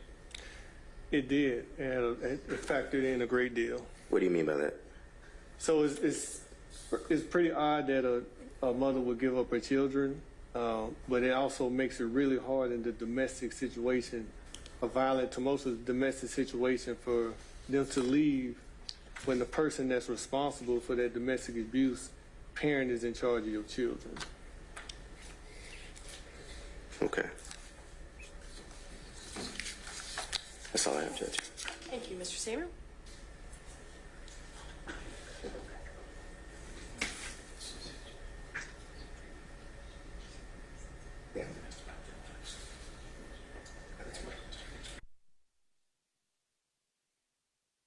Something when you just began the redirect examination here about the weather when the skull was found? Correct. What was the weather that you think it was? There were reports of the weather inside the case file. During that time frame when she went missing, in that time frame, the first body part was discovered, which is her head. There was rain. How did you just describe that rain to Mr. Fawcett? Well, there was a downpour multiple times during that time period. Okay, can I show you Mr. Calhoun's report? Sure.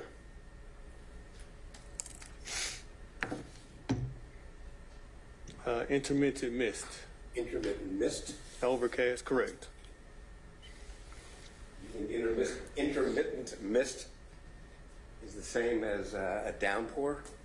So as we know, when it rains, it's not constantly raining as a downpour constantly, unless it's some type of hurricane or something like that in the area. I don't recall a hurricane or anything like that type of weather event at the time that report was made, so it's not unusual for it to be misting at that time, especially after a rain. But you weren't there. You're just going by Calhoun's reports, right? Correct. So you're answering Mr. Fawcett's question saying it was a downpour, but all you have is Calhoun's report that said it was misting. Correct. As homicide detectives, that's why reports are very important. They document the incident. That's all we have to go on. Like a police report is a legal document, and we refer to those documents. Can I approach? Yes. You don't have to ask again. The National Climate Center reports about rainfall. Okay. How much rain was there in April of that year? I'm not a meteorologist, and I don't feel comfortable interpreting this weather report. Your Honor, I'd like to tender this as evidence. Mr. Fawcett? No, Judge. What is going to be the exhibit designation? What number are we up to? 10. 10. D10 is admitted.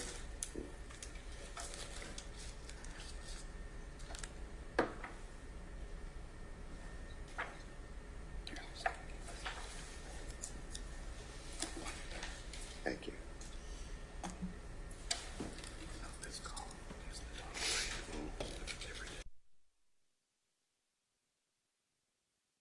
The right-hand column is the total rainfall for the month. For the month, what was the total rainfall in April? Can you point to okay, the item that you have circled, Is the total. that's what you're saying? Okay, the item that you have, No, For that day. for that day, sorry. okay, item that you have circled is 0.27. What type of measurement is this, though? Is this in inches, millimeters? So that's why I don't feel comfortable with trying to interpret this. I guess what I'm trying to ask is, what made you tell ADA Fawcett that it was a downpour, when in fact you have no evidence to support that, the scientific evidence doesn't support it, and Calhoun's report doesn't support it? Based off the documentation from the reports and interviewing and talking to Detective Calhoun, that's the information that I gathered. Well, we just showed you the report. It said it was misted. Didn't say anything about a downpour. The report as far as missing, that's what Detective Calhoun documented in his report, with actually being present on the scene. But those 3 months, there's not a documentation of that. So in those 3 months, I don't think there was a drought during those 3 months, so it definitely rained. But he documented a misting on the crime scene. So if we bring Calhoun back, he's going to reaffirm what he told you, that the downpour is that month? If you bring Detective Calhoun back, I can't speak on what he's going to say. We can only go off the reports and things that are documented. The difference in time between these inconsistent statements by Mr. Wolfenbarger about the last time he saw Melissa was how many years? Which incident are you referring to? What you just answered, Mr. Fawcett, on redirect. Can you be specific, please? There were 2 different interviews he gave. You said it was significant that they were inconsistent about the last time he saw Ms. Wolfenbarger. Okay, so the first interview was when Detective Calhoun came in contact with the case in 2003. I interviewed Christopher in 2021. So over the course of 18 years, the first time he said it was the end of 99, correct? The end of 98. And when he talked to you, he said it's the other way around. When he talked the first time, he said it was March or April of 98, and with you, he said let me start over. He said it was March or April of 99 when he talked to the first officer, and he said it was the end of 98 when he talked to you, correct? Correct, but truth is going to be consistent. It doesn't matter how much time passed. If you're telling the truth, that's going to be consistent. Okay. So when we hear inconsistencies, that's a red flag. Only lies become inconsistent. Truth stays consistent no matter when it's told. Okay. Even with an 18-year memory lapse between the two. Absolutely. You remember where you were 18 years ago? I do. On this date 18 years ago? Not on this specific day, but this specific year and this month, I do. I can't tell you exactly where I was. Okay. All right. And were the same questions asked of him about location on those 2 different events? 2 different times?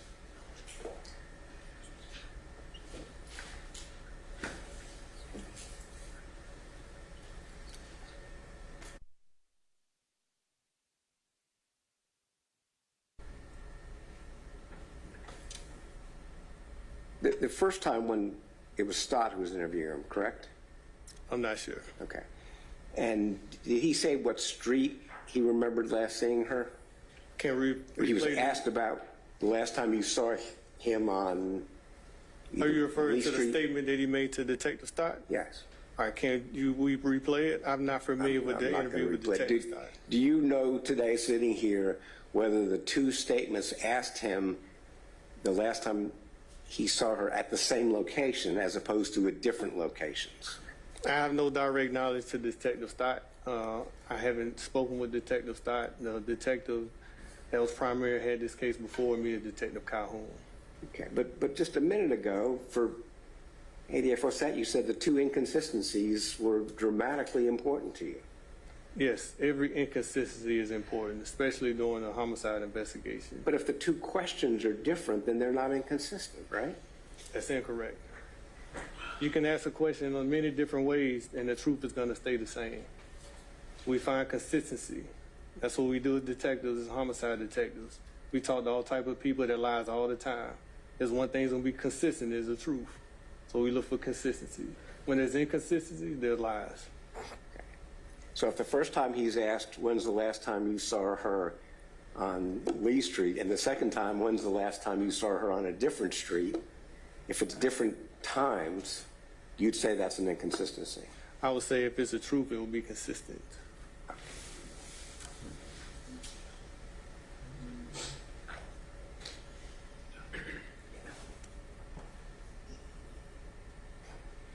Nothing further.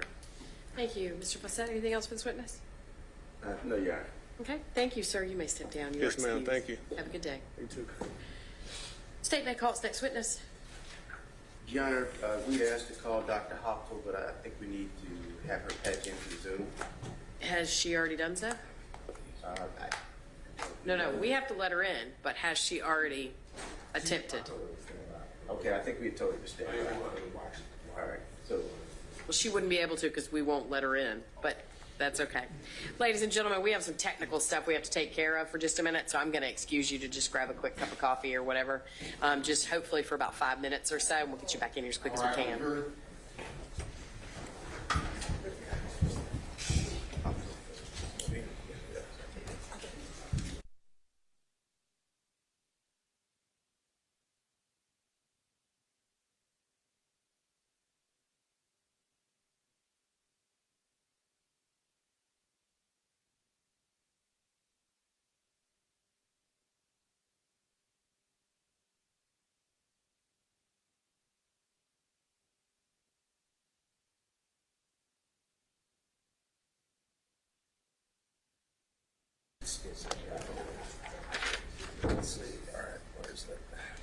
The jury's clear.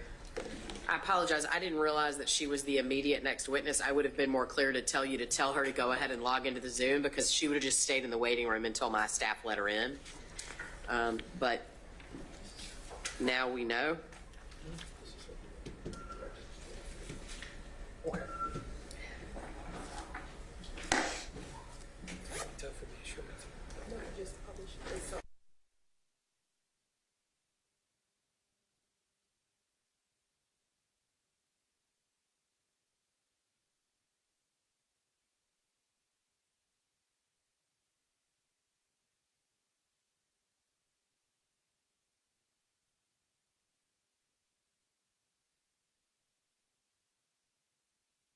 Mr. Wolfenbarger Yes, say absolutely. step out, but I Yeah, think you if know he what I needs mean. to take a comfort.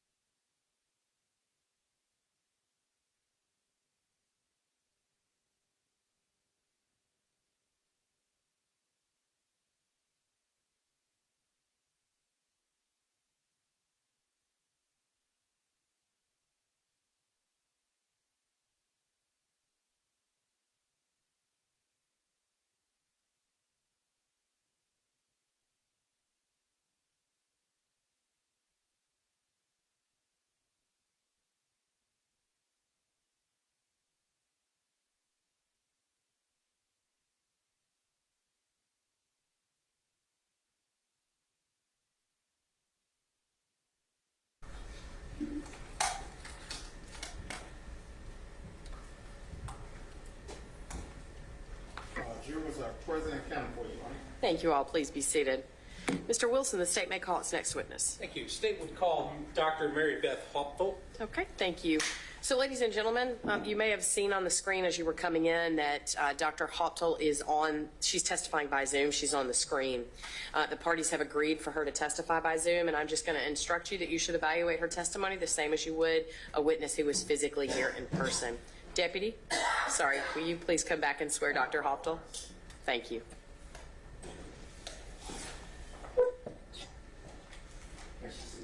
If you stand at the podium, she can.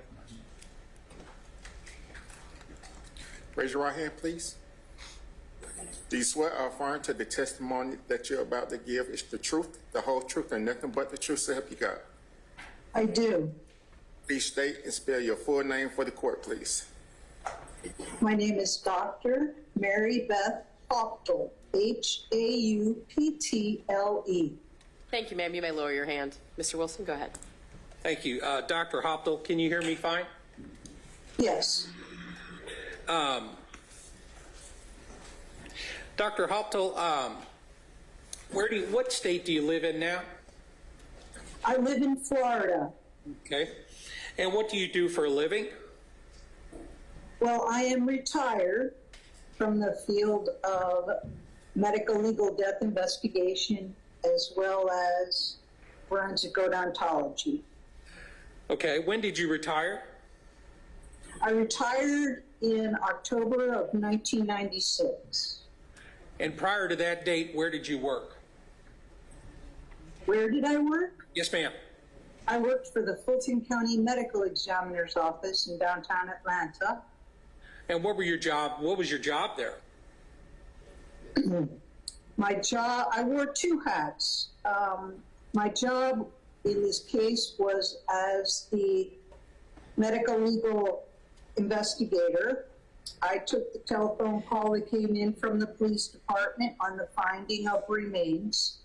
But I am also a forensic dentist. Okay. Working at the Fulton, yes.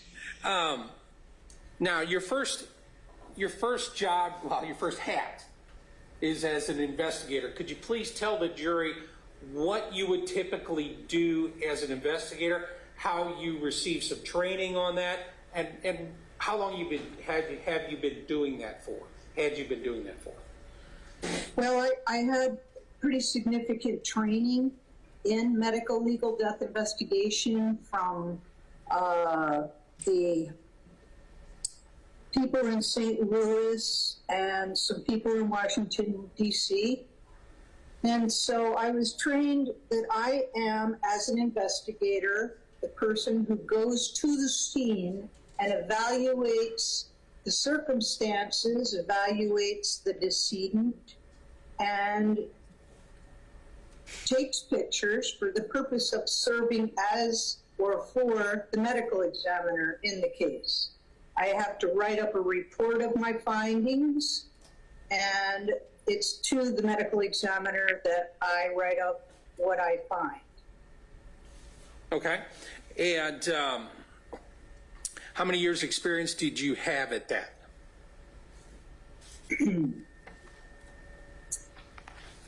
At the time of this case, this was what, in 99? Yes. Okay, I was trained, let's see. I received my training prior to being hired at the Fulton County Medical Examiner's Office, and that was in October of 1996. Okay. And you also said you wore a different hat as a forensic dentist. Is there a name for your specialty? Yes, I'm a forensic dentist. I'm the girl they call in when perhaps the DNA in the case is not of good enough quality to do a comparison check, or if the decedent doesn't have fingerprints, so they're not in any system to understand who they are. So they call in a forensic dentist because teeth can withstand all kinds of conditions. They can outlast fire and they're just impervious to the elements. So my job is to examine the remains, take x-rays of the remains, and then to compare those x-rays to x-rays of whomever law enforcement thinks the person might be. How does one get to be trained to be a forensic? Is there a special name for your special dentistry? Odontology? It's forensic odontology, and I took numerous courses from 1991, 1992, 1993. I'm a dentist. I have been a dentist since 1984, but I was a hygienist before I became a dentist. So I've been looking at a lot of mouths and a lot of x-rays. So you've been a dentist since you graduated from dental school in 1984? Yeah. Where from? From Loyola University in Chicago. And when you graduate from dentist, does that mean you're automatically a dentist?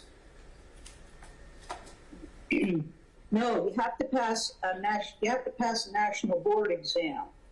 And so, though the DDS part, Doctor of Dental Surgery, is the diploma I received from Loyola, we all had to pass this national board exam, and if you didn't pass the exam, you waited around till the next time it was given, and you took it then in hopes that you passed it. Did you pass that exam? Yes. And that's how you became a licensed dentist? That's right. Now, at that time, were you just a general dentist? Yeah. Did you? Wilson, forgive me for interrupting, but if you could come here, please, and Mr. McDermott, or Ms. Hilfer, is on the way.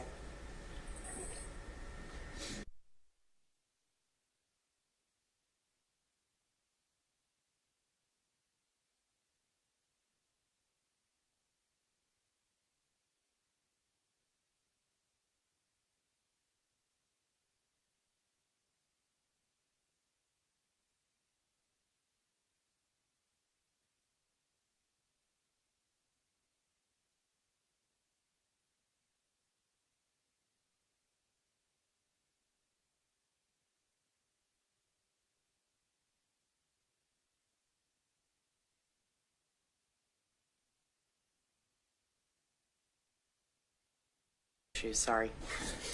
Oh. Go ahead, Mr. Wilson. Thank you, Your Honor. You said that you were a specialist in forensic odontology. Well, how does one get to be a forensic odontologist? The way to do this is I was fortunate. Faculty members of mine, both for dental hygiene school and dental school, trained at Walter Reed Medical Institution in forensic dentistry. So you have to take lots of weeks of courses, mostly in pathology, mostly in radiology. And what is your main purpose as a forensic odontologist? My main purpose is to identify individuals who are visually not recognizable. So if somebody's burned beyond recognition or skeletal remains are found in the woods, that's the time you have to call a forensic dentist. And how is it that is a unique field that you can help in? Well, I mean, what are you looking for when you're trying to identify someone?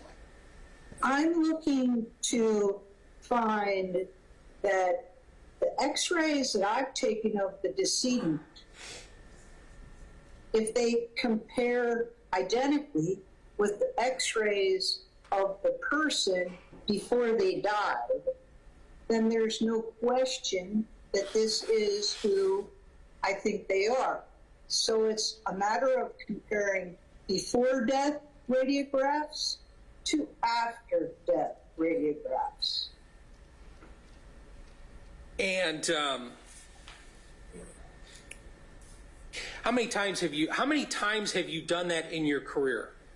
Oh my. I don't know that I'd be able to answer that accurately. It's in the hundreds. Hundreds? Yeah. And do you go through a specialty type exam to become a forensic odontologist? No, it's the courses taken that matter.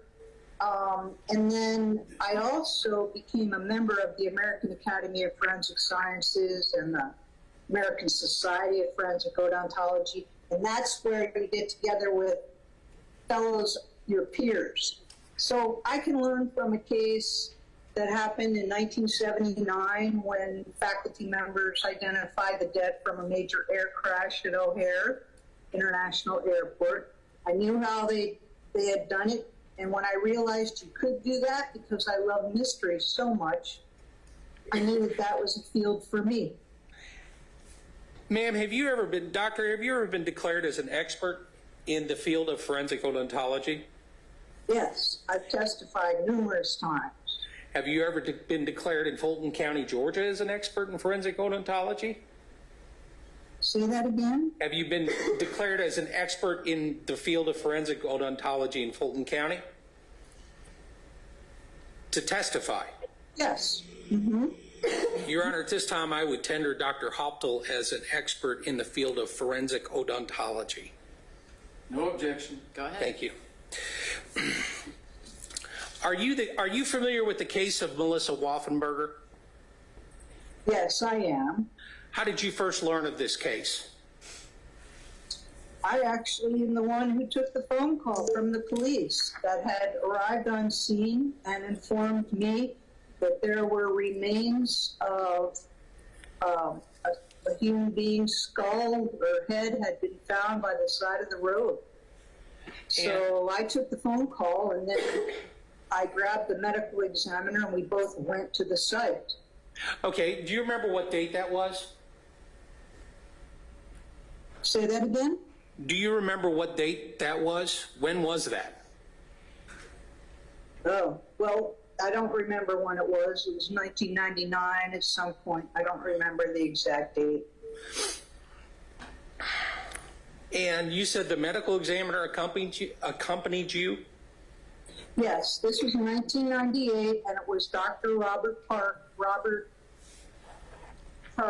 was the medical examiner. So we both drove to where the remains had been found. Did Dr. Parker regularly accompany you to crime scenes? Only if I asked him, yes. Okay. Who else was with you other than Dr. Parker? Say this again? Who else was with you other than Dr. Parker?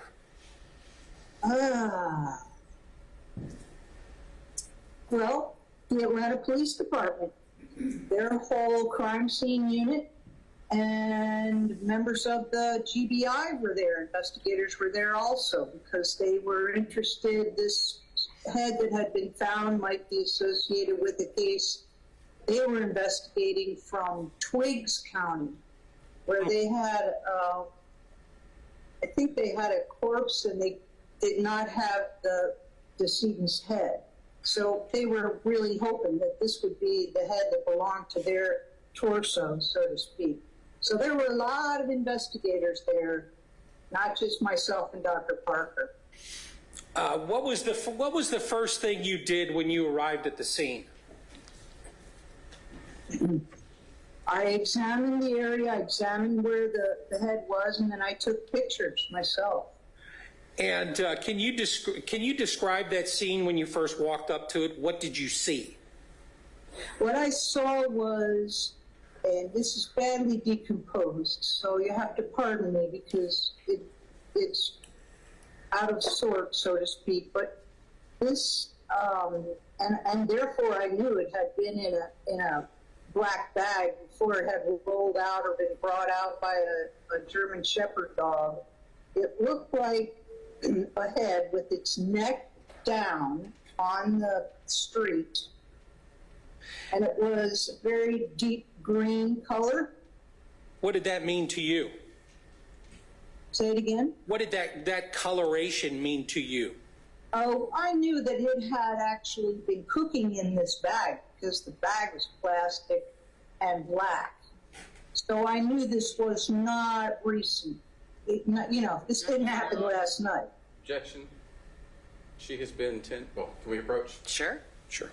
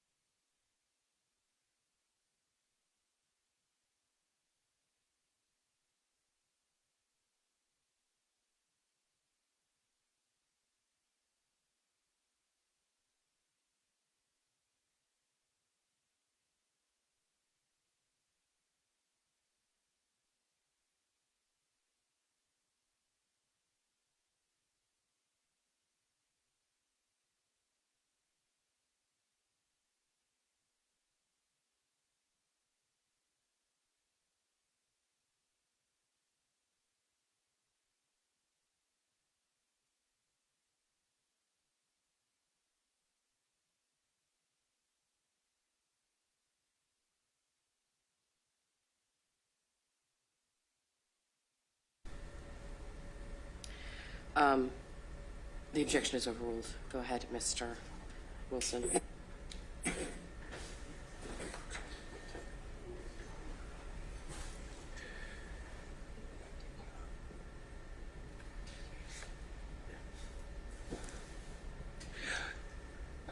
Dr. Hopel, could you see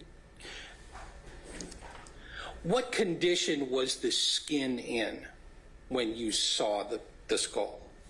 It was terribly decomposed. Okay, and could you see any of it? Was there anything of evidentiary value left on the skull itself? No, I wouldn't say so. All right. Could you see any of the bone of the skull? Well, I could see underlying bone. It was just this green, decomposed flesh attached to it. Okay. And did Dr. Parker examine the skull at the scene? Oh, sure. Yep. All right. So there was no way to tell whether this was a male or a female. This was a badly degraded. This is a non-responsive answer. This narrating is there was no question. Yes, Mr. Wilson. Thank you. Sustained. Thank you. I'll move on. Now, do you recall whether or not there were any businesses near where the skull was discovered? Have I ever what? Do you recall if there were businesses near where the skull was discovered? Yes. And what kind of businesses were there? Wow. I wouldn't be able to tell you. I think there was a guy that had a yard of some kind. I don't think it was a junkyard. I'm not sure. But there was a railroad across the street from where the skull lay. Okay. Do you recall if there was anything else do you recall if there was anything else of significant found at the scene? Yeah, the bag, there was a black bag that the skull had likely rolled out of. There was a German Shepherd dog that had been instrumental in this, and that's understandable. Dr. Hopel, can you hear me? This is Judge Krause. Sorry, it's one of the limitations of the technology that sometimes there's a delay. There's an objection, so if you'll stop speaking for a moment while I deal with the objection. Can we approach Your Honor? Yes.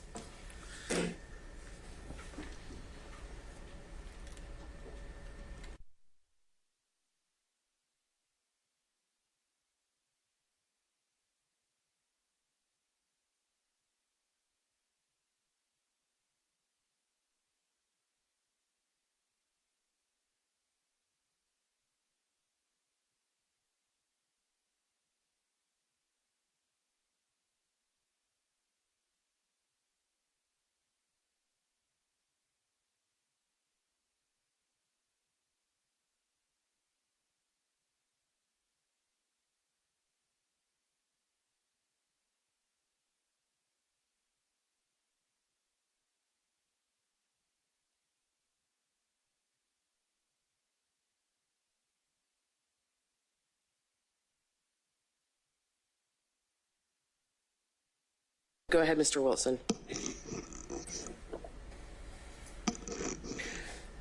Dr. Hopel, who would have been in charge of securing evidence at the scene, evidence of the skull and other things at the scene? Would that have been you? Yeah, it might have been me, or it might have been a colleague of mine. And do you recall how long you and Dr. Parker were on the scene? No, I don't recall how long it was. After you completed your duties on the scene, what did you do next? Ask me that again? After you completed your duties at the scene, what did you do next? Okay, then I went back to the office, brought Dr. Parker back, and started to write up my report. And was there do you know if there was a formal autopsy of the skull and whatever evidence was found? Yes, there was a formal autopsy of the skull performed, definitely. And where would that have been performed? Say this again? Where would that have been performed? At the Fulton County Medical Examiner's office. And do you know when that autopsy occurred? I'm not understanding. Do you know when that autopsy would have occurred? Would I have known when I'll move on. Or did it occur? It would have been that afternoon or the following day. Thank you. Who was the first person that law enforcement thought this might be the head of? You understand what I'm asking you? Yeah, ask me that again because I don't know. Did you review dental records to try to determine whether or not this was the skull of people that were coming in? I don't understand. Okay. What did you do first to the skull in your duties at the medical exam? Duties, I just examined the skull's dentition. What did you do after that? What did I do after that, or no, during that? Did you take an x-ray? No, I didn't take x-rays. The morgue staff did. Are you familiar with NCIC, the term NCIC, what NCIC is? Yes, I am. And did you utilize that at all? Yes. So when I did my examination, which is like a dentist doing an exam in their office, I render a chart. So I write down the features that are present in this mouth, going from the upper right, going all the way around, upper teeth, lower teeth. And on this NCIC form, I'm writing down what I found. The most significant finding was a filling on a single tooth, a single molar in the skull. Can you hold on just a second?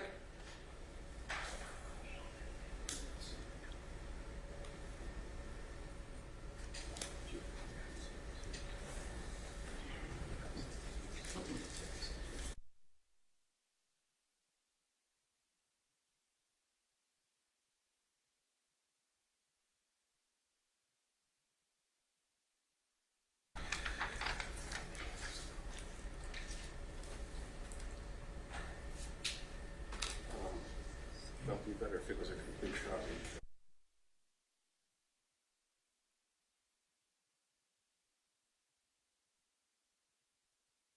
So I'm going to show you what's been marked as States 77.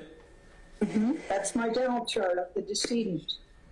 And is that the documentation that you recorded at the medical examiner? Yes, it is. And was that an accurate picture of what you found after your examination? Absolutely. You see this filling on the lower. Hang on. Right. Sorry, Dr. Hopel, forgive me for interrupting. You've shown her the document. She's identified the document. Yes. But now she's testifying about what's in the document. I know, Your Honor. I was going to ask to admit State 77. Any objection, Mr. McDermott? No objection. Exhibit 77 is admitted. Thank you. Go ahead. Now, what I'm doing is pointing at something on the chart. Is that what was significant for you? Yeah, that's a silver amalgam filling on the chewing surface of tooth number 31, a lower second molar.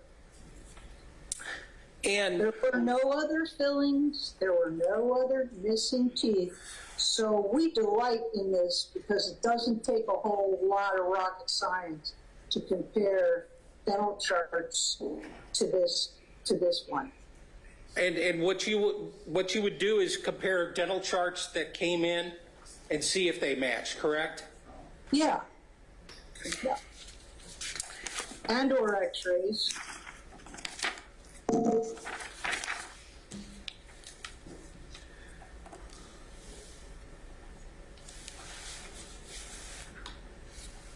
Do you recall how many unknown people, do you recall how many records you were asked to identify? Oh, no, I have no idea. There were just people galore wanting to know if this was somebody of interest to them.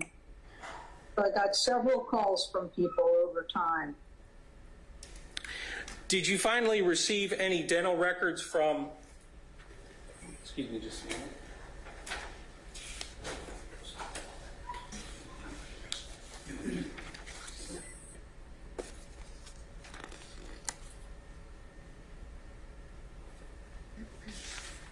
I'm showing you what's been marked as State's Exhibit number 33. I'm trying to hold it up as well as I can. Mm-hmm.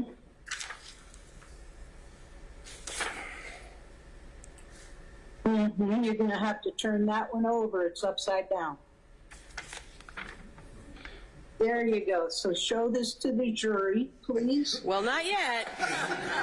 Not yet, because it's not in evidence yet. Okay. Do you recognize those records? Yes. And what are those records? What? What are those records?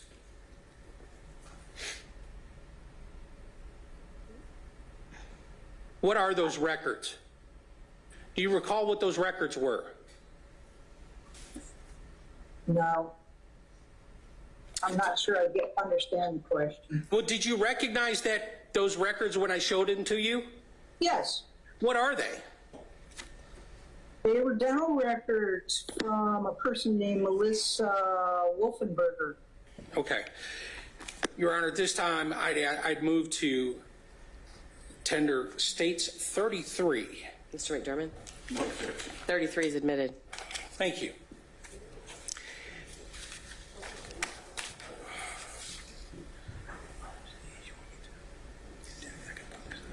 Yeah, sure.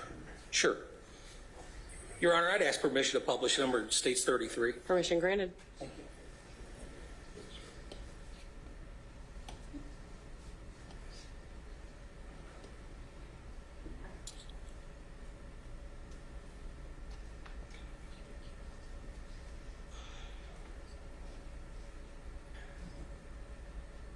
And what was Dr. Hopel, what was significant about those records that you received, comparing them to the records of the remains found? The most significant thing is that silver amalgam filling on tooth number 31. That would be the patient's lower right. And did it match what you found from on the skull? Yes, it did. And the fact that it was the only restoration in the skull is to be made note of. So after comparing the dental charts and the records of the dental charts from Dr. Brantley, and then the dental charts from the Fulton County medical examiners, were you able to determine, based on a reasonable scientific degree of certainty, whether or not those were from the same person? Yes, I was. Okay. And after you made that identification, what else did you do? I'm sorry, I didn't understand the question. After you made the identification, what did you do next? After I made the identification, I informed the medical examiner, the medical examiner on the case. Do you remember? To let her know that I knew who this was, and that this was an unequivocal finding of mine. And what medical examiner did you notify? That would be Dr. Carol Terry. I believe she assumed the case from Dr. Parker way back in the early days. And after you did that identification, what did you do? What did you do next in this case? I don't know what I did next. I instructed people to notify the next of kin of this lady's death. Okay. Did you ever do anything to the skull itself while in the Fulton medical examiner's office? Did you ever do anything? No, I did look at how the skull had been prepared by the forensic anthropologist. Okay. So I don't need you to talk about that.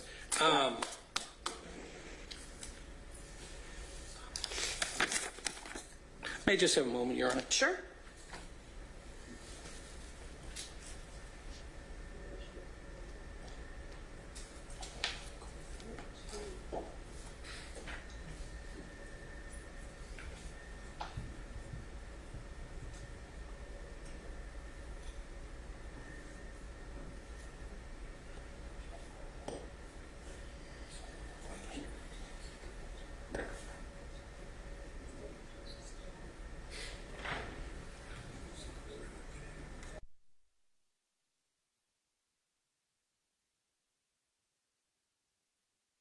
Do you remember what year you made the actual identification of the skull? what year the identification was made? Yes. I don't know. I mean, the case was in 1998, so I don't know. It had to be after that. Okay. Was it a long period of time after that? Yes, because we only had the skull, and then there was another case that came into the office, and this was bagged remains from also somebody that had dismembered a body and put into bags. I wasn't the lead investigator on the case, but the investigator on the case, because of the similarity in the way these remains were bagged, the DNA from those remains. Hang on, just ma'am. Dr. Hopel? Actually. Hang on. Yes. Let me ask you a different question. Let me go back to the scene of the discovery of the head. Could you describe the condition of the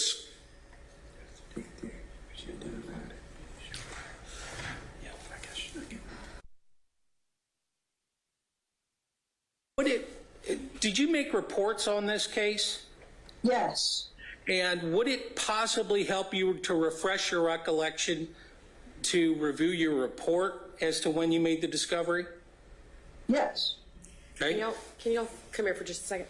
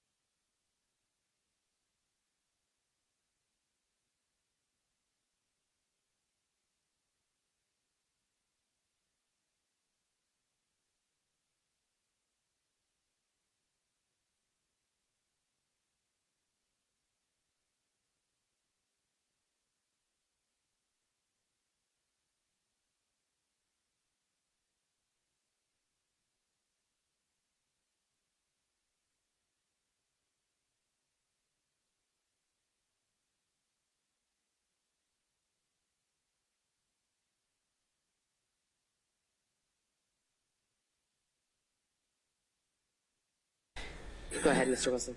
Thank you, Your Honor. You wrote a report. You wrote several reports in this case, correct? Yes. And if you wrote a report that stated that you identified the skull as belonging to Miss Melissa Wolfenbarger on the 14th day of March of 2003, would that be accurate? Sure.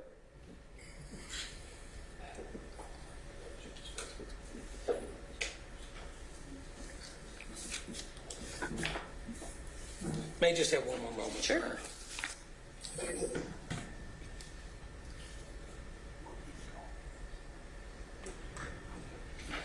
Nothing further. Mr. McDermott, questions for this witness? Just a few. I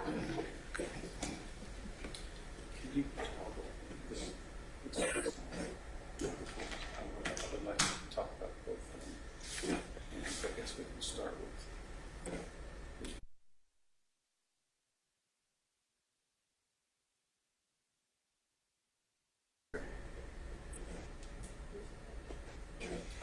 I'll see if I can do it.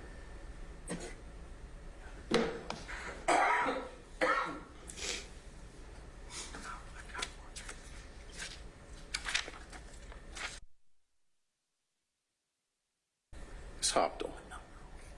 Good afternoon. Can you hear me fine? I can, yes. Okay. Do you remember this chart that was shown to you a while ago that you made? This was based on the skull? Yes. Okay. And do you have a copy of that? Or are you dependent upon my copy? No. I have a copy somewhere in my file. Okay, but not accessible? You don't have one accessible right now? Say that again? Do you have one easily accessible right now that you could read from? It doesn't matter because what I'm seeing you hold up is exactly what I know I made. Yes. Okay, Your Honor, I'm going to try to publish my digital version of that. Is that okay on Zoom? Or is it Exhibit 77 that was admitted into evidence already? That's 77. That is, Judge, yes. Go for it.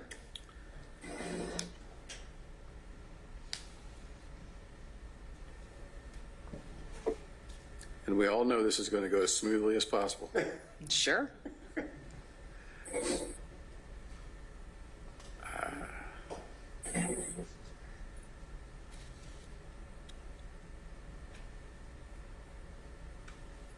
Hold on.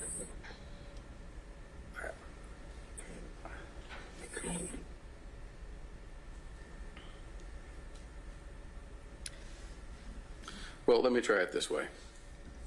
Dr. Hopel, in your written version of the chart that you made based on the skull, do you remember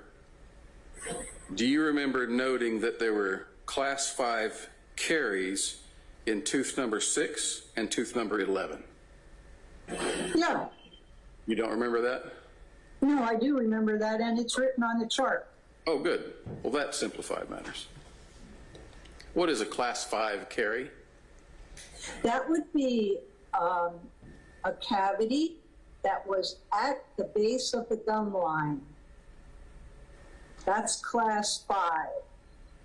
The amalgam silver filling. Okay, I want to stop you. I didn't ask about the amalgam yet. Yeah, that's tooth number 31. That's a class 1 amalgam. Okay, thank you. Are class 5 caries more common in children or adults? Adults. Okay. Now, can you bring up the other exhibit, the chart from Dr. Brantley? Now, I'm going to share with you the chart from Dr. Brantley briefly. For the record, is that Exhibit 33 that was offered into evidence by the state? Yes. Go ahead. Thank you. Can we go up to the other part of that? The records part? Okay. And do we have a date on that document?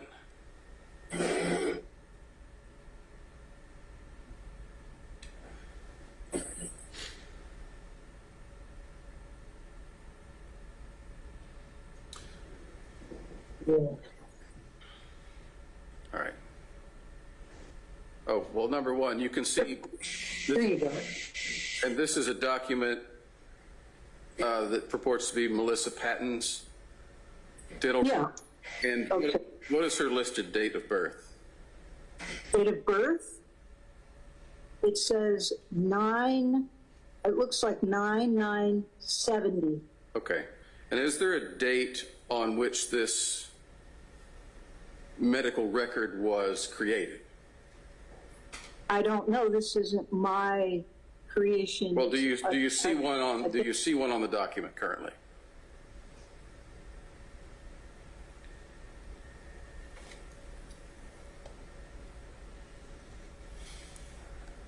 No, I'm not looking at the whole page though. I'm only seeing And can from, we scroll? There's another part that has some handwritten scribblings. See if we can take a chance on this.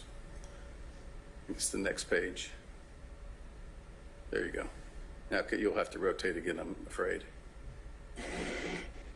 Great, you're a pro. Can you see the chart part on the right that has some scribblings on it? yeah, but I can't discern what's written. Can you make out the bottom row, the date? No. Okay.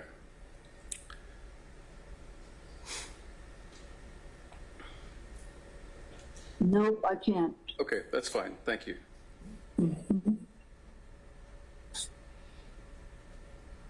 You said that you positively identified the skull as Melissa's based on these charts?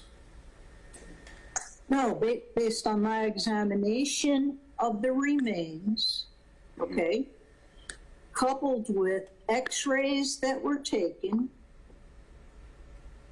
and those were compared, and this chart and the chart that I made were all compared to what we had in the examiner's office. And what did you do with the x-rays when you were done with them? I didn't do anything with them. They go with the file. So there should be x-rays in the stay with file? the file. There should be x-rays in the file then? Yeah, if protocol was served. This is a good question for the medical examiner, not myself. Oh, thank you.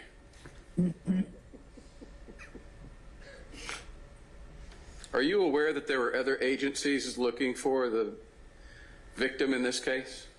Oh, yes. What were some of those agencies that you were aware of? Well, the GBI, for one, they were looking for a match to a decedent they had in Twiggs County. And then there were calls made from New York and all over the place. No. Yeah. Okay, thank you. You answered my question.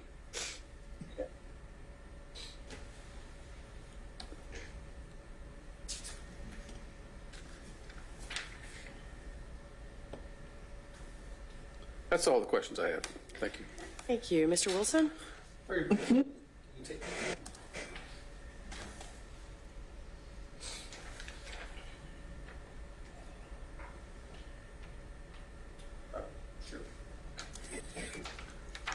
Dr. Hopel?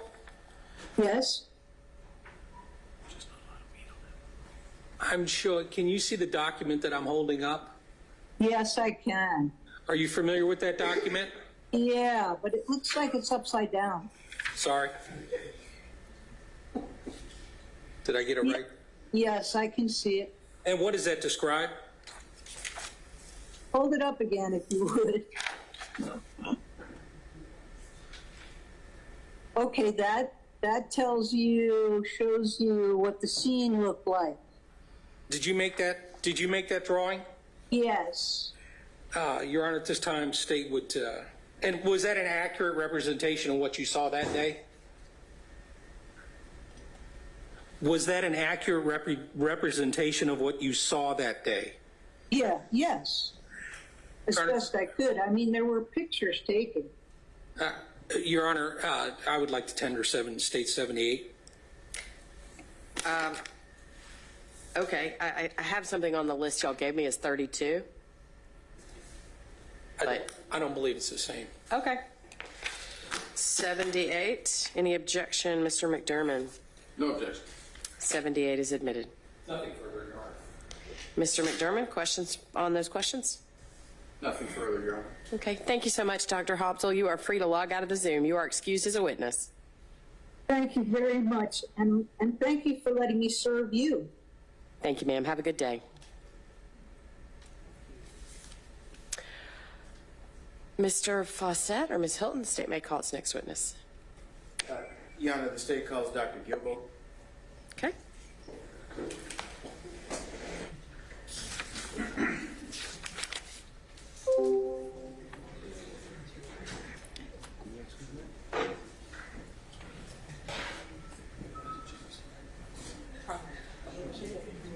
Ladies and gentlemen, do we feel like we need a break?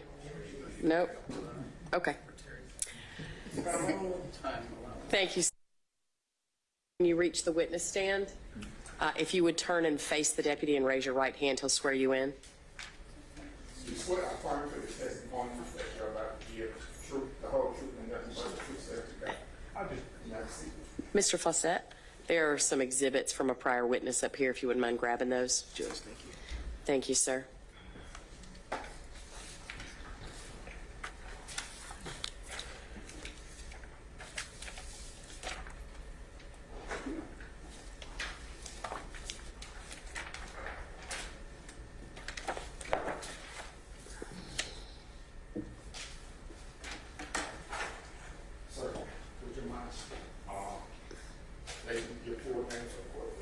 Mark Gilbo, Gilbeau. And if you would just scoot up to the microphone just a tiny bit. Thank you, sir. Go ahead, Mr. Fawcett. Hey, Dr. Gilbo, can you tell the court where you currently are employed? I work at the Clayton County Medical Examiner's Office. All right, what do you do with them? I'm a senior investigator. Okay. And specifically, what is your role with the Clayton County Medical Examiner's Office? Medical legal death investigation. All right. Prior to that, have you been employed anywhere else? Yes, sir. And where is that? Fulton County Medical Examiner's Office. And what did you do with the Fulton County ME's office? I was first an investigator and forensic anthropologist, and I got a promotion to senior investigator, and I still did their anthropology work. Okay. And can you describe and go over your training and education for the jury? Yeah, I got a bachelor's degree in anthropology from the University of Southwestern Louisiana in 1986. I soon started at the University of Tennessee, where I got my master's and my PhD, all of them in anthropology. Okay. And after receiving your PhD in anthropology, what did you do career-wise after that? I started a job at the Fulton County Medical Examiner's Office. Okay. How many total years did you work with Fulton County? Just shy of 25 years. Okay. And did you continue to work in the field of anthropology itself?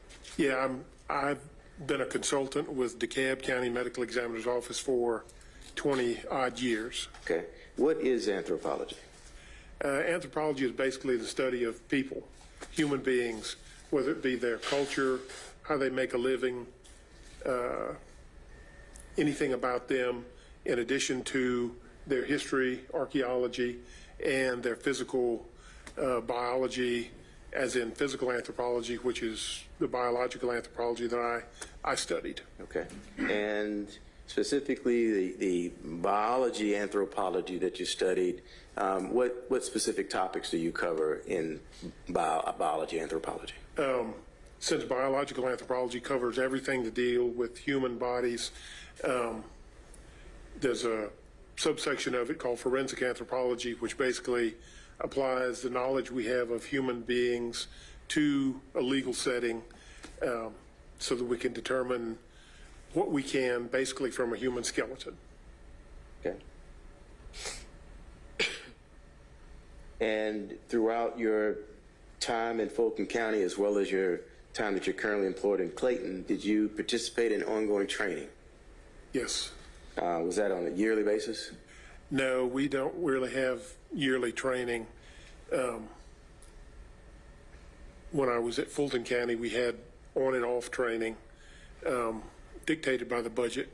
But yeah, I have been to training since I graduated. Do you yourself occasionally train other individuals in this field? I give lectures and talks to different groups periodically.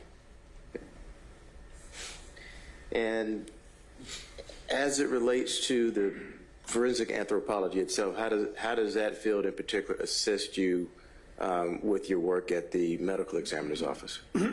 Whenever we find an individual that is unidentified, that is, can't be identified through traditional means, that is, we can't look at the person and determine who they are, if they are decomposing or skeletonized, burned, oftentimes a forensic anthropologist will come in to analyze the skeleton itself. And we can develop a basic profile of the individual to try to help the authorities identify the person. Okay. And how many times would you say you've had an opportunity to examine, say, a skeleton as you've testified to this afternoon? When I was at Fulton, we had probably 2 or 3, sometimes 4 cases a year. So let's say 3 cases a year for 24 years. So you're talking 75 odd cases. And then I was a consultant at the GBI for 10 years in anthropology, and I looked at another 35 or 40, so 150 or so cases. Okay. And when you conduct an examination of, say, a skeletal remains, for instance, what types of things are you able to determine? From a skeleton, if we have a complete skeleton, we can determine the ethnicity of the individual, that is, whether white, black, Native American, the height of the individual, the sex, the race, ethnicity, race, sex, stature. We can't determine weight, but we can tell how tall you were. Okay. And types of determinations that you just testified to, are those the same types of determinations that you made in your different examples as to how many times you've examined skeletal remains at Fulton County Medical Examiner's Office? Right. I mean, occasionally we would have a whole skeleton, but oftentimes we would only have one individual bone that was found. The majority of our cases were non-human. A bone would be found, it would be brought in, and I could look at it and tell them human, non-human. When it was determined to be non-human, that was the end of it. There was no case. Okay. Your Honor, this time the state moved to tender into evidence Dr. Mark Gilbo as an expert in forensic anthropology. No objection. Go ahead. Okay. Now, Dr. Gilbo, when you when you were employed in the Fulton County Medical Examiner's Office, did you assist in an investigation into the death or the cause of death of Melissa Wolfenbarger? Yes. And what was the nature of your assistance with that case itself? Basically looking at some of the skeletal remains that were found on apparently 2 separate occasions. Okay. You were aware of the skull being located in April 99? That was the first thing that was found. All right. And you're also aware of the extremities being located in June of 99? Yes, sir. All right. And can you tell the court what happens to a body or a set of remains once it comes in? How is that identified from, say, any other case in the medical examiner's office? As a case comes in, it's assigned a specific case number so that we can keep track of it. In this particular case, since remains were found at 2 separate times, we had one case number for the first piece of remains and then a separate case number for the second set of remains. And we're not like the medical records at the hospital where they can join them together under one number. They stay as 2 separate sets of remains, even though in the reports it'll say associated, these 2 cases are associated with each other. Okay. And are you aware whether or not that happened in this particular case, in Melissa Wolfenbarger's case? Right. At a certain point, they determined that all of these remains were from the same person. Okay. Do you recall what the 2 different numbers associated with the skull that came in in April, and then the remains in June of 99. You're familiar with that case number that was assigned? I don't remember specifically, but the first case number was like in the 700 range, and then I think the second case number was in like the 900 range. Okay. So there were approximately 200 cases that occurred between the finding of the skull and then the other remains. And does the medical examiner's office document their findings and investigation in reports? Yes, sir. If you were to review a report from the medical examiner's investigation, would that refresh your recollection as to the numbers that were assigned to the skull and the remains of Miss Melissa Wolfenbarger? Yes, sir.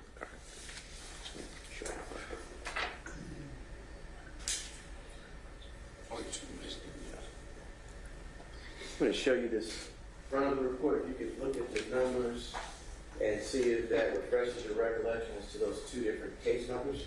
Yes, sir. That looks like them. Okay. What are those case numbers? 99-0798 and 99-0990. Okay. And what happens after, say, a body or remains are accepted by the medical examiner's office? Typically, when remains come in, they'll be stored in our cooler until the pathologist, typically in the morning, will come in and the technicians will get the remains out for the pathologist to perform their examination, whether it be an autopsy or whatever may be necessary. Okay. And are you aware of whether or not that happened in this case? As far as I'm aware, it did happen, yes, sir. Okay. Talk about the distinction between, say, an anthropologist such as yourself conducting an examination of remains versus, say, a pathologist. Okay, the pathologist is basically looking at, more often than not, a fully fleshed person. The point at which the body is too decomposed for them to do everything that they need to do, oftentimes they'll call in an anthropologist, and we will prepare the body, basically examine the skeleton at that point. Okay. All right. At any point, did you get an opportunity to view the remains in the course of your investigation with the ME's office, the remains of Melissa Wolfenbarger? Yes, sir. And are you familiar with some of the efforts in place to try to make an identification? Right. Yeah, there were quite a few sets of dental records that I remember that had come in, people that were missing, and at first all we had was the skull. So teeth were the main thing that we were able to use to try to make an ID. So there were numerous sets of dental records that came in for us to try to make an ID. Okay. And what is that process in your role as an anthropologist? What methods would you use to try to figure out who this was? Well, as far as the dental records, we let our forensic dentist do that part of it. But for the rest of the skull, there's certain things that we can use. There's a sinus in your frontal bone that if you take an x-ray of your skull from front to back, you can compare a x-ray before death with an x-ray of the skull, and you can basically overlay one and the other, and they'll match basically almost as good as a fingerprint. Okay. So, but you have to have somebody to match it up with. Was that an issue in terms of conducting identification, not having a basis to compare it to? Right, yeah. There's no big database out there that you can just put information in and it spits out an answer. All right. At any point, did you attempt to make any types of reconstructions? I did not, but at some point I believe they did do a reconstruction, probably having it sent out to the GBI to have the skull reconstructed. As far as putting clay on the skull to make it look like an actual person's face, that's one of the things that we do at a certain point in the investigation. All right.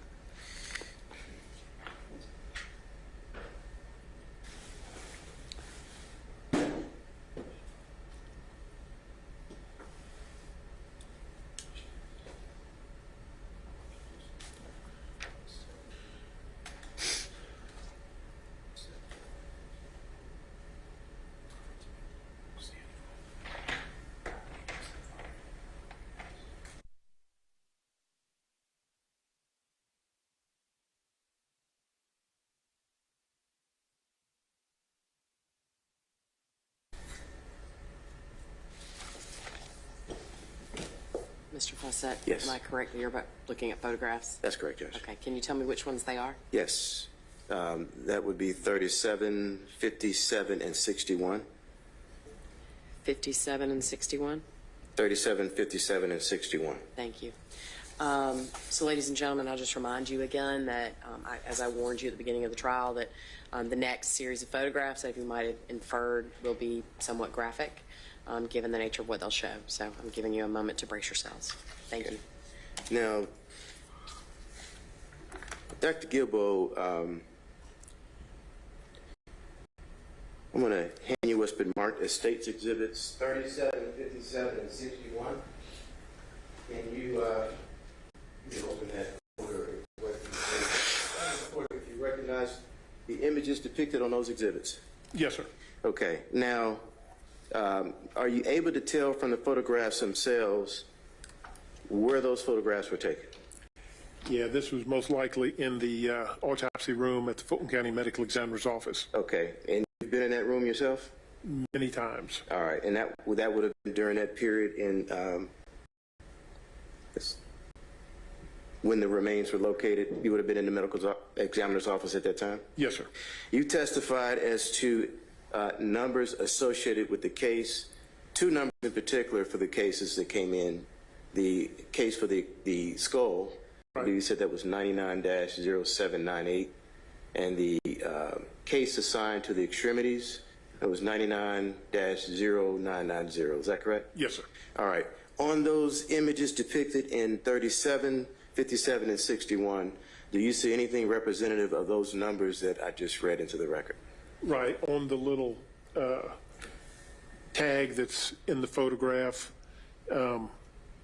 typically that would include the name of the decedent, the date, the case number, and which doctor is assigned to the case. Okay. Now, is that labeled as your recollection as records would have been kept in the normal course of business at the medical examiner's office during that period that you were there? Yes, sir. That's how they would keep information in the photograph. Okay. And your testimony is that you were present in the office at the time that Melissa Wolfenbarger's remains were being investigated? Yes, sir. And what work in particular did you do on this case itself, if you can recall that? Basically, I looked at the skull. I can't remember exactly who cleaned it off, but the skull was cleaned of tissue, and then it was presented to me to do an analysis, and the skull had been autopsied. So in order to do my measurements, we do a combination of looking at the skull and measurements. Looking at it is one thing. Measurements, you hope that you have a complete skull. Well, since it had been autopsied, the top of the skull had been removed. So I had to reapproximate the top of the skull on the remainder of the cranium with some wax as best I could put it back together. So after that was done, I did do my measurements. Okay. And what do you mean by measurements? We have specialized tools that we have a certain set of measurements that we can do that we then plug into a discriminant function formula, and it will determine first whether the individual is male or female, and then also a slightly separate set of measurements will determine the ethnicity of the individual based on people in the United States, Caucasian, African American, or American Indian. Okay. And can you say, based off of your recollection and your viewing of those exhibits depicted in States Exhibit 37, 57, and 61, that those are the photographs that were taken at or around the autopsy of Melissa Wolfenbarger? Yes, sir. And those are the photographs that were taken at the time you were employed with the medical examiner's office? Yes, sir. Your Honor, at this time the state moved to tendering evidence, States Exhibits 37, 57, and 61. Mr. Adjournment. 37, 57, and 61 are admitted. Permission to publish? Permission granted.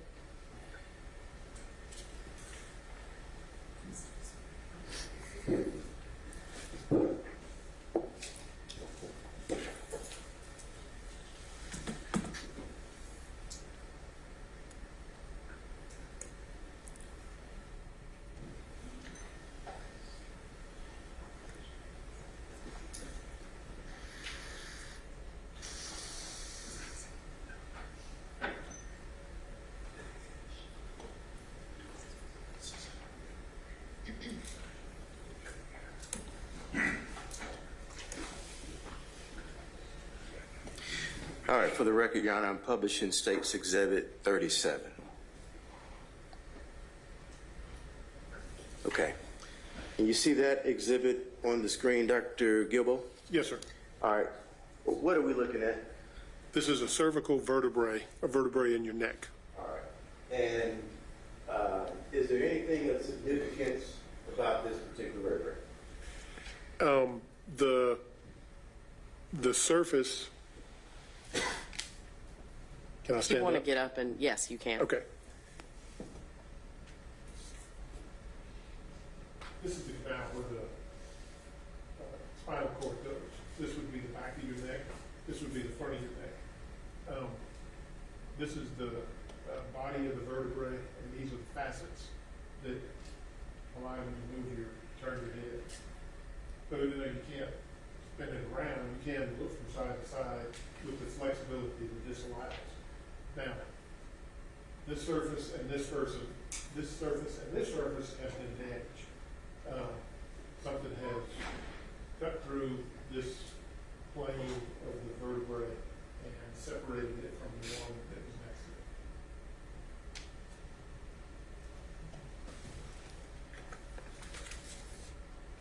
to it. Dr. Gilbo,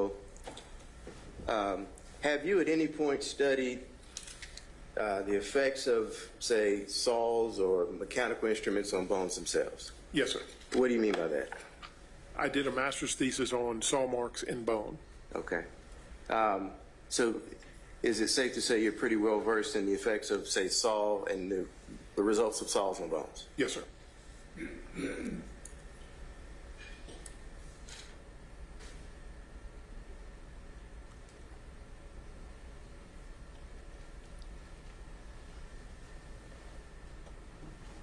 Now I'm going to show you what's been marked as State's Exhibit 57. Let me get this down first.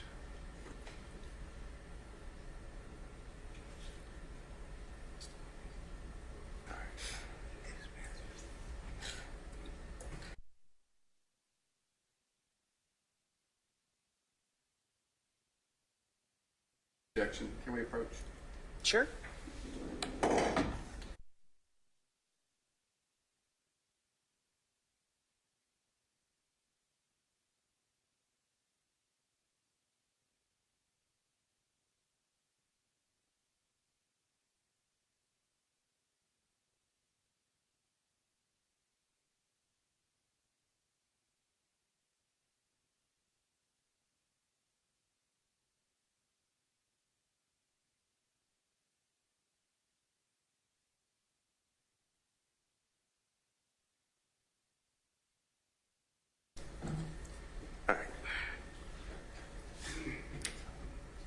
To be clear, I think based on the sidebar that the objection was withdrawn. Is that fair, Mr.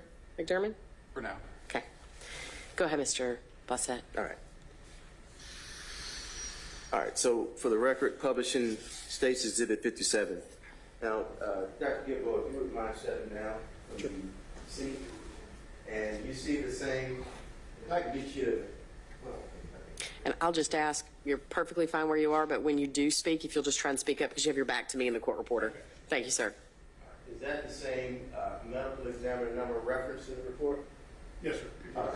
And what are we looking at here? You can tell that from that photograph. This is a long bone.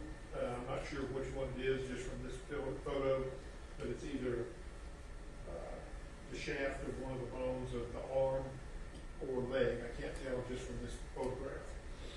And can you see anything else depicted on Exhibit 57 of significance? Yeah, it appears that this bone was cut with a saw. Okay. And why do you say that? There are striations here that are consistent with a saw. There's a groove here that's consistent with a saw blade, and then it's apparently it was cut through up to a certain point, and then the remainder of the bone broke. Okay. It was cut all the way through. All right. If I could have you remain up there, I'm going to show you one more exhibit.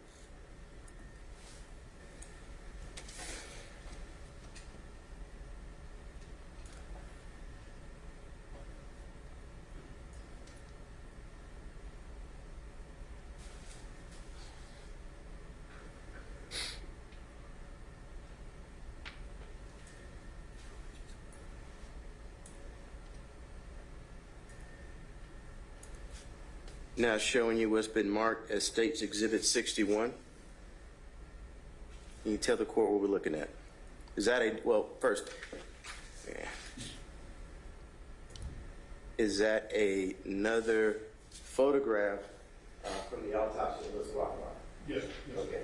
And is there anything of significance that you observed or able to observe on that State's Exhibit? Yeah, this is a cross-section of the long bone.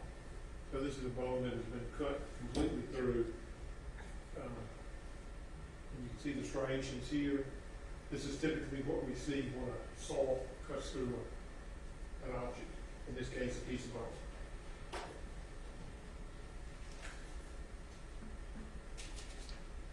Now, I'm going to show you State's Exhibit 66. You see that? Yes, sir. All right. Is that the type of saw that would make the types of marks on there? I'm not asking specific blade. Right. But is that the type of instrument that could cause the marks depicted on those exhibits? Yes, sir. All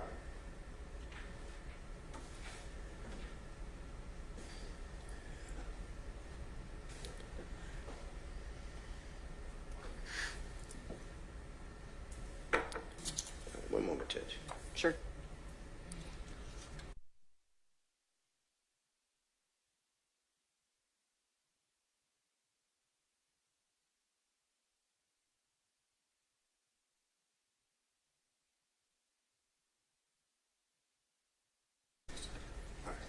Now, Dr. Gilbo, we're talking about remains from April and June of 1999. Was the medical examiner's office able to observe and notate what appeared to be tool marks on those bones at that time? Yes, sir. So well before 2003, is that safe to say? Yes, sir. Okay. And at the point when you got involved in the case, it would have been back in that 99 period when the remains were located? Yes, sir. All right. That's all I have, Judge. Thank you. Mr. McDermott, questions for this witness? Yes, ma'am.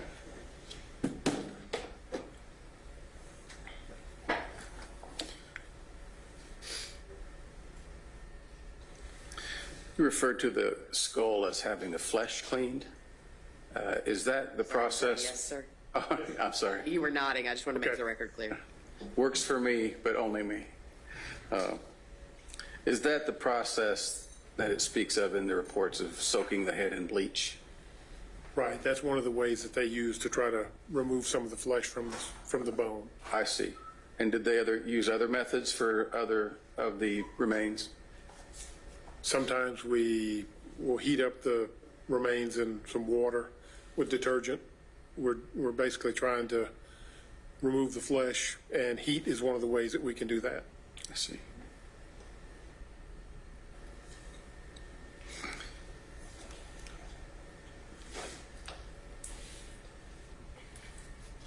You mentioned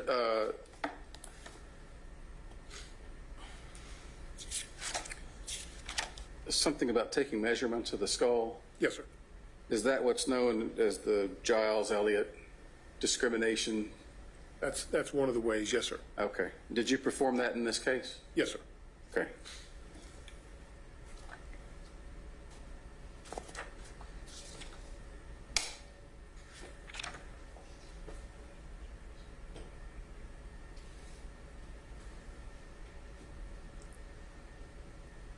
If you could look at those two documents and tell me if you recognize them. Yep, that's the.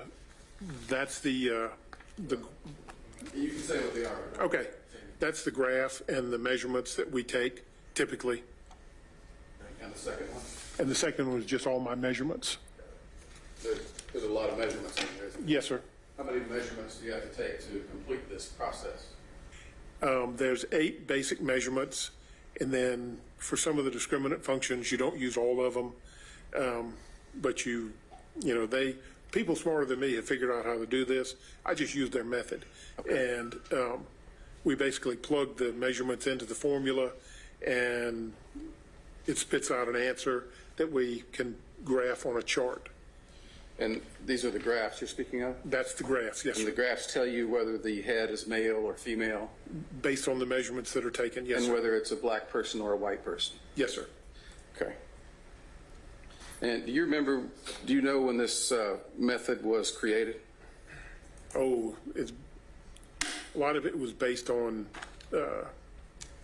anatomical collections. They used some of the remains of service people that were killed in the Korean War back in the 40s and 50s, as I can recollect. Okay.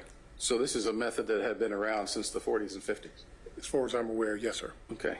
And based on your conclusions on those calculations, you returned a conclusion that it was a white male skull? That's correct. Okay. Do you remember saying at the beginning of your direct examination that one of the functions that you guys perform is that you can develop a basic profile of the individual? That's correct. And in this case, you thought the basic profile of the individual was a white male? That's correct. All right, I don't have any other questions. Thank you. Mr. Fawcett, any additional questions? Yes. Dr. Gilbo, was there any information as to damage to the skull that was recovered from Mr. Wolfenbarger? Yeah, I think there was some minor damage to the skull just from being out in the field, but then the top of the cranium was removed at the time of the autopsy prior to me being able to look at it. Okay. And we're talking about the measurements. What are you comparing those, what is the standard that you're comparing the measurements to? The discriminant function was developed by the Giles and Elliott crew, and basically they measured a whole bunch of skulls and then were able to look at certain measurements that were more male and some that were more female. So depending on where the measurements that you took fell in the spectrum, you would classify it either as male or female. Okay. And what is the purpose of, say, the investigative tool? What does that serve, or what stage does that serve in the investigation process? We're trying to develop a profile of who we might be looking for, but with human populations, not everybody is the same.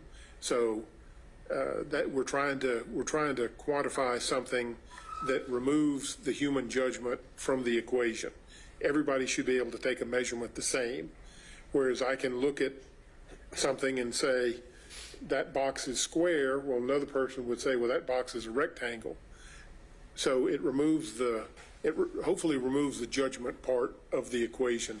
Okay. Well, what is the answer to explain, or the explanation for Dr. Gilbo initially determined based on that scale that it was male? So how do we get to that point, and what's the explanation for that? What we do is done by human beings. We don't know what the answer is. All we can do is take measurements, and whatever the answer comes out with, that's what we go with. In this particular case, it came out, the measurements declared that it was a male, when in fact, in hindsight, it was a female. But as with everything in a biological system, there are some that are slightly different from the others. So there's variability within human populations. So the combination of the skull being autopsied and possibly that it was into the male range, being a female, it's, okay, just one of those things. And did that contribute in any way to, say, the identification itself? Yeah, it by us thinking that it's a male, and so we're looking for males, we're not looking for females. So yeah, that was kind of a problem with the identification in the beginning. Okay, and you're familiar with the name Dr. Joseph Parker? Yes, sir. Are you familiar with where he was conducting his duties as ME at that time? Yes, sir. And where was he conducting his duties as ME? He worked for us at Fulton County. He also worked out at the GBI, and he was also the medical examiner for Bibb County down in Macon. Okay. And are you aware of a headless corpse that was located, male headless corpse that was located close to Macon during that period of time? Right. Dr. Parker generally worked on the weekends, and I believe that these remains came in on a Friday. So when he came in on Saturday, this was one of his cases. So he had just come from Macon where a body had been found with no head.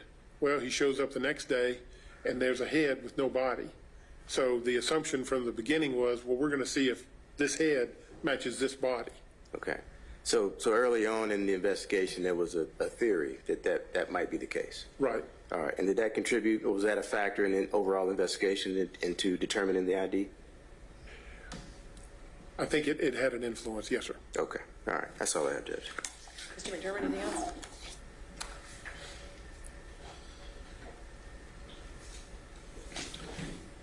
Do you remember about what time it was in the United States that we began using DNA testing for identification purposes?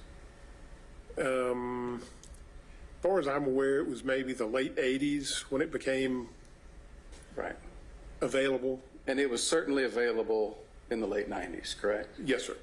And so you wanted to identify who this head belonged to, right? Yes, sir. So why was not the first thing that you did preserve DNA? I looked at the bones, not the tissue. That would have been the prudent thing to do, preserve tissue before anything else is done. Okay. All right. No further questions, Your Honor. Thank you. Mr. Fassett, anything else? Nothing from this witness, Judge. Thank you, sir. You may step down. Your excuse as a witness. Can you all come here, please?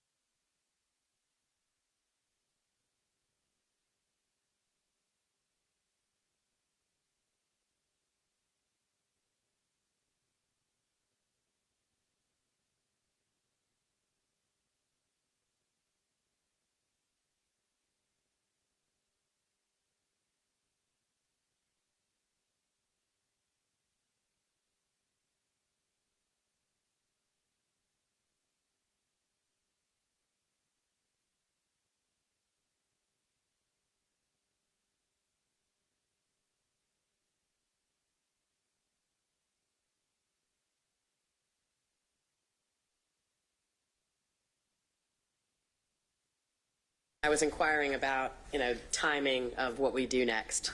So it's getting near 5 o'clock, so I'm going to excuse you for the evening here in just a moment. I want to tell you a couple things. Number one, I have some matters that I have to take care of tomorrow morning, and I think one or two of you have some other matters that y'all need to take care of that I promised I would accommodate. And so I don't want to run into a situation where I told y'all to get here at 10:30 last time and we didn't start until much later than that. So I'm going to tell you not to arrive tomorrow until 12:30. So hopefully that will give you a good night's sleep, let you sleep in, and get here at 12:30 with no traffic. Have a chance to eat lunch, all that good stuff. We'll get started promptly at 12:30 when you arrive. So I am going to release you in just a moment. I'll just give you the same instruction that I've given you each day, which is just to remind you that your decision in this case is supposed to be made only based on the evidence that is presented to you in this courtroom. And so that means that it would be improper for you to do any independent research, to go drive by anywhere, to look anything up or anything like that. It would also not be proper for you to discuss this case with anyone or to allow anyone to discuss it with you or in your presence, and that includes amongst yourselves until it's time for you to actually deliberate the case. The last thing I will remind you of is that there may be media about this case, and so it is your sworn duty to avoid media about this case because, again, your obligation in this case is to decide the case based on the evidence presented in the courtroom. With that, I thank you again for your patience and attention today. I'll excuse you and see you tomorrow at 12:30.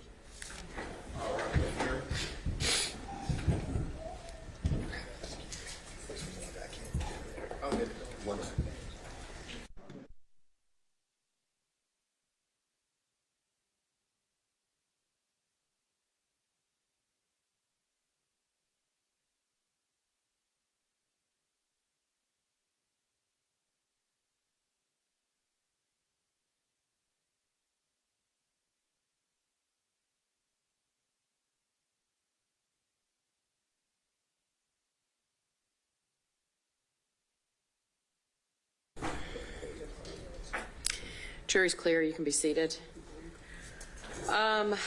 Anything that the parties want the court to take up before we adjourn? I have a couple of matters I'm going to ask you about, but anything from the state? No, Your Honor. Anything from the defense? No, Your Honor. Okay. Couple things. A little bit ago, I emailed you the proposed jury charges. There's not a whole lot of editorial. I haven't exercised any editorial control over them at this point other than to take what the parties have proposed and put it into the format in which I will present it. So I can, based on what I think the timing is likely to be, I think we should plan on having maybe initial first pass at those jury charges at the end of business tomorrow. And then beyond that, I just wanted to mention there were a couple of times that the parties approached the bench today during Dr. Hopel's testimony regarding the scope of the examination of this witness and whether she was going to testify about DNA. I believe the discussion was that the state hadn't solicited any such statement, and though I think the witness might have offered something, it was during a portion of her testimony where I was telling her to stop talking, and so I'm not actually sure anybody heard her. I don't know, but the state didn't solicit it, and she didn't offer any such testimony again. And then beyond that, I think Dr. Hopel also said something about a dog being present. Mr. McDermott objected, and there was some discussion at the bench where I pointed out that I had instructed a witness. I had struck a witness's testimony about a video that portrayed a dog, but I hadn't struck anybody's testimony about the presence of a dog or the belief that a dog had been present at some time. And then there was also an approach regarding tool marks that was withdrawn. And I think that's it. Anything else before we adjourn? No, Your Honor. Okay. As I said, we'll start tomorrow at 12:30. Everybody have a good evening.